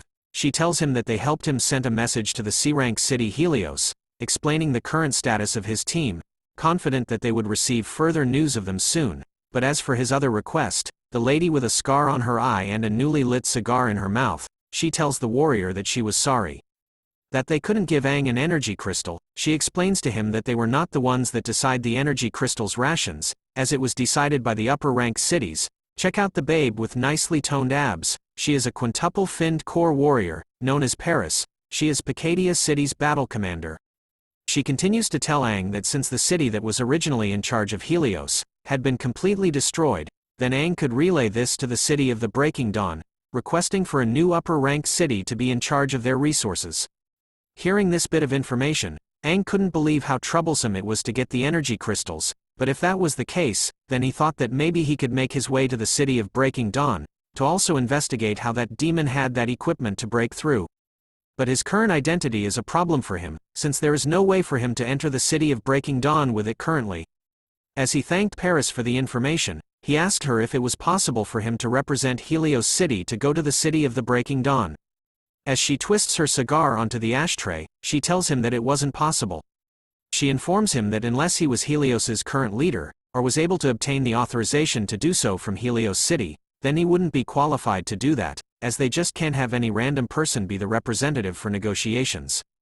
Aang thought about what she said, thinking that if wanted to get the authorization from the city, he would have to go back once more, making it troublesome. But then, Paris tells him of another way. Much to his surprise, she reveals to him that another way to go to the City of the Breaking Dawn was to have an upper-rank city vouch for him. Someone like her would do the trick. Surprise, surprise. As Aang asks if she could vouch for him, Paris agrees but with a request. Aang tells her to reveal it to him as he was curious about it, so she tells him about the demon hunting competition, something that he had probably heard of. She wanted Aang to join her team as an aide, and to help them investigate some information during the competition as a Vanguard member. In exchange, she was willing to vouch for him, but with a cold look in her eyes, she warned him that she couldn't guarantee his safety. It turns out that there are Vanguard members in every team in the demon hunting competition. The purpose of these members is to scout out the levels of the demons and to gather information quickly, similar to that of a scout. But due to the extreme difficulty of the demon hunting competition, and the difference in demon levels, Vanguard members are often the ones embroiled in the most danger, and it's normal for them to die or be heavily injured in the process. They are seen as cannon fodder, and as such, many warriors participating in the competition will all actively avoid taking up this particular role. Seeing that no one from her team was willing to take up this particular role, Aang told her that it was fine and that he would accept her conditions. After all, Aang was the brains behind the demon hunting competition back then. We now turn to see them inside the nanotech equipment storage, brought to you by Tony Stark. Just kidding. Paris tells Aang that making him a Vanguard member was an act of desperation on her part, since the current cities participating in the competition will never choose members to be a part of the Vanguard, because for the past few years, all Vanguard members have all died or been seriously injured. As she warns Aang once again, telling him that she couldn't ensure his survival, but will try her best to satisfy all his demands and to cooperate with him. She then introduces the nano wings that are in their storage, telling Aang to pick whatever he wanted. He understood her intentions and began to look around. As he did, Paris thought about how Aang's core level insignia has been ruined to the point that they couldn't even see what level he currently is, and that his core was that originally without any finned levels in it, plus the fact that he was from C-rank city Helios. She knew that most of the soldiers that they had were a double-finned core warrior rank, but Aang seems to be confident of himself. That's cause he's the main character. Plot armor vibes. Looking at Aang as just a warrior from a C-rank city, Paris wonders if he had some hidden cards up his sleeves. And so, Aang made his choice of the nanotech equipment, which seems to surprise Paris. As he stood in front of a massive sword, he told her that he had chosen the nanotech equipment that can change its form into a large sword. Aang knew that he can move freely with the battle knife he had, but it doesn't do enough damage when used in a fight. Before he takes it, Paris shouts at him to wait, informing Aang that there was a condition to use that nano wing, and that he needed to at least be a triple-finned core warrior in order to use it. She knew that based on his current abilities, forcibly activating it won't just destabilize it, but may end up hurting him. But our boy ain't no bitch. He immediately takes the nano wing, ignoring all of Paris's warnings, and replaces it with the one on his chest.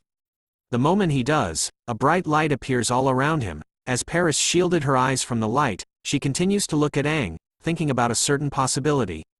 The light died down as something spins in the air before landing heavily onto the ground. Aang had obtained a new weapon, stating that it was pretty convenient to use as its weight makes it seem really sturdy. Paris couldn't believe that he actually succeeded in activating it, making her wonder if he had a unique understanding of nano wings. She had heard that there were some warriors with a higher talent that can ignore the criteria of various nano wings and use them. Now that she had seen it for herself, Paris found it amazing. Aang then looks at her, wondering if she had a practice battlefield. They soon exited the nano wing room. As they walked together, she tells Aang that she was willing to fulfill his requests but wanted to know why he wants to go the practice battlefield. He tells her that he wanted to try out this new nano wing on some demons as a form of warm-up. Paris was concerned with the fact that Aang wanted to go into the battlefield alone. Even though the practice battlefield had already been flagged by them, she warns him that there were still chances that some single-finned demons would appear, so she offers to come with him if he thinks that he couldn't deal with it. Side note, the term flagged is known as utilizing the fog dissipating system to dispel the fog in certain parts of the wilderness outside the city, used to temporarily claim a section of the wilderness outside the city. For scouting, practice battles and experiments. But Aang says that it was fine, since he could handle a single-finned demon. Paris couldn't help but think of Aang as an interesting kid based on his reply. She tells him that pride and bravery are two qualities of a warrior that are rare to come by, reminding Aang to be sure. She even reveals to him that she had a couple of quadruple-finned core warriors to teach, knowing that if they had a fraction of his bravery, then things would be much easier for her. As they parted ways, they told each other that they would see one another later. As he left, Aang couldn't help but smirk, knowing that there was no way that he could let her accompany him. He didn't need to just test his new weapon. What was more important was for him to check what kind of ability he had whilst in his quadruple-finned form. We are now sent to the flagged domain. As Aang took a look around, he could see that all of the fog had dissipated, making it the right place just when a familiar right foot appeared behind him. The tapping sound it made was enough for Aang to hear it, making him think that the demons have already started keeping their eyes upon him. The red demon then lunges right at him with its massive claws, but Aang casually dodges to the side. Summoning his new weapon, he lets out a single slash, enough to cut the red demon in half. Seeing the effect of his attack, Aang was happy with his choice, knowing that he was much more comfortable in using a large sword.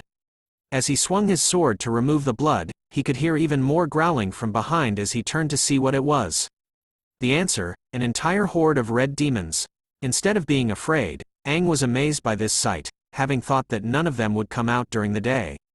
He confidently walks towards them, telling the demons that he wanted to familiarize himself with his new weapon, and to go on a demon-killing spree was great, as he had held himself back and suffered way too much after all. With a heavy step strong enough to smash the ground, Aang leaps into the air with his sword raised high. Aang swung his huge sword, the one in his hand not in his pants, cleaving flesh from each demon, their blood splattering around each time he swung his greatsword. Aang's silhouette started to whirl within this blood-filled dance, as though he was someone that was born to kill demons. Without using the 4 elements of wood, water, fire and metal that he had mastered from the demon's elemental energies, he swung his sword repeatedly, hammering and refining his current body's muscle memory. Amongst the ruins, Aang battled the countless demons. No, perhaps, a more accurate way of describing it would be a one-sided massacre. Within the darkness, only the sound of demons crying out in pain resounded loudly. Aang had no idea how long he had been cutting down demons. He finally stabs the last demon of the demonic wave. As he looks at his tired body, Aang questioned if this was due to the fact that this body was constantly evolving together with the demonic energy in his body. Even though it was much stronger than when he first arrived in this world, it was still far from what he expected from his body. He couldn't believe that he was panting like this after moving a little bit of his body. But as he thought about it, wooden sticks appeared right behind him, coming at a great speed. Aang causally blocks them with ease, but simply placing his sword on his back. As he turns to see where it came from, he sees 2 one-finned demons. A wood and fire type had appeared. The wood demon tells its friend that it had sensed that something was wrong. Seeing a human warrior here, they thought of Aang as their food. Aang, on the other hand, was happy to see them, telling the demons that he had waited for them. The demons were confused by his reply, wondering why he wasn't scared of them. But seeing his weird expression, they thought that Aang was actually feeling terrified. As the wooden demon wondered if Aang was the one who killed all the finless demons, the fire demon was impatient. It rushes forward with its flames activated all around it, telling the wooden demon that it wanted to try and fight Aang. As it stretches out its demonic claw, shouting "burn," in a blink of an eye, the red demon was sent flying back to where it came from. Even the wooden demon couldn't react in time, as it could only turn to see that Aang had stabbed its friend in an instant. Aang had used the metal element, knowing that it was the best type against the fire element.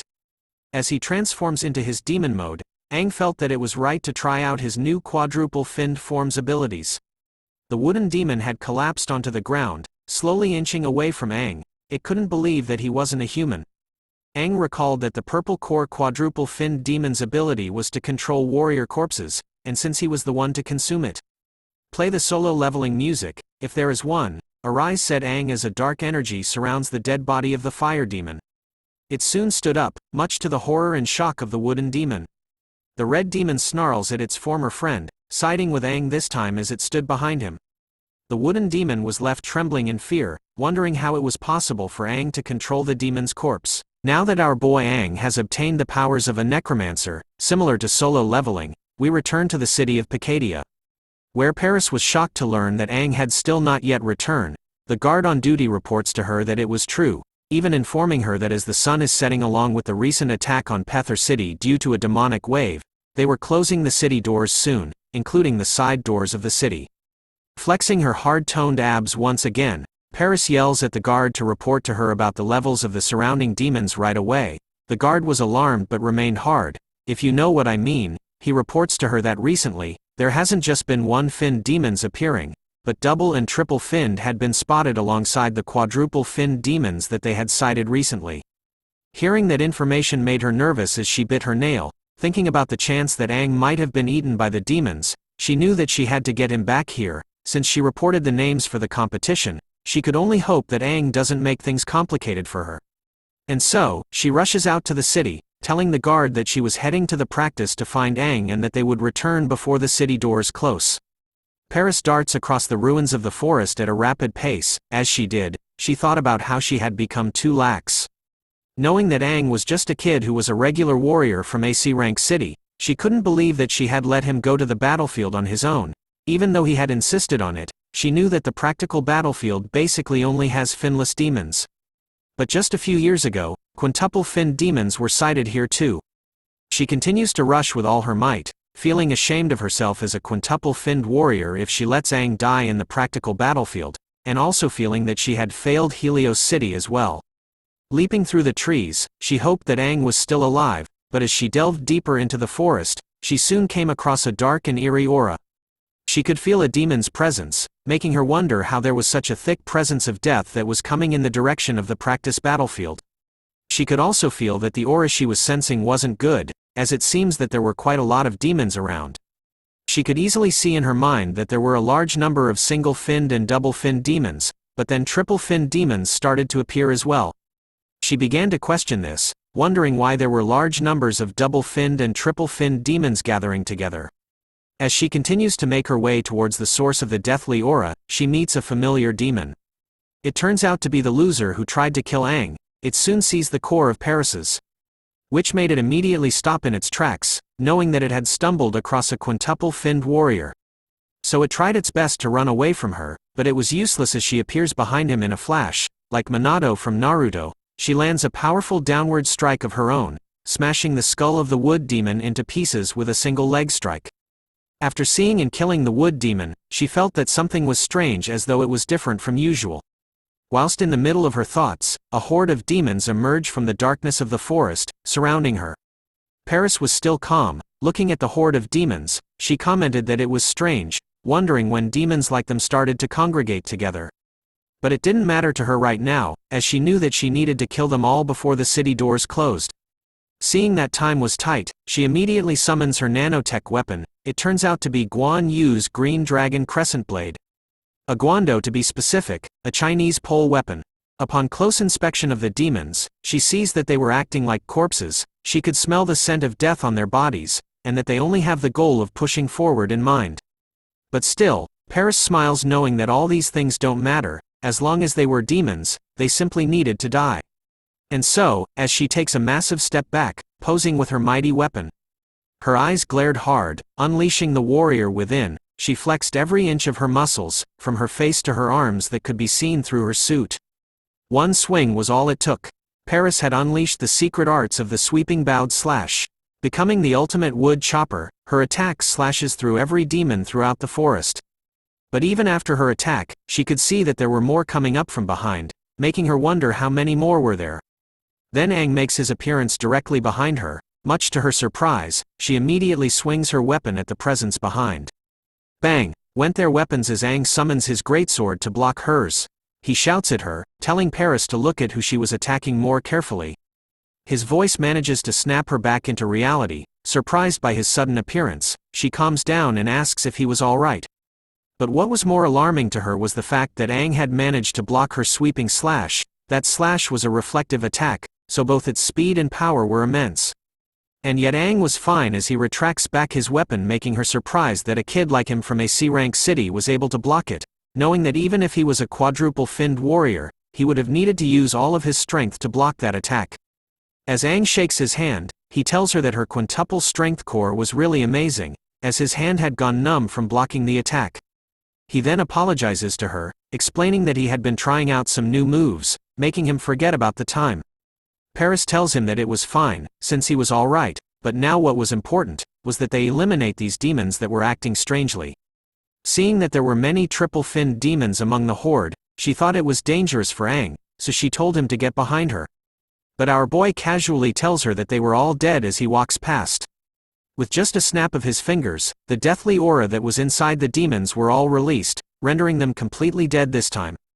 Much to the surprise of Paris, seeing that it was settled, Aang looks at her, telling that they should go back to the city. But our girl wasn't that dumb. She slams her hand against his chest, asking him how it was possible for him to control all these demons when his core was clearly a strength-based red core. So she asks him, "What is your ability?" But Aang simply pushes her hand away, telling Paris that they were simply collaborating partners with one another and that there was no need for him to explain things to her. His reply made her fall silent, but he does reveal to Paris that he had the ability to control dead demons slightly, knowing that in this apocalypse, it's normal for a warrior like him to keep quiet about some of their abilities so that they can use it as a hidden card. Seeing the dead demons, she couldn't believe that Aang had such an ability, as it was rare even amongst the quintuple-finned warriors like her. Believing what he said, she then tells him that they'll make their way towards the city of the breaking dawn, which was happy news to Aang as he shouted out loud that it was great, since he needed to settle the problem of getting Helios City's energy crystal reissued to them quickly. And so, he probably announces that they should go tomorrow. Paris simply followed behind him, thinking that she could look forward to Aang's performance on the day of the demon hunting competition. But Paris, who had been busy trying to return to the city, failed to notice the statue of the practice battlefield in the distance. As we zoomed past the trees to where Aang was previously, we saw tons of dead demons, piled up like mountains all around. According to the report that eventually came later, the practice battlefield was reported to be completely destroyed by an unknown power. A heavily armored vehicle soon comes to a stop. Aang and Paris come out of it. As they did, Paris tells him that they were here and warns him not to embarrass their city. But his eyes were drawn to something that left him shocked, recalling the environment and terrain he saw during the ride. He couldn't believe that he was right in front of the city of the Breaking Dawn, the only S-rank city, the city that he used to manage. Looking at it closely, he could see that the city had been renamed to Breaking Dawn City, after he died in battle during his past life, making him wonder if it was because of that battle that they renamed the city to Breaking Dawn. But he thought that it looked way more majestic now compared to back then. He thought that it would be a long time before he returned to this city, but the thought of seeing the 6 of them here brightens his face. The strongest team he brought together in his past life, his 6 strongest subordinates known as the 6 Talents. He wonders what happened to them after the battle for Breaking Dawn. Would they believe him if he told them about his current situation? Paris appears by his side, asking him if he was scared out of his mind from seeing Breaking Dawn City for the first time, but she tells him not to be shocked yet since he hadn't gone in yet, as Dawn City is humanity's only S-rank city, representing the core of their strongest forces. But she tells him that not everyone was lucky enough to be able to visit Dawn City at least once in their life. Hearing all this from her, Aang thought about how Paris knew some useful info as one of the quintuple core warriors, so he asks her about what happened to the 6 Talents after the battle for the Breaking Dawn and how they were now. His question was enough to make her pause in her steps. As she finds it a little strange, she turns around, asking Aang if he was talking about the new 6 Talents or the old 6 Talents. Aang was confused by what she said about the old and new, so he asks her about the group that was led by the strongest warrior called Aang, the king bearing the same name as him. But the moment those words left his lips, Paris immediately blocked his mouth with her hand, calling him a bastard and wondering if he was an idiot, or just pretending to be. She informs him that everyone knows that the new 6 Talents didn't like hearing others talk about the old 6 Talents, so she warns Aang not to say anything like this inside the city. As for the king, she reveals to him that the dynasties have changed, and that the king was no longer a king. And right now, the strongest warrior is the new king, while the king he was talking about, the strongest warrior Aang, is now the old king. And so she warns him again to not say such thoughtless words inside the city, but Aang still wanted to know more about the past talents, so he asks her once again. This time, Paris was furious as she grabbed onto his shirt, yelling at our boy about whether he understood her words. Her scolding was loud enough to be heard by everyone around them as the other members of her team looked at her, which made her let go of his shirt, but as she did, she told him that she couldn't understand why Aang would use the name Aang. Even though it might be out of his own respect, she never intended to ask. This is when she warns him for the 3rd time, that at least within Breaking Dawn City, there shouldn't be any mention of the old king and the old 6 Talents again. As she turns to leave, she reveals to Aang that there might be people in C-rank Helios City who still respect such beings, but not everyone does, especially in Breaking Dawn City. This new information shocks our boy's world as he remains still after hearing it for the first time.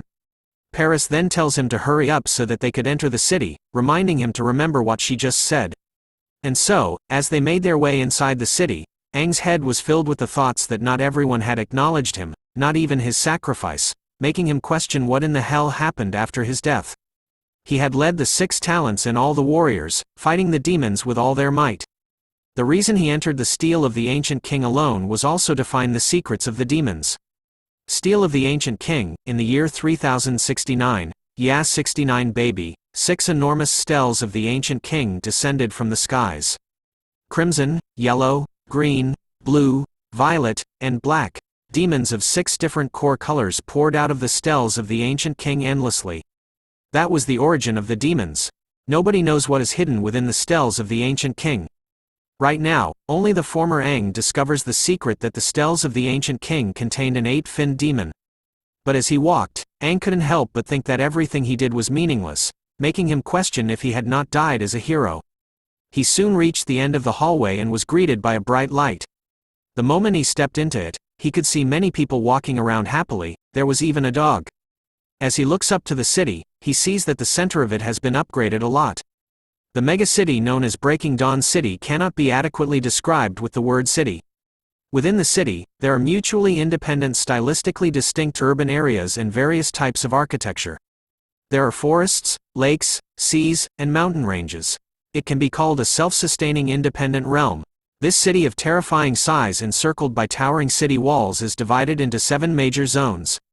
The 6 major zones are managed by the new 6 talents, and the central zone where the new king rests. Although most of the architecture has changed, the distribution is practically unchanged. Even the air smelled familiar to Aang as he basked in the city's vibes. He recalls a past memory, where was being celebrated by the people. He remembers a location, where there used to be his statue. But seeing it up close now, it was covered in bandages. Paris tells him that the statue of the old king Aang respects has existed for decades, and that the people carved it of their own accord back when the old king was still around. She even went on to tell him that the old king had captured the hearts of the people back then, but decided to stop talking about it as she heard that they will soon take it down, replacing it with an even larger statue of the new king in its place.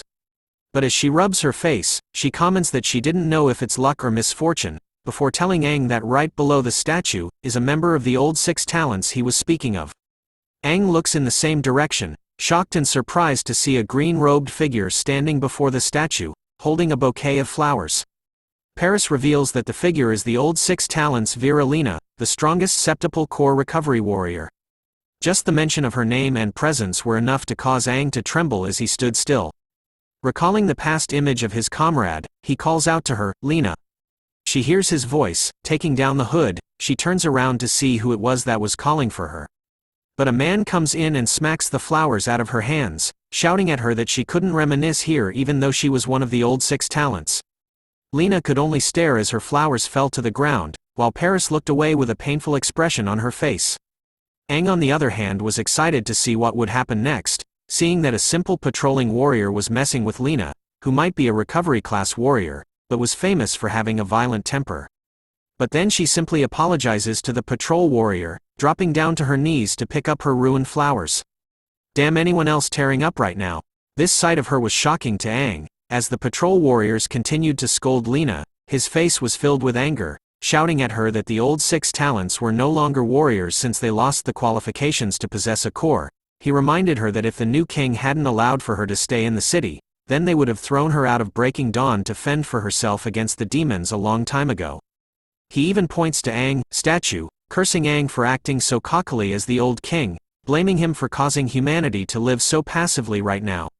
He continues to tell her that the statue of someone like him should be demolished as soon as possible since it was a garbage waste of space, but Lina had enough of his words, slapping the douchebag right across his ugly face. Which causes him to strike back, but something quick intervenes as a familiar greatsword appears just inches away from the asshole's face, making him freeze in fear. Aang had appeared by Lina's side, wielding his greatsword. He looks at the douchebag, asking him with a pissed-off face, "How dare you?" Aang's greatsword was just inches away from the douchebag's face, causing him to shake with fear. Aang was furious at him, telling him these words, "Don't you dare." The 2 other douchebags immediately drew their guns, asking Aang about what he was doing. They pointed their weapons at him, warning Aang that if he didn't drop his weapon, then they were going to shoot. Thank God the author drew Aang as white, or else the manhwa would have ended here. Aang tells them that their morals and actions were no different from those trashy hunting teams outside the city, so he decided to punish all of them properly. But a hand appears onto his sword, telling him enough. Paris had appeared with her hard-toned abs, telling the guards that this was all just a misunderstanding. She even introduced themselves as warriors from the A-rank city Pikadia that are here to participate in the demon hunting competition. Before asking the guards if they wanted to get into a conflict with the demon hunting competition participants from other cities. She then turns to Aang, telling him to sheath his weapon while not forgetting that he was a representative warrior of Pikadia City now. Aang thought about her words in silence for a few moments before deciding to follow her orders as he unsummons the greatsword. The guards on the other hand were whispering amongst themselves, about knowing that Paris and Aang were warriors participating in the competition. They decided they weren't worth the trouble of getting into conflict with warriors from other cities. Plus, they were afraid about what would happen if the law enforcement team leader learns about this, as they would get scolded as well. The lead douchebag was trying his best to hold in his anger after hearing his friends. He decided to follow their advice, telling Paris and Aang to return back to their hotels since they were participants in the demon hunting competition, but warns them to consider themselves lucky this time. And so the 3 douchebags finally left them alone. As soon as they left, Lina turns to Aang and asks him if he knew about her. Aang could only stare at her in silence, thinking that he almost told her that the strongest warrior has returned, but he was worried that saying such things without thinking them through will end up causing her more trouble instead.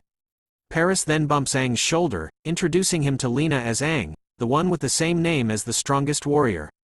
Her eyes immediately opened wide, as though hope had found its place once again in her life as she looked at him. She called out the name, Aang.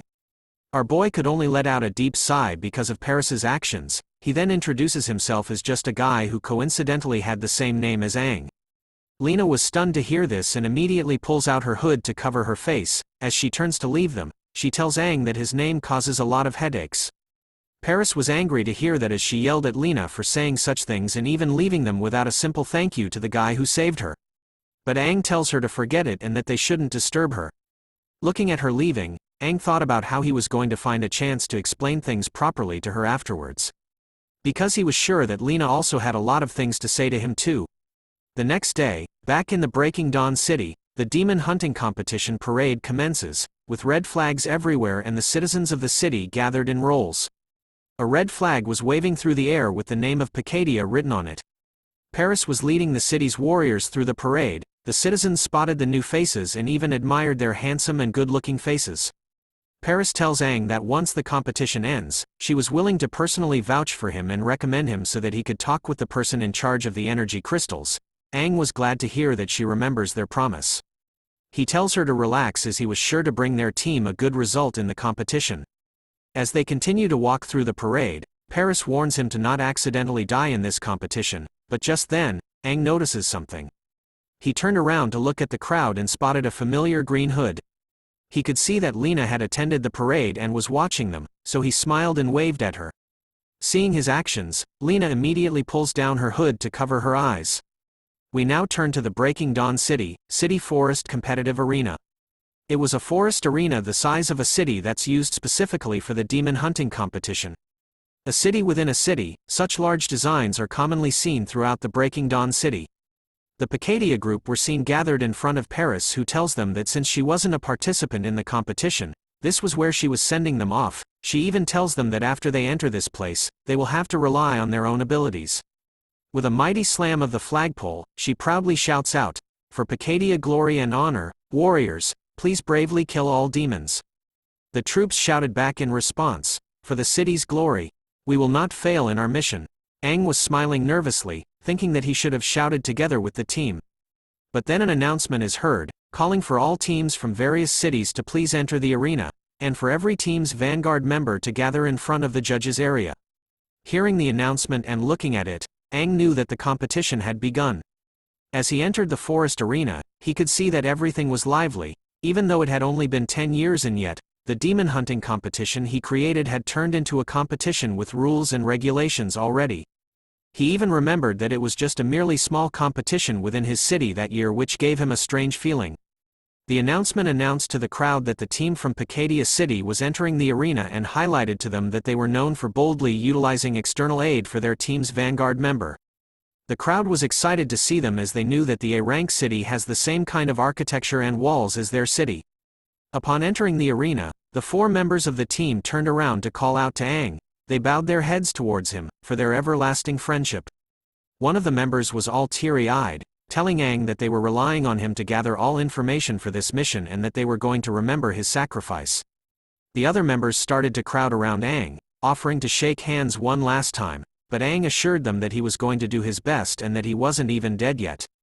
Aang knew why they were acting this way, as being a vanguard member was extremely dangerous, so they were acting as though they were sending him off to his death. After all, being selected to be the vanguard member is a role that has a slim chance of survival for them. He could see it on the other vanguard members' faces. All their downcast faces were pitiful. All the vanguard members had been gathered, wearing green cloaks in front of the announcer lady wearing a bunny outfit. Wow, this author has some unique taste. The bunny lady announces that every team's vanguard member has prepared themselves, and to start off, she wanted to first salute them with the greatest honor that they can have, since their mission was filled with unknown dangers. And the fact that they were all taking up the mantle for this dangerous role shows how truly admirable and courageous they are. Whoa, she's a 5-core warrior. The bunny lady announces to everyone that their mission is to enter the depths of the competition arena and collect all kinds of information and clues about the demons for their teams. Upon hearing the mission details, the crowd started to cheer on the Vanguard members. But the bunny lady reminded them to be careful and to take note of their own safety because what's waiting ahead of them were demons with unknown levels. As Aang stood amongst the other Vanguard members, he realized that all the warriors currently participating in the competition were just double-core warriors, and figured that this demon hunting competition was just a method for them to select warriors with good potential. To select the best warriors from the newer generations amongst all the cities. Naturally, they wouldn't allow warriors with a higher level to participate. Then a smile came across his face as he figured that Paris knew that his strength was definitely higher than that of a double-core warrior, which was great for Aang. Because as long as he doesn't speak about it, no one else will suspect his true strength. But before the competition starts, the bunny lady wants everyone to welcome someone with their greatest cheer and applause that they can possibly give, because for this competition, that someone will be judging the competition as the highest-ranked judge, as he is someone from one of the 6 greatest warriors. Aang's eyes instantly open wide upon hearing her announcement. He turns around to look at the entrance, anticipating the arrival of one of the 6 greatest warriors. The bunny lady announces him as humanity's strongest regeneration and support soldier, so welcome him. The moment he showed himself, the crowd went wild and crazy, excited to see his handsome face with the fact that he was also a double-core warrior. This is one of the greatest new 6 talents, a double septuple core warrior, Dylan Fan. With green hair and a single monocle on his face, and 2 cores on his suit, this is Dylan Fan. The energy of the crowd went up immensely the moment Dylan made his appearance. The crowd's energy could be felt and seen from outside the forest arena. They continued to chant the words, "The 6 new heroes, Lord Dylan," repeatedly as Dylan enters the arena. He looks all around and waves at the crowd as they continue to chant his name. Aang was staring at his chest. He couldn't believe that the idea of a dual core, that was still in its theoretical stages in his previous life, is now able to be utilized. A dual core indicates twice the strength, but if the synchronization rate is high enough, it can even end up showing an incomprehensible amount of strength. A warrior's ability stems from the energy provided by the demonic core. The higher the synchronization rate a warrior has with their core, the more they can utilize the power hidden deep within the demonic core. But the higher the synchronization rate, the more the warrior's body will have to tolerate the demonic energy's attack.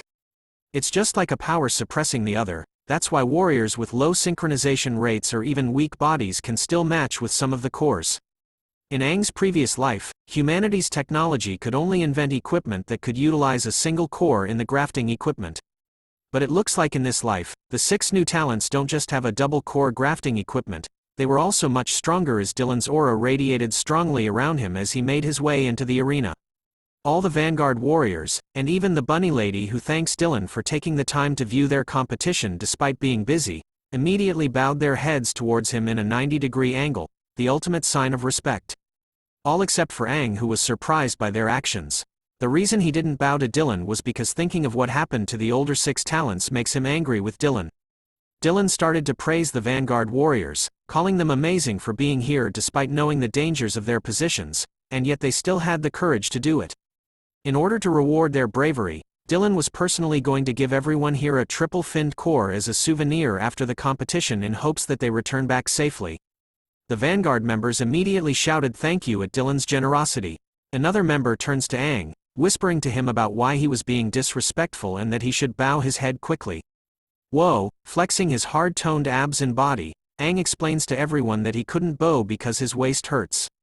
Causing an awkward silence between him and Dylan, who continues to just stare at Aang in silence before giving him a lovely wink that came with stars. Aang sees this right away, and immediately felt weird about it, thinking that Dion was so disgusting for smiling so flirtatiously at him. The bunny lady announces to everyone that there was going to be a feast for their eyes as the great warrior Dylan Fan, one of the great warriors of the new 6 talents, will be showing them a performance of how he kills a quadruple-finned demon. Using that, she wishes for their demon hunting competition to be held perfectly. And so, the demonstration was about to begin, drawing the crowd's attention as they cheered even louder. The bunny lady invites all the Vanguard members to take a look from the sidelines as well and to leave the stage to Lord Dylan. Aang looks back at Dylan, thinking about the performance of killing a quadruple-finned monster. He believes that the new 6 talents were trying to showcase their strength and capability with such a method. He also knew that it wasn't easy to capture live and securely imprison a quadruple-finned demon, which meant that the overall battle strength of the Breaking Dawn city is truly greater than before. As Dylan approached the bunny lady, he had a single question for her, asking her if she was a new referee instructor. The bunny lady excitedly replied back that she was and that it was an honor for her to meet him. Dylan then leans in real close to her, which startles the bunny lady as she didn't know what he was doing.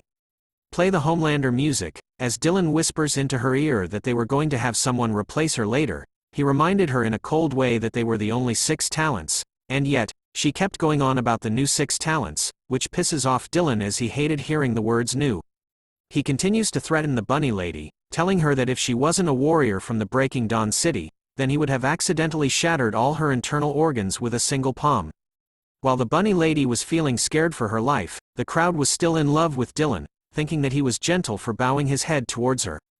Dylan then tells her to get lost, and so, the bunny lady leaves in a hurry. Aang on the other hand could feel that something was wrong as he watched Dylan silently. One of the green cores on Dylan's robes started to glow before forming a type of microphone headset on his head. He announces to the crowd that as a representative of the 6 talents, he was going to show everyone a hunting demonstration with the quadruple finned demon that he brought along, in order to wish for their demon hunting competition to be held happily. And to also give these brave Vanguard member warriors a good start, the crowd continues to cheer Dylan on while Aang remains silent. Soon enough, the ground they were on soon to show signs of being opened. A massive metallic cage was sent flying upwards. Dylan stood in front of it by himself, telling the others to open it. As a horrifying quadruple-finned demon emerges from the cage, Dylan explains to the audience that in order to capture the quadruple-finned demon in this box, they had to send out a total of 3 quadruple-finned warriors, a proof of the demon's terrifying strength. Dylan proudly announces to everyone that this quadruple-finned monster that is rare and one of the most brutal, is the strong yet fierce red core gold elements quadruple-finned demon. As the demon emerges from its cage, it tells everyone that it was a mistake to not kill it and to release it out in an open-air battlefield like this, with so many people watching. Which isn't something clever to do. The moment the demon stepped out from the cage, its legs started to expand. It shouts out that the warriors were stupid and instantly leaps past Dylan, going straight into the crowd. The crowd were shocked and scared at the sudden appearance of the demon in front of them, some even tried to run. But then the demon wasn't even able to come close to them, as it realizes that there was a purple protective shield protecting the crowd. Soon enough, a green rope was wrapped around its body, without the demon even noticing it.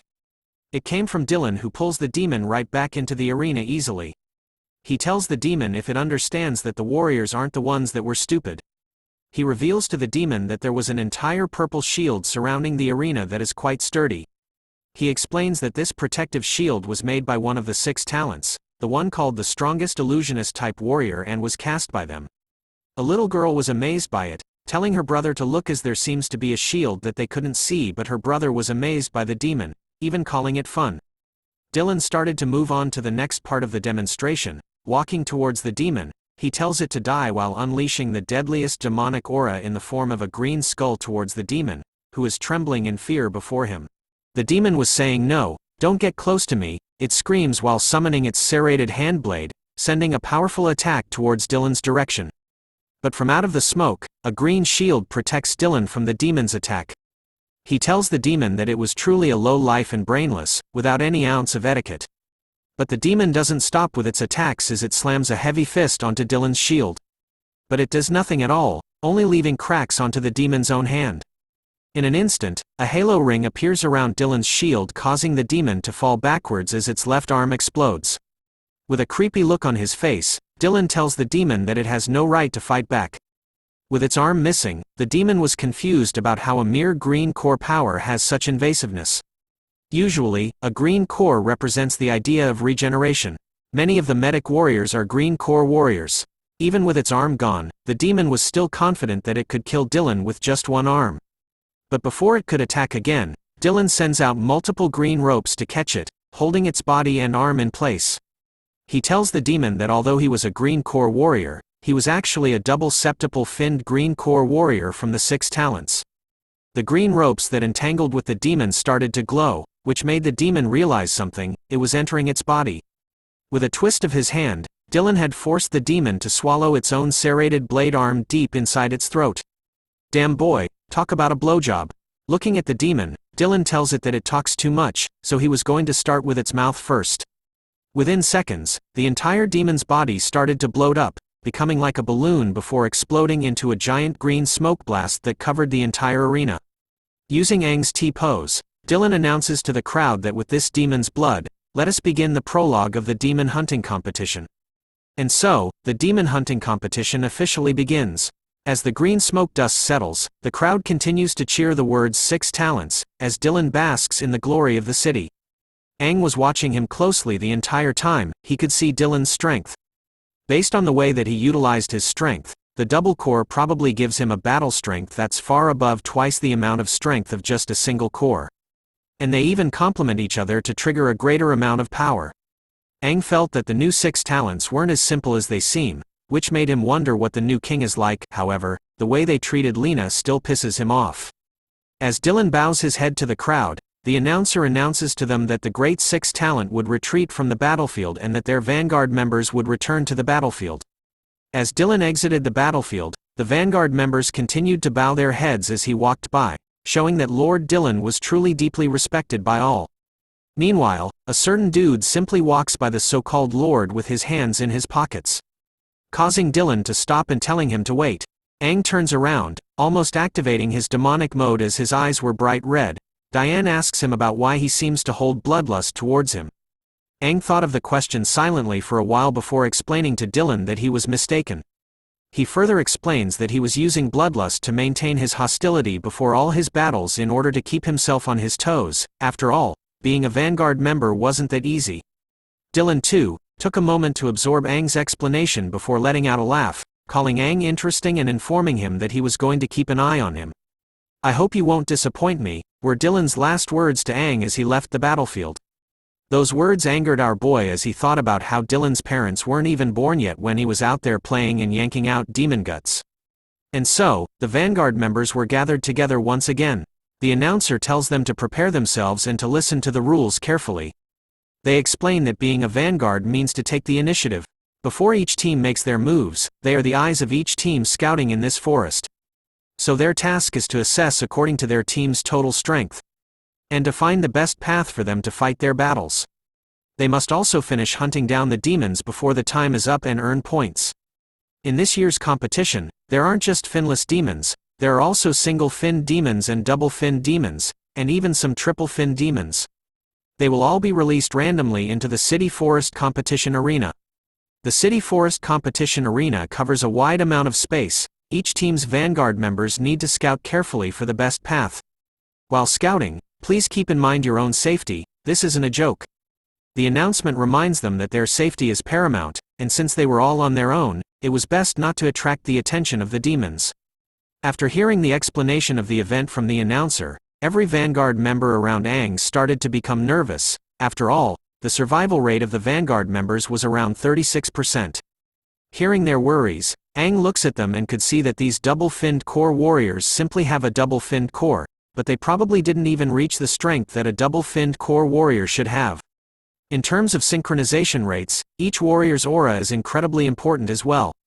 Perhaps it's because they were far too young, and don't have the responsibility of a leader upon their shoulders, which was why they seem so immature to Aang. Unlike Jin and the other single-core warriors back home, who have such sharpened auras and presence. Since they came from a city that doesn't have much resources or help, they managed to refine their techniques and enlighten themselves with each battle to protect the city that they go through. And yet, over here in the S-rank city, there were even some warriors that have already begun to give in to their fears, like this young female warrior. But then the announcer calls out for one last thing, telling everyone that there was always a special segment in each year's competition. And that is the presence of a quadruple-finned demon. That's right. Within the competition arena, there's a quadruple-finned demon. This demon has been trapped in a container, so if their team's overall strength is great enough, then they could consider setting it as one of their targets. As long as they hunt down the quadruple-finned demon, the competition will immediately end, and that team that hunts the demon down will win. Aang was happy to hear this as he was right. They kept his practice until today. While the other vanguard members were worried about the presence of the quadrupled-finned demon as they knew that none of the teams would take that risk. And so, the announcer proclaims the start of the competition. The moment he does, Every vanguard member vanishes from their spot in an instant, leaving Aang to stand alone. Aang takes a massive step, destroying the ground beneath his feet. As he charges into the forest by himself, he thought of how perfect everything is, as the quadruple-finned demon was his end goal after all. After running into the forest for quite a while, Aang comes to a stop. Looking around, he could see that everyone had separated from each other and that most of the vanguard members were still following the tracks of the other members. It looks like the other vanguard members have no intention of finding that quadruple-finned demon like Aang was. But even if they know that hunting a quadruple-finned demon means that they would win, these young warriors were still afraid of dying. As the other warriors and Aang were roaming through the forest, multiple screens appeared in a room, showing where and what the warriors were currently doing. Dylan was paying close attention to all the participants to the point that he asked his assistant to find all of their information. Looking at her tablet with a sweat drop on her face, the assistant wanted to know if he had a particular vanguard warrior that he was interested in. While looking at a screen with Aang on it, he describes to her that he wanted the warrior with a lock of white hair, the one that was casually taking his time and strolling around in the forest. With a quick few taps on the tablet, the assistant had found Aang's information. She reports to Dylan that Aang was a warrior from Pictia City and was a triple-finned core warrior. Hearing that Aang was a triple-finned warrior, Dylan's curiosity was increased. Knowing that very few triple-finned core warriors were willing to join this competition, since it doesn't benefit them much, it requires a lot of work. But he could also see that Aang was at a higher level when compared to the other competitors. This made Dylan wonder if this was the reason why Aang was so arrogant. But to this point, Dylan didn't know what Aang's name was, so he asked his assistant. As she read Aang's information, she started to stutter while behaving all nervously. She finally reveals to Dylan that the arrogant warrior's name was Aang. Upon hearing that name, Dylan immediately smashes the corner of his seat in rage. His powerful aura started to spread all around him as he looked at his assistant with murderous eyes, telling her to repeat what she just said. His assistant immediately shows Aang's information on the tablet to her, reporting that she was only reading according to the information report. Looking at the tablet, Dylan could really see Aang's name as it is written. He could only comment out loud that Aang's name was truly a name deserving of death. We now turn to the crowd who were watching the competition. Their cheers and support could be heard loudly in the arena. They could also spot that the vanguards have found the demons in the forest. The competition broadcaster announces that the vanguards have found the demons, and are using their own unique methods to record down the location. As they were now in the area where the finless demons were. After noting down the spot on their maps, the vanguards have all moved on to the next location.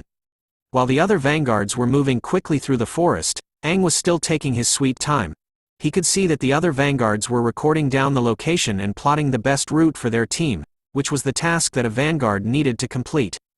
Seeing them fighting to rush through the forest made Aang recall some of his sweet past memories. Meanwhile, his own team from Pictia City were watching him closely. They were a bit annoyed by the fact that Aang was still chilling while the other vanguards were on the move, making them wonder if he was going to be reliable or not. They soon turned to Instructor Paris to have a look at what Aang was doing right now. But she already saw what he was doing as she gazed out the window. A past memory is recalled where Aang spoke to her. He confidently tells Paris to believe in him, as he won't be taking the same path as the other vanguard members, but he promises her that Pictia City will win. Paris recalled how confident Aang was to be sure of winning. She could see the look in his eyes then, which was full of confidence, which made it seem like he wasn't making a joke. She also remembered the power that Aang had showcased at the practice battlefield.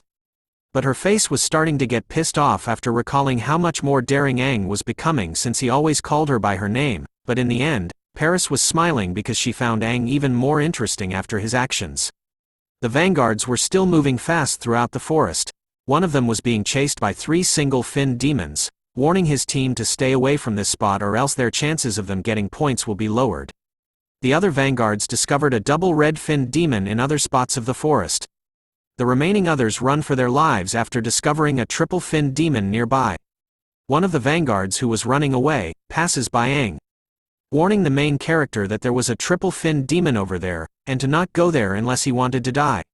But our boy ain't no bitch. He calmly marches forward to the area that everyone was running away from, as it happens to be leading to the path that he needed to take. As Aang stood his ground, various vanguard members in front of him who tried to run away were instead stabbed with massive spikes made of wood. A triple-finned demon who has the wood element and a blue core emerges from the darkness of the forest with a low growl, holding onto the mouth of a vanguard member. The crowd were shocked to see a triple-finned demon emerging, so they shouted at the vanguard members to run away. This demon was pissed off at the humans for trapping it inside the forest for so long. He unleashes even more of the wood element attack towards Aang, shouting out loud that all humans must die. Aang easily dodges the wood attack with ease, knowing that the demons inside here were all more brutal and cruel than the ones outside, as they had been trapped for so long in here. Thinking that Aang was running away, the triple-finned demon lunges right at him, warning Aang to not run. As he landed onto a tree, Aang was annoyed about how insanely inconveniently it was for him to be watched by so many people. So he needed to finish this fight as quickly as possible. It's demon time as Aang lunges straight towards the triple-finned demon this time. As the demon's sharp claws were just inches away from Aang's eyes, he instantly bends down and dodges the demon's grab attack in just 0.25 seconds. As he slides beneath the demon, he spots its core's location in 0.5 seconds. At 0.75 seconds, Aang lets out a massive stomp onto the ground right beneath the demon. Knowing that the quadruple-finned demon was still waiting for him, Aang didn't have the time to play with this demon. In a total of 1 second, Aang had dodged the triple-finned demon's attack, slid it underneath it, found its core location, and stabbed right through it with his massive greatsword. As the greatsword enters the triple-finned demon's body, it unleashes rings of light all around them. The crowd were left stunned with their mouths wide opened. They all couldn't believe that a single vanguard member was enough to kill a triple-finned demon in an instant. Using the gold element broadsword, Aang had coated his weapon with the gold element, which increases a weapon's sharpness and damage, resulting in Aang getting a triple-finned demon's blue core, as it stuck to the tip of his blade. Just the tip. Dylan was paying close attention as well, as he sensed that there was a fluctuation of the gold element. Aang was glad to have received a blue core from a triple-finned demon. But he needed to run now, as the quadruple-finned demon wasn't that far away from him. If his plan doesn't meet any changes, in order to let those with prestigious statues witness an exciting tournament and have a great time, then Aang should find the quadruple-finned demon placed at the highest peak that's nearest to the audience. As Dylan could spot Aang moving fast through the forest this closely, he figured out that Aang's target was the quadruple-finned demon that was currently sealed in a metal box, with its deadly red aura still coming out from it. Deep within the quiet forest where the vanguard warriors were, a sudden explosion of golden light appears in the center of it, destroying the forest and pushing everything away, as though pain from Naruto had arrived in this manhwa. From out of the smoke and destruction, appeared Aang, who was wielding his massive sword, the one in his hand and not in his pants. It appears that he had slain his 5th demon as dead demons surrounded him. Looking at the last demon he had slain, he noticed that the attacks from these demons have increased in strength the deeper he ventured into the arena. He found it strange and was interested in investigating it a little further. But he realized that he couldn't leave the demons be when they kept trying to attack him. He realized that this was why the vanguard member's spot was always vacant. For the other low-ranked warriors, this position would basically be a death sentence for them since they didn't have main character plot armor. But right now, as his team's vanguard member, Aang had already helped them by killing 5 finned demons. So his team should be able to see that their team's points have risen quite a bit by now. He just hopes that they won't be too shocked by it too much. It turns out to be true, as his team including Paris were all too stunned to speak as we turn to look at them in the Pictia's waiting room. Looking at the top of the arena, where Dylan is, Aang figured out that the quadruple-finned demon should be placed at the top of that mountain that has the highest vantage point.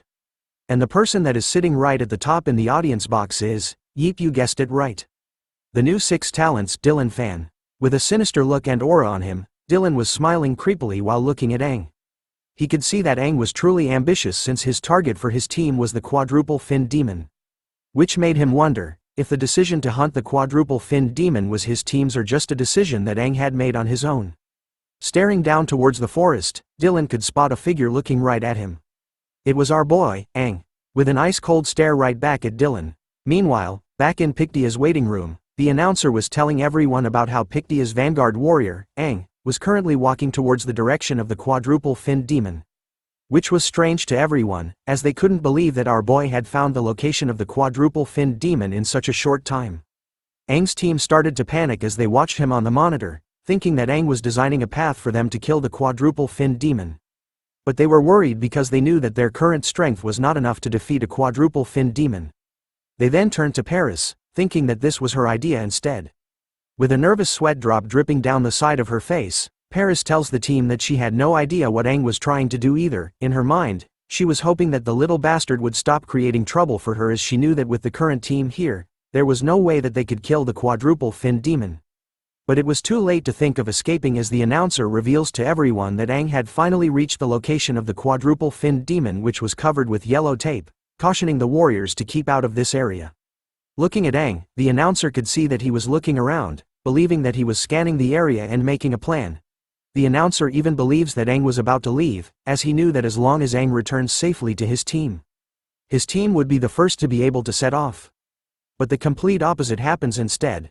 The yellow tape that was meant to keep warriors away was cut down into pieces, leaving the announcers and staff in the broadcasting station too stunned to speak. Even the audience members became quiet after witnessing what happened. Aang had purposely cut down the tape, walking closer to the quadruple-finned demon. The container keeping the finned demon started to glow, as it announced to Aang that he had removed the seal as the demon's aura started to leak out. Aang wasn't fazed by this. Instead, he looked at it dead on, telling the quadruple-finned demon to get out. Seeing how Aang defied everyone's attention turned Dylan on as his aura started to leak everywhere. He couldn't help but find Aang interesting, after realizing that Aang wasn't planning on hunting the quadruple-finned demon with his team, but instead, he was going to kill it for himself. This prompts a question in Dylan's mind: is Aang trying to win the competition with just a Vanguard member title? Even the announcer was smiling all weirdly, as he couldn't believe that Pictia's Vanguard member had removed the seal by himself. He tells the crowd what he thinks, revealing that Aang may be aiming to defeat the quadruple-finned demon on his own. This was a situation that has never happened before since the demon hunting competition first began. The people of the city, the audience, everyone present, started to cheer on for Pictia, after witnessing Aang's boldness. Paris, on the other hand, was still stunned to hear that her Vanguard member was going to challenge a quadruple-finned demon all by himself. Even her cigar started to fall apart from the tip. The Pictia's team members were panicking, wondering if Aang was crazy and that he was going to die when facing against the quadruple-finned demon, as the announcer revealed that the crowd was reaching their peak of cheering over Aang's actions. Thinking back to the time that Aang showed off his solo leveling Arise skill, which gives him the ability to summon dead demons, Paris still believed that it would be hard for Aang to defeat the quadruple-finned demon. As she snaps her cigar with her own hand, Paris personally found it hard to win against quadruple-finned demons, as she needed to use all of her strength to win. Knowing that he was going to do it by himself, Paris was concerned whether Aang could actually win. We now return to the container holding the quadruple-finned demon. After having its seal removed, the top of the container bursts into pieces. It turns out that the quadruple-finned demon inside was a blue core water element type. The quadruple-finned demon was glad to finally see that its cage had been opened. As it looked at Aang standing in front of it, the demon wondered if there was only one human warrior. Seeing no one else present around them, the demon lunges towards Aang without hesitation, thinking to start its killing spree with him first. Using its special move, Exploding Riptide Drill, the water demon transforms into a pillar of water, heading straight towards Aang, who prepares himself by swinging his broadsword backwards as the water demon comes even closer to him. But before the demon could reach him, Aang uses his broadsword to block the attack with a mud wall. But it does nothing to stop the speed of the drill attack from the demon. As a simple mud wall is almost as easy as shredding a piece of paper for a quadruple-finned demon, hence placing Aang in a dangerous situation. As he stood still against the incoming water drill attack, the demon taunts our boy, telling him he was stupid to face off against it by himself with a weak little mud wall from before. As the demon finally revealed its form, reaching out to stab Aang with his sharp claws, the ground beside Aang started to glow purple as something was reaching out from beneath. Another demon, covered in yellow, comes out from the ground and stops the water demon's attack from reaching Aang. Our boy, covered in purple ore this time, looks at the water demon who was caught in the grasp of the yellow demon, telling it whether it thinks that Aang was truly alone. Dylan was quick to notice that the yellow demon was one of the double-finned demons that Aang had slain from before. Surprise, surprise, because from above, two more demons appeared right above the quadruple-finned demon. Using a combination of fire and wood elements, the demons launched a surprise attack. But the water demon was able to transform itself into a torrent of water, allowing it to escape from the demon's attacks. As it resumes its form after escaping the combined attack from the demons, the water demon could smell the scent of death upon his once comrades, making it wonder how this was possible.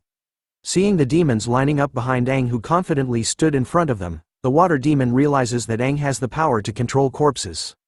Aang looks at the water demon with a smirk on his face, knowing that the skill he was using right now belongs to the demons, but he didn't have the time or mood to explain the things to the water demon.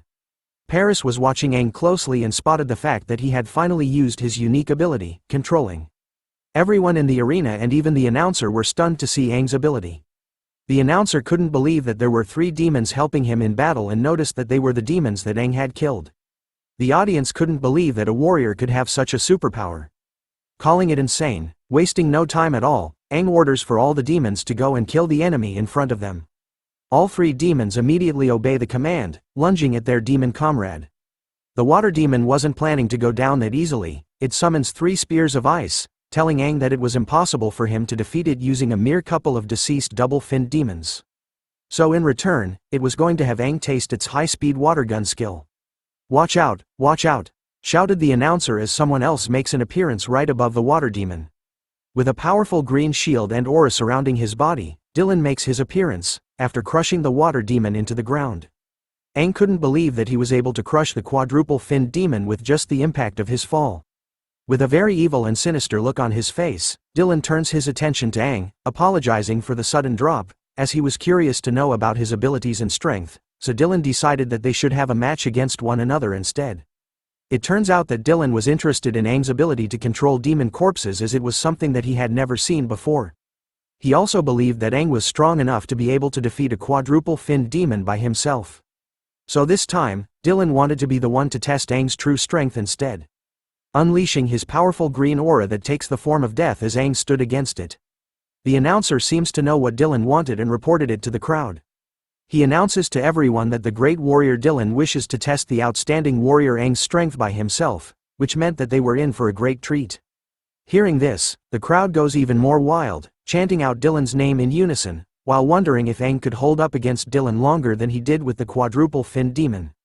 In the Pictia waiting room, Aang's team was confused by what was going on as one of the great 6 talents wanted to test Aang's strength. Paris couldn't believe it as well, thinking that now, everything has gone to shit.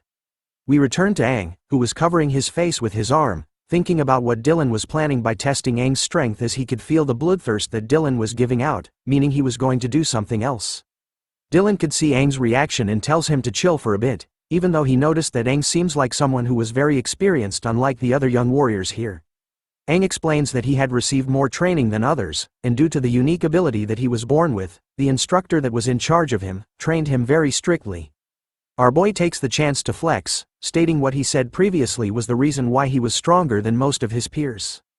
And as Dylan figured out, Aang was kind of a genius. Our boy said all this utter nonsense, because he was sure that Dylan wouldn't be able to verify it with anyone here if what he said was true. Instead of being pissed off by Aang's utter nonsense reply, Dylan found him even more interesting. Which prompts him to suddenly lunge himself towards Aang without any warning, using his green aura to cover his fist and light his eyes. Aang manages to leap out of the way in time as a giant fist made out of Dylan's green aura crashes the spot where he stood previously. Dylan shouts at Aang to use all of his strength to let him know how truly strong he was. Using his broadsword, Aang deflected the shattered rocks, as they ricocheted like bullets at him. He was amazed with their speed and strength. As he lands sliding backwards, Aang realizes that if he hadn't placed his guard up against Dylan the whole time, then he wouldn't have been able to dodge that strike. As Aang lifted his head, he could see that Dylan was being serious about their fight. Goddamn bastard. Out of the smoke, Dylan was slowly coming out. He tells Aang that he knew about how he had been keeping up his guard constantly against him. Else he wouldn't have been able to dodge the strike from before. Knowing this, Dylan wonders if he should increase his anticipation and expectation of Aang as his arm starts to release his green aura once again. But before the fight started, Aang wanted to ask a question. He could feel the immense hatred coming from Dylan, which made him wonder why he was being like that. The moment Aang asked that question, Dylan disappeared from his sight, explaining to Aang that there were 3 reasons why he was being so hostile to him right now. Appearing behind Aang in a flash, Dylan explains the first reason: he didn't like Aang's attitude. Just as a giant green fist smashes the spot where Aang was. The moment our boy escaped from the sudden attack, Dylan appears right behind him once more, stating the second reason. Aang stinks of demons. Using the same giant green arm skill, Dylan misses once again as Aang dodges away from his attack. But the impact of Dylan's attack was strong enough to send Aang flying through the forest, breaking the branches of trees. As he flew, Aang thought about how Dylan would still be suspicious of him as long as he had the power of the demon inside his body. But he could also see that Dylan's power output was definitely not even above 50%. Aang hadn't felt this much oppressive tension from a difference in strength since he was facing off against the octuple-finned demon from that time not long ago, but as he was immersed in his thoughts. Dylan's face appears right beside Aang, telling him the final reason. He whispers into our boy's ear, revealing the third reason to be the fact that he really hated Aang's name. Our boy immediately gritted his teeth hard, holding back his anger as he realizes that Dylan hates him just because he was their king once, a while ago. Aang had even dedicated his entire life to all of them and sacrificed so many of his own comrades. As Dylan reaches out to grab Aang with his green aura hand, he tells him that he was just here to play along with him. Hearing that he was the final straw for Aang as he sinks into his mind. Slowly activating his demonic side, Aang finally snaps, "Who the fuck are you to be able to do that?" shouted Aang as he turned around to face Dylan, charging towards him with his broadsword and surprising him. The two warriors finally faced off against one another, broadsword against giant green aura arm. Two pillars of massive powers, red and green, were smashing straight into one another, in hopes of overpowering the other one. The clash between the titans was enough to send shockwaves throughout the forest and into the stands where the audience were. They were lucky that there was a shield protecting them. After the clash, smoke was formed as a figure covered in green aura leaps away from the area. Dylan had retreated from the spot he fought against Aang directly. On closer look at his face, the septuple warrior had actually gotten a cut, causing a drop of blood to spill from his face. As though the fight isn't over yet, Dylan takes a step back, preparing himself for what was next. Aang appears from out of the smoke, unleashing his demonic energy to the point a demon's skull is formed in front of Dylan. The announcer was shocked to see that a vanguard member was actually able to withstand a strike from Lord Dylan. Aang was now just standing there with an intense aura emanating from his entire body. Even the announcer couldn't make sense of Aang's strength. Using his green core ability, regeneration, Dylan looks upset and silent as he heals the cut on his face. The announcer was quick to notice his wound and reported to everyone that for a moment, the indomitable Lord Dylan had actually bled. Those words seem to trigger something inside Dylan as he unleashes another wave of his green aura all around him. With a pissed-off look on his face this time, Dylan announces to Aang that he was going to kill him, then explained to everyone that he was forced to due to the thick demonic aura he had around his body. The crowd didn't hear his words but were excited over the fact that Dylan was finally showing off his skills, giving them the performance of a lifetime. With a single step forward, strong enough to smash the ground beneath his feet, Dylan lunges himself towards Aang without holding back anymore. Seeing that Dylan intends to kill him, Aang covers himself with his demonic aura completely, knowing that if continues hiding his powers, then he is really going to die here. Meaning that the manhwa ends here. Dylan had forced Aang to do this, since one of the new 6 talents wanted him dead. Aang was determined to take him down with him, as he knew that he couldn't win this time. Letting the demonic side take over, his eyes turned bright yellow as he charged towards Dylan without hesitation. Summoning his deadly red aura behind him as Dylan himself charges towards Aang with his green death aura following close behind. But before the two titans could clash with one another, someone else appears from above. Coming in between the two powerful forces, Dylan's attack was blocked by a shield as he retreated backwards. Looking up with a pissed-off look on his face, he tells the intruder that it wasn't a smart move on their part, which made him wonder why they had intervened. From out of the smoke, Lena Vil, one of the previous 6 talents, a septuple finned core, regeneration type, appears with a green shield protecting her and Aang. She reminded Dylan about how he said he hated Aang, but for her, she quite liked him.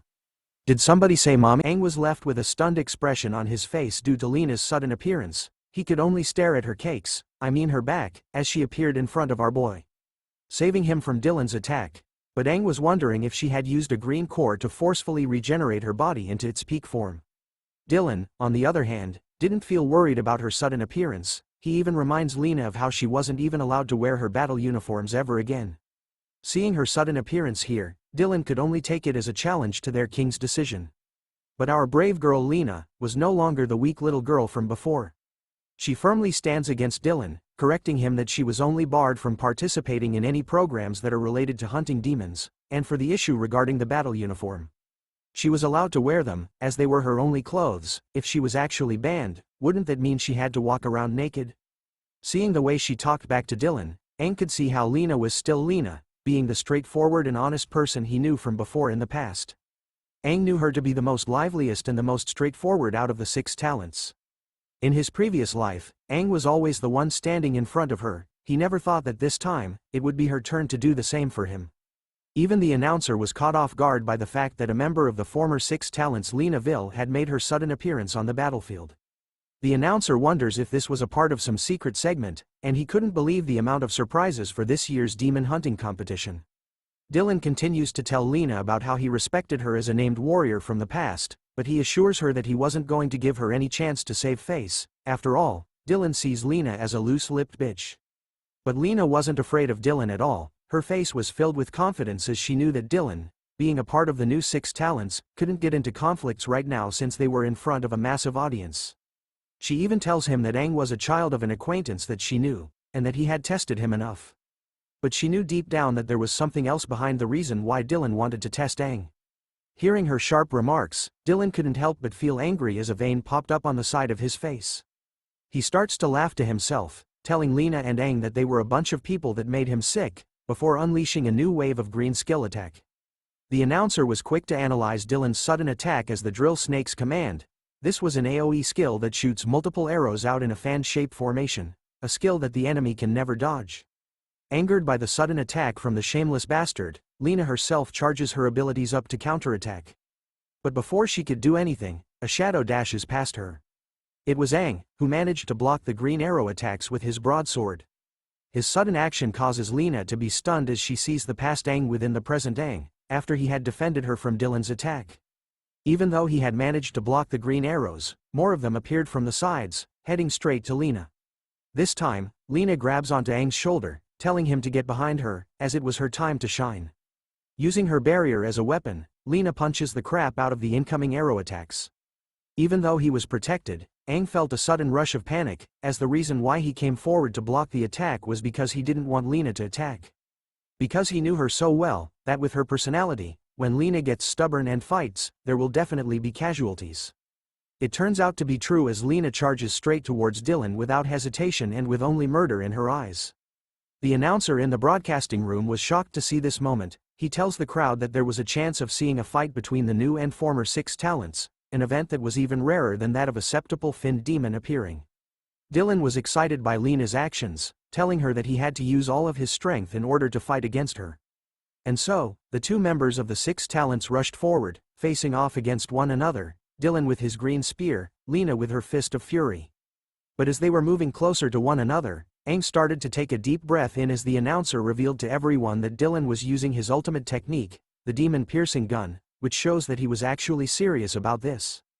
"Thank you, great warrior Dylan," shouted Aang so loudly that it stopped both warriors in their tracks.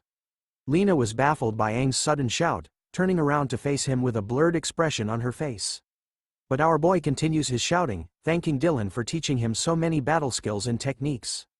Aang started to smile, realizing that his plan was working. With a mighty shout once again, Aang thanks Dylan who, despite being so busy, had chosen to teach the younger generation like him some of his battle experience. From Paris in the waiting into the audience in the arena, everyone was completely confused and stunned by Aang's sudden shouting. He continues to shout, asking Dylan if he was satisfied with his performance now before ending with a smile on his face. The announcer catches what Aang was saying, telling the crowd about how the vanguard warrior from Pictia was expressing his gratitude towards Lord Dylan excitedly. Hearing this, the crowd had a mixed reaction towards what was happening. Some of them wanted the 2 septuple warriors to fight as it would be the highlight of the event, but some were worried, knowing that if 2 such powerful warriors were to fight, then a war might break out, so just seeing some of Lord Dylan's moves would be enough. Convincing the others, the crowd decided to just cheer on Dylan for his great performance. Leaving him stunned as he continues to hear the cheers from the crowd, about how he was spending his precious time to teach the younger generations. Closing his eyes, he realizes how clever Aang's plan was. With the way things are, Dylan wouldn't be able to attack anymore. Aang tells Dylan that as the next generation of warriors, he was sure to live up to his expectations, making sure to work hard on his skills. But in his mind, he was glad that his method of killing with flattery worked well with Dylan, since with so many people watching them right now, Dylan wouldn't be able to make another move. Lena on the other hand was upset, telling Aang that since her mood was ruined, she wasn't going to fight anymore. Dylan decided to stop the fight here as well, summoning his trusty microphone. He announces to the crowd that Aang had passed his so-called test, praising Aang as being a truly astounding young warrior. The announcer reveals to the crowd that Aang, the vanguard member of Pictia, had gained Dylan's recognition and congratulates Pictia's city for winning this year's competition. Hearing the announcement of this year's winner for the demon hunting competition, the crowd started to cheer loudly for Pictia. Back in their waiting room, the entire team was watching what was going on. They couldn't believe that they had won the competition without having to do anything at all. The announcer even declares that this is the fastest and the most surprising demon hunting competition that has ever taken place, a miracle created by the hands of the vanguard member named Aang. As Lena left the battlefield, she whispered something that only Aang could hear as she walked past him. The news of the city started to spread the news about Aang, calling his arrival as a surprising aid. The newscaster announced that Pictia City had managed to take down the trophy for this year's demon hunting competition with just their vanguard member alone. But no one was paying attention as they were busying throwing Aang high up into the air. With the massive golden trophy present in their room surrounded by flowers, Paris couldn't help herself, praising Aang for being brave and helping her city to win this year's competition. Looking at how excited she was, Aang couldn't reveal the fact that he was almost killed. Paris was definitely high this time as she grabbed our boy and pushed him into the heavenly mountains, telling Aang that he was free to do whatever he wanted to her, as tonight, it would be her treat. Lucky man, the Manhwa might end her as Aang suffocates in the heavenly mountains, while Paris team members begs her to let go of Aang and to calm down. After coming back to life, Aang calls out to Paris in a serious tone, asking her if she still remembers what she had promised him from before. She confidently tells him that she did, ensuring that with a pledge, Aang would be able to talk with the person in charge of managing the energy crystals. Aang was glad to hear that, but as he dusts off his cape, he realizes how dirty his clothes were, so he asks Paris if it was possible for him to get a set of regular clothes, and for the celebrations, he wouldn't be participating in it. Hearing that, a member of the team was curious if Aang was going on a date, with a guy or girl. Hearing that question, Aang couldn't help but smile, before revealing that he was meeting with an old acquaintance of his. The scene shifts to show Lena standing by herself on a cliff, overlooking the city. Aang arrives, dressed like a Korean drama male lead. As the sun begins to set, he announces his arrival to Lena, asking her what she needed since she told him to come here. As she turned around, Lena's face was filled with disbelief upon seeing that Aang had actually arrived. She recalled their past memory of how Aang revealed his anime to her, and that she had whispered to him to meet her at their secret base after she left the battlefield. Which made her question Aang about how he knew about this secret base. As she takes a few steps towards Aang, her voice starts to shake, with tears filling her eyes. She looks at our boy, asking him if he really was the Aang that she knew. We turn to a distant past memory, where Lena proudly shows off to Aang about this secret spot, and how they could see the entire city from here and that no one else has ever been here before. As she basked in the rays of sunlight, she was happy. Since it was just her and Aang present here, this was when she decided that this spot on this exact cliff was to be her secret base. Aang's reaction to her words was a flick to the forehead. Hearing her say that this was her secret, made him wonder if she was still a kid. But Lena was hella pissed at Aang for flicking her forehead again as it would make her stupid. She even shouts at Aang, telling him that everyone wants their own secret base and that he knows nothing, only about how to kill demons and nothing else. But looking at where they were, with the glorious sunrise, Aang admits that this place was serene. Turning around, Lena tells Aang to look as she summons her powers, deciding that this place was their secret base. She craves their names onto a nearby boulder. Lena and Aang, we now return to the present, where that same boulder is now covered in dirt and moss, hiding parts of their names on it. Lena was still tearing up as she asked Aang if he remembers this spot, their secret base. Aang hesitated to answer her as he looked at her face. Lena turns around, apologizing for her sudden actions in the moment, and for scaring Aang. She explains to Aang that he felt very similar to someone close to her, a very dear friend. She continues to tell Aang that he had acted too recklessly in the competition, and that if she hadn't arrived in time, he might have lost his life, so with that, she wanted him to consider it as payment for his help from back at the statue. Making them equal now, but then Aang calls out to Lena, using the real version this time, surprising her as she turns around slowly, asking him about what he had just called her. With the same forehead flick, Aang repeats the very same words he said to her in the past at this exact spot. You're still going on about your secret base stuff? It's been so many years, and yet you're still a kid. Hearing this and seeing his past self, Lena finally cried and let out her tears. Aang was glad to see that she was still okay even after all these years. With a deep breath out, he reveals to Lena that he was back, the one she knew as a dear friend and the king of warriors, Aang. Wasting no time at all, she rushes in for a hug. As she held her face close to his chest, she started to cry even more, choking on her words. She asked Aang about why he was only returning back now, and about where he had been this entire time. Aang didn't reply at all, and only held Lena in his arms as she continued to cry and wail everything she has within her soul, letting out her frustrations that she held within after all these years. Lena finally learns that Aang had reincarnated from half a century ago, and that there was a octuple finned demon in the steel of the ancient king, proving that the rank of septuple finned demon wasn't the highest that they can reach. Aang tells her that it was hard for him to understand as well, since he couldn't figure out how it happened either. It seems absurd to him even though he was the one saying it, but if he could place it in simpler terms, then he meant that he had actually died half a century ago. And yet, here he was, reincarnated in the present day, with something weird inside of his body. But Lena didn't seem concerned about all that, she was just glad that Aang was still alive. Seeing her reaction, Aang decided to ask about something he didn't understand. Why was everyone in the city so hostile towards them, the old king and the former 6 talents now? He recalled that back in their time, they have fought with their lives for the sake of all humanity, so why would the people hate them now?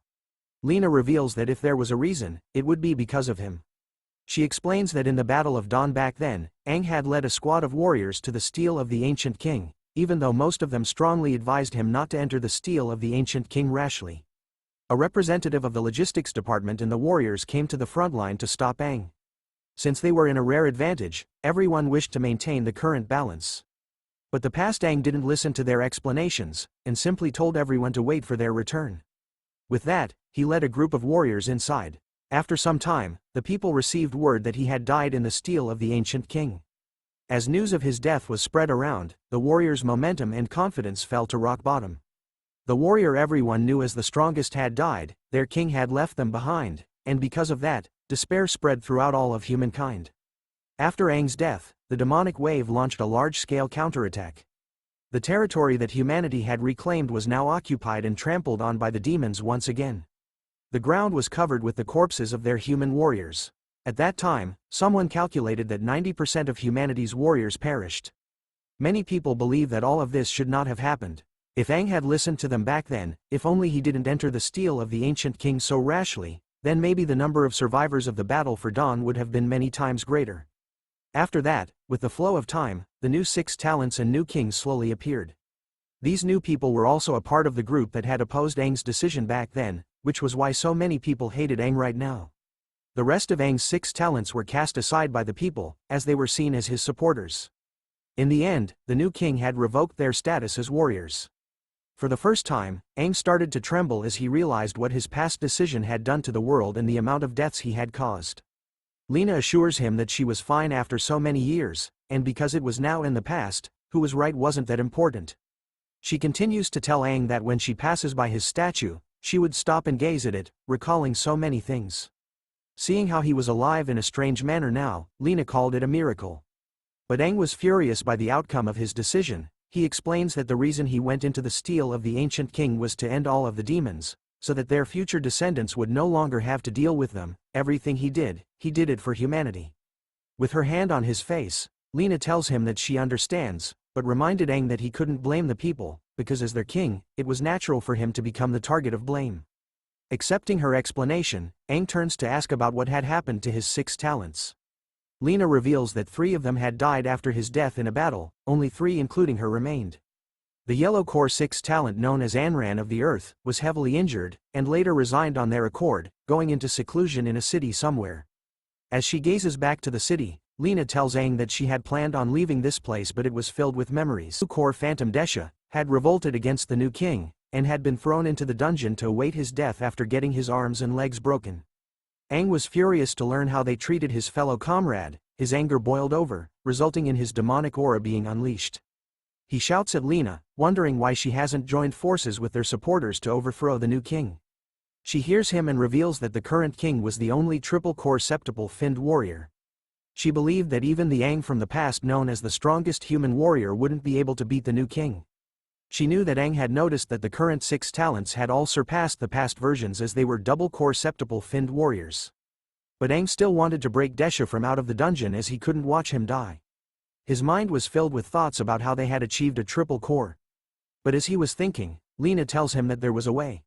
With a serious look in her eye, she asks Aang if he was aware of the elemental powers that the demons currently hold. Thanks for watching the latest part from the voice of Manhwa. Subscribe for more content and don't forget to comment below what you want to see in the future. Like and share for more.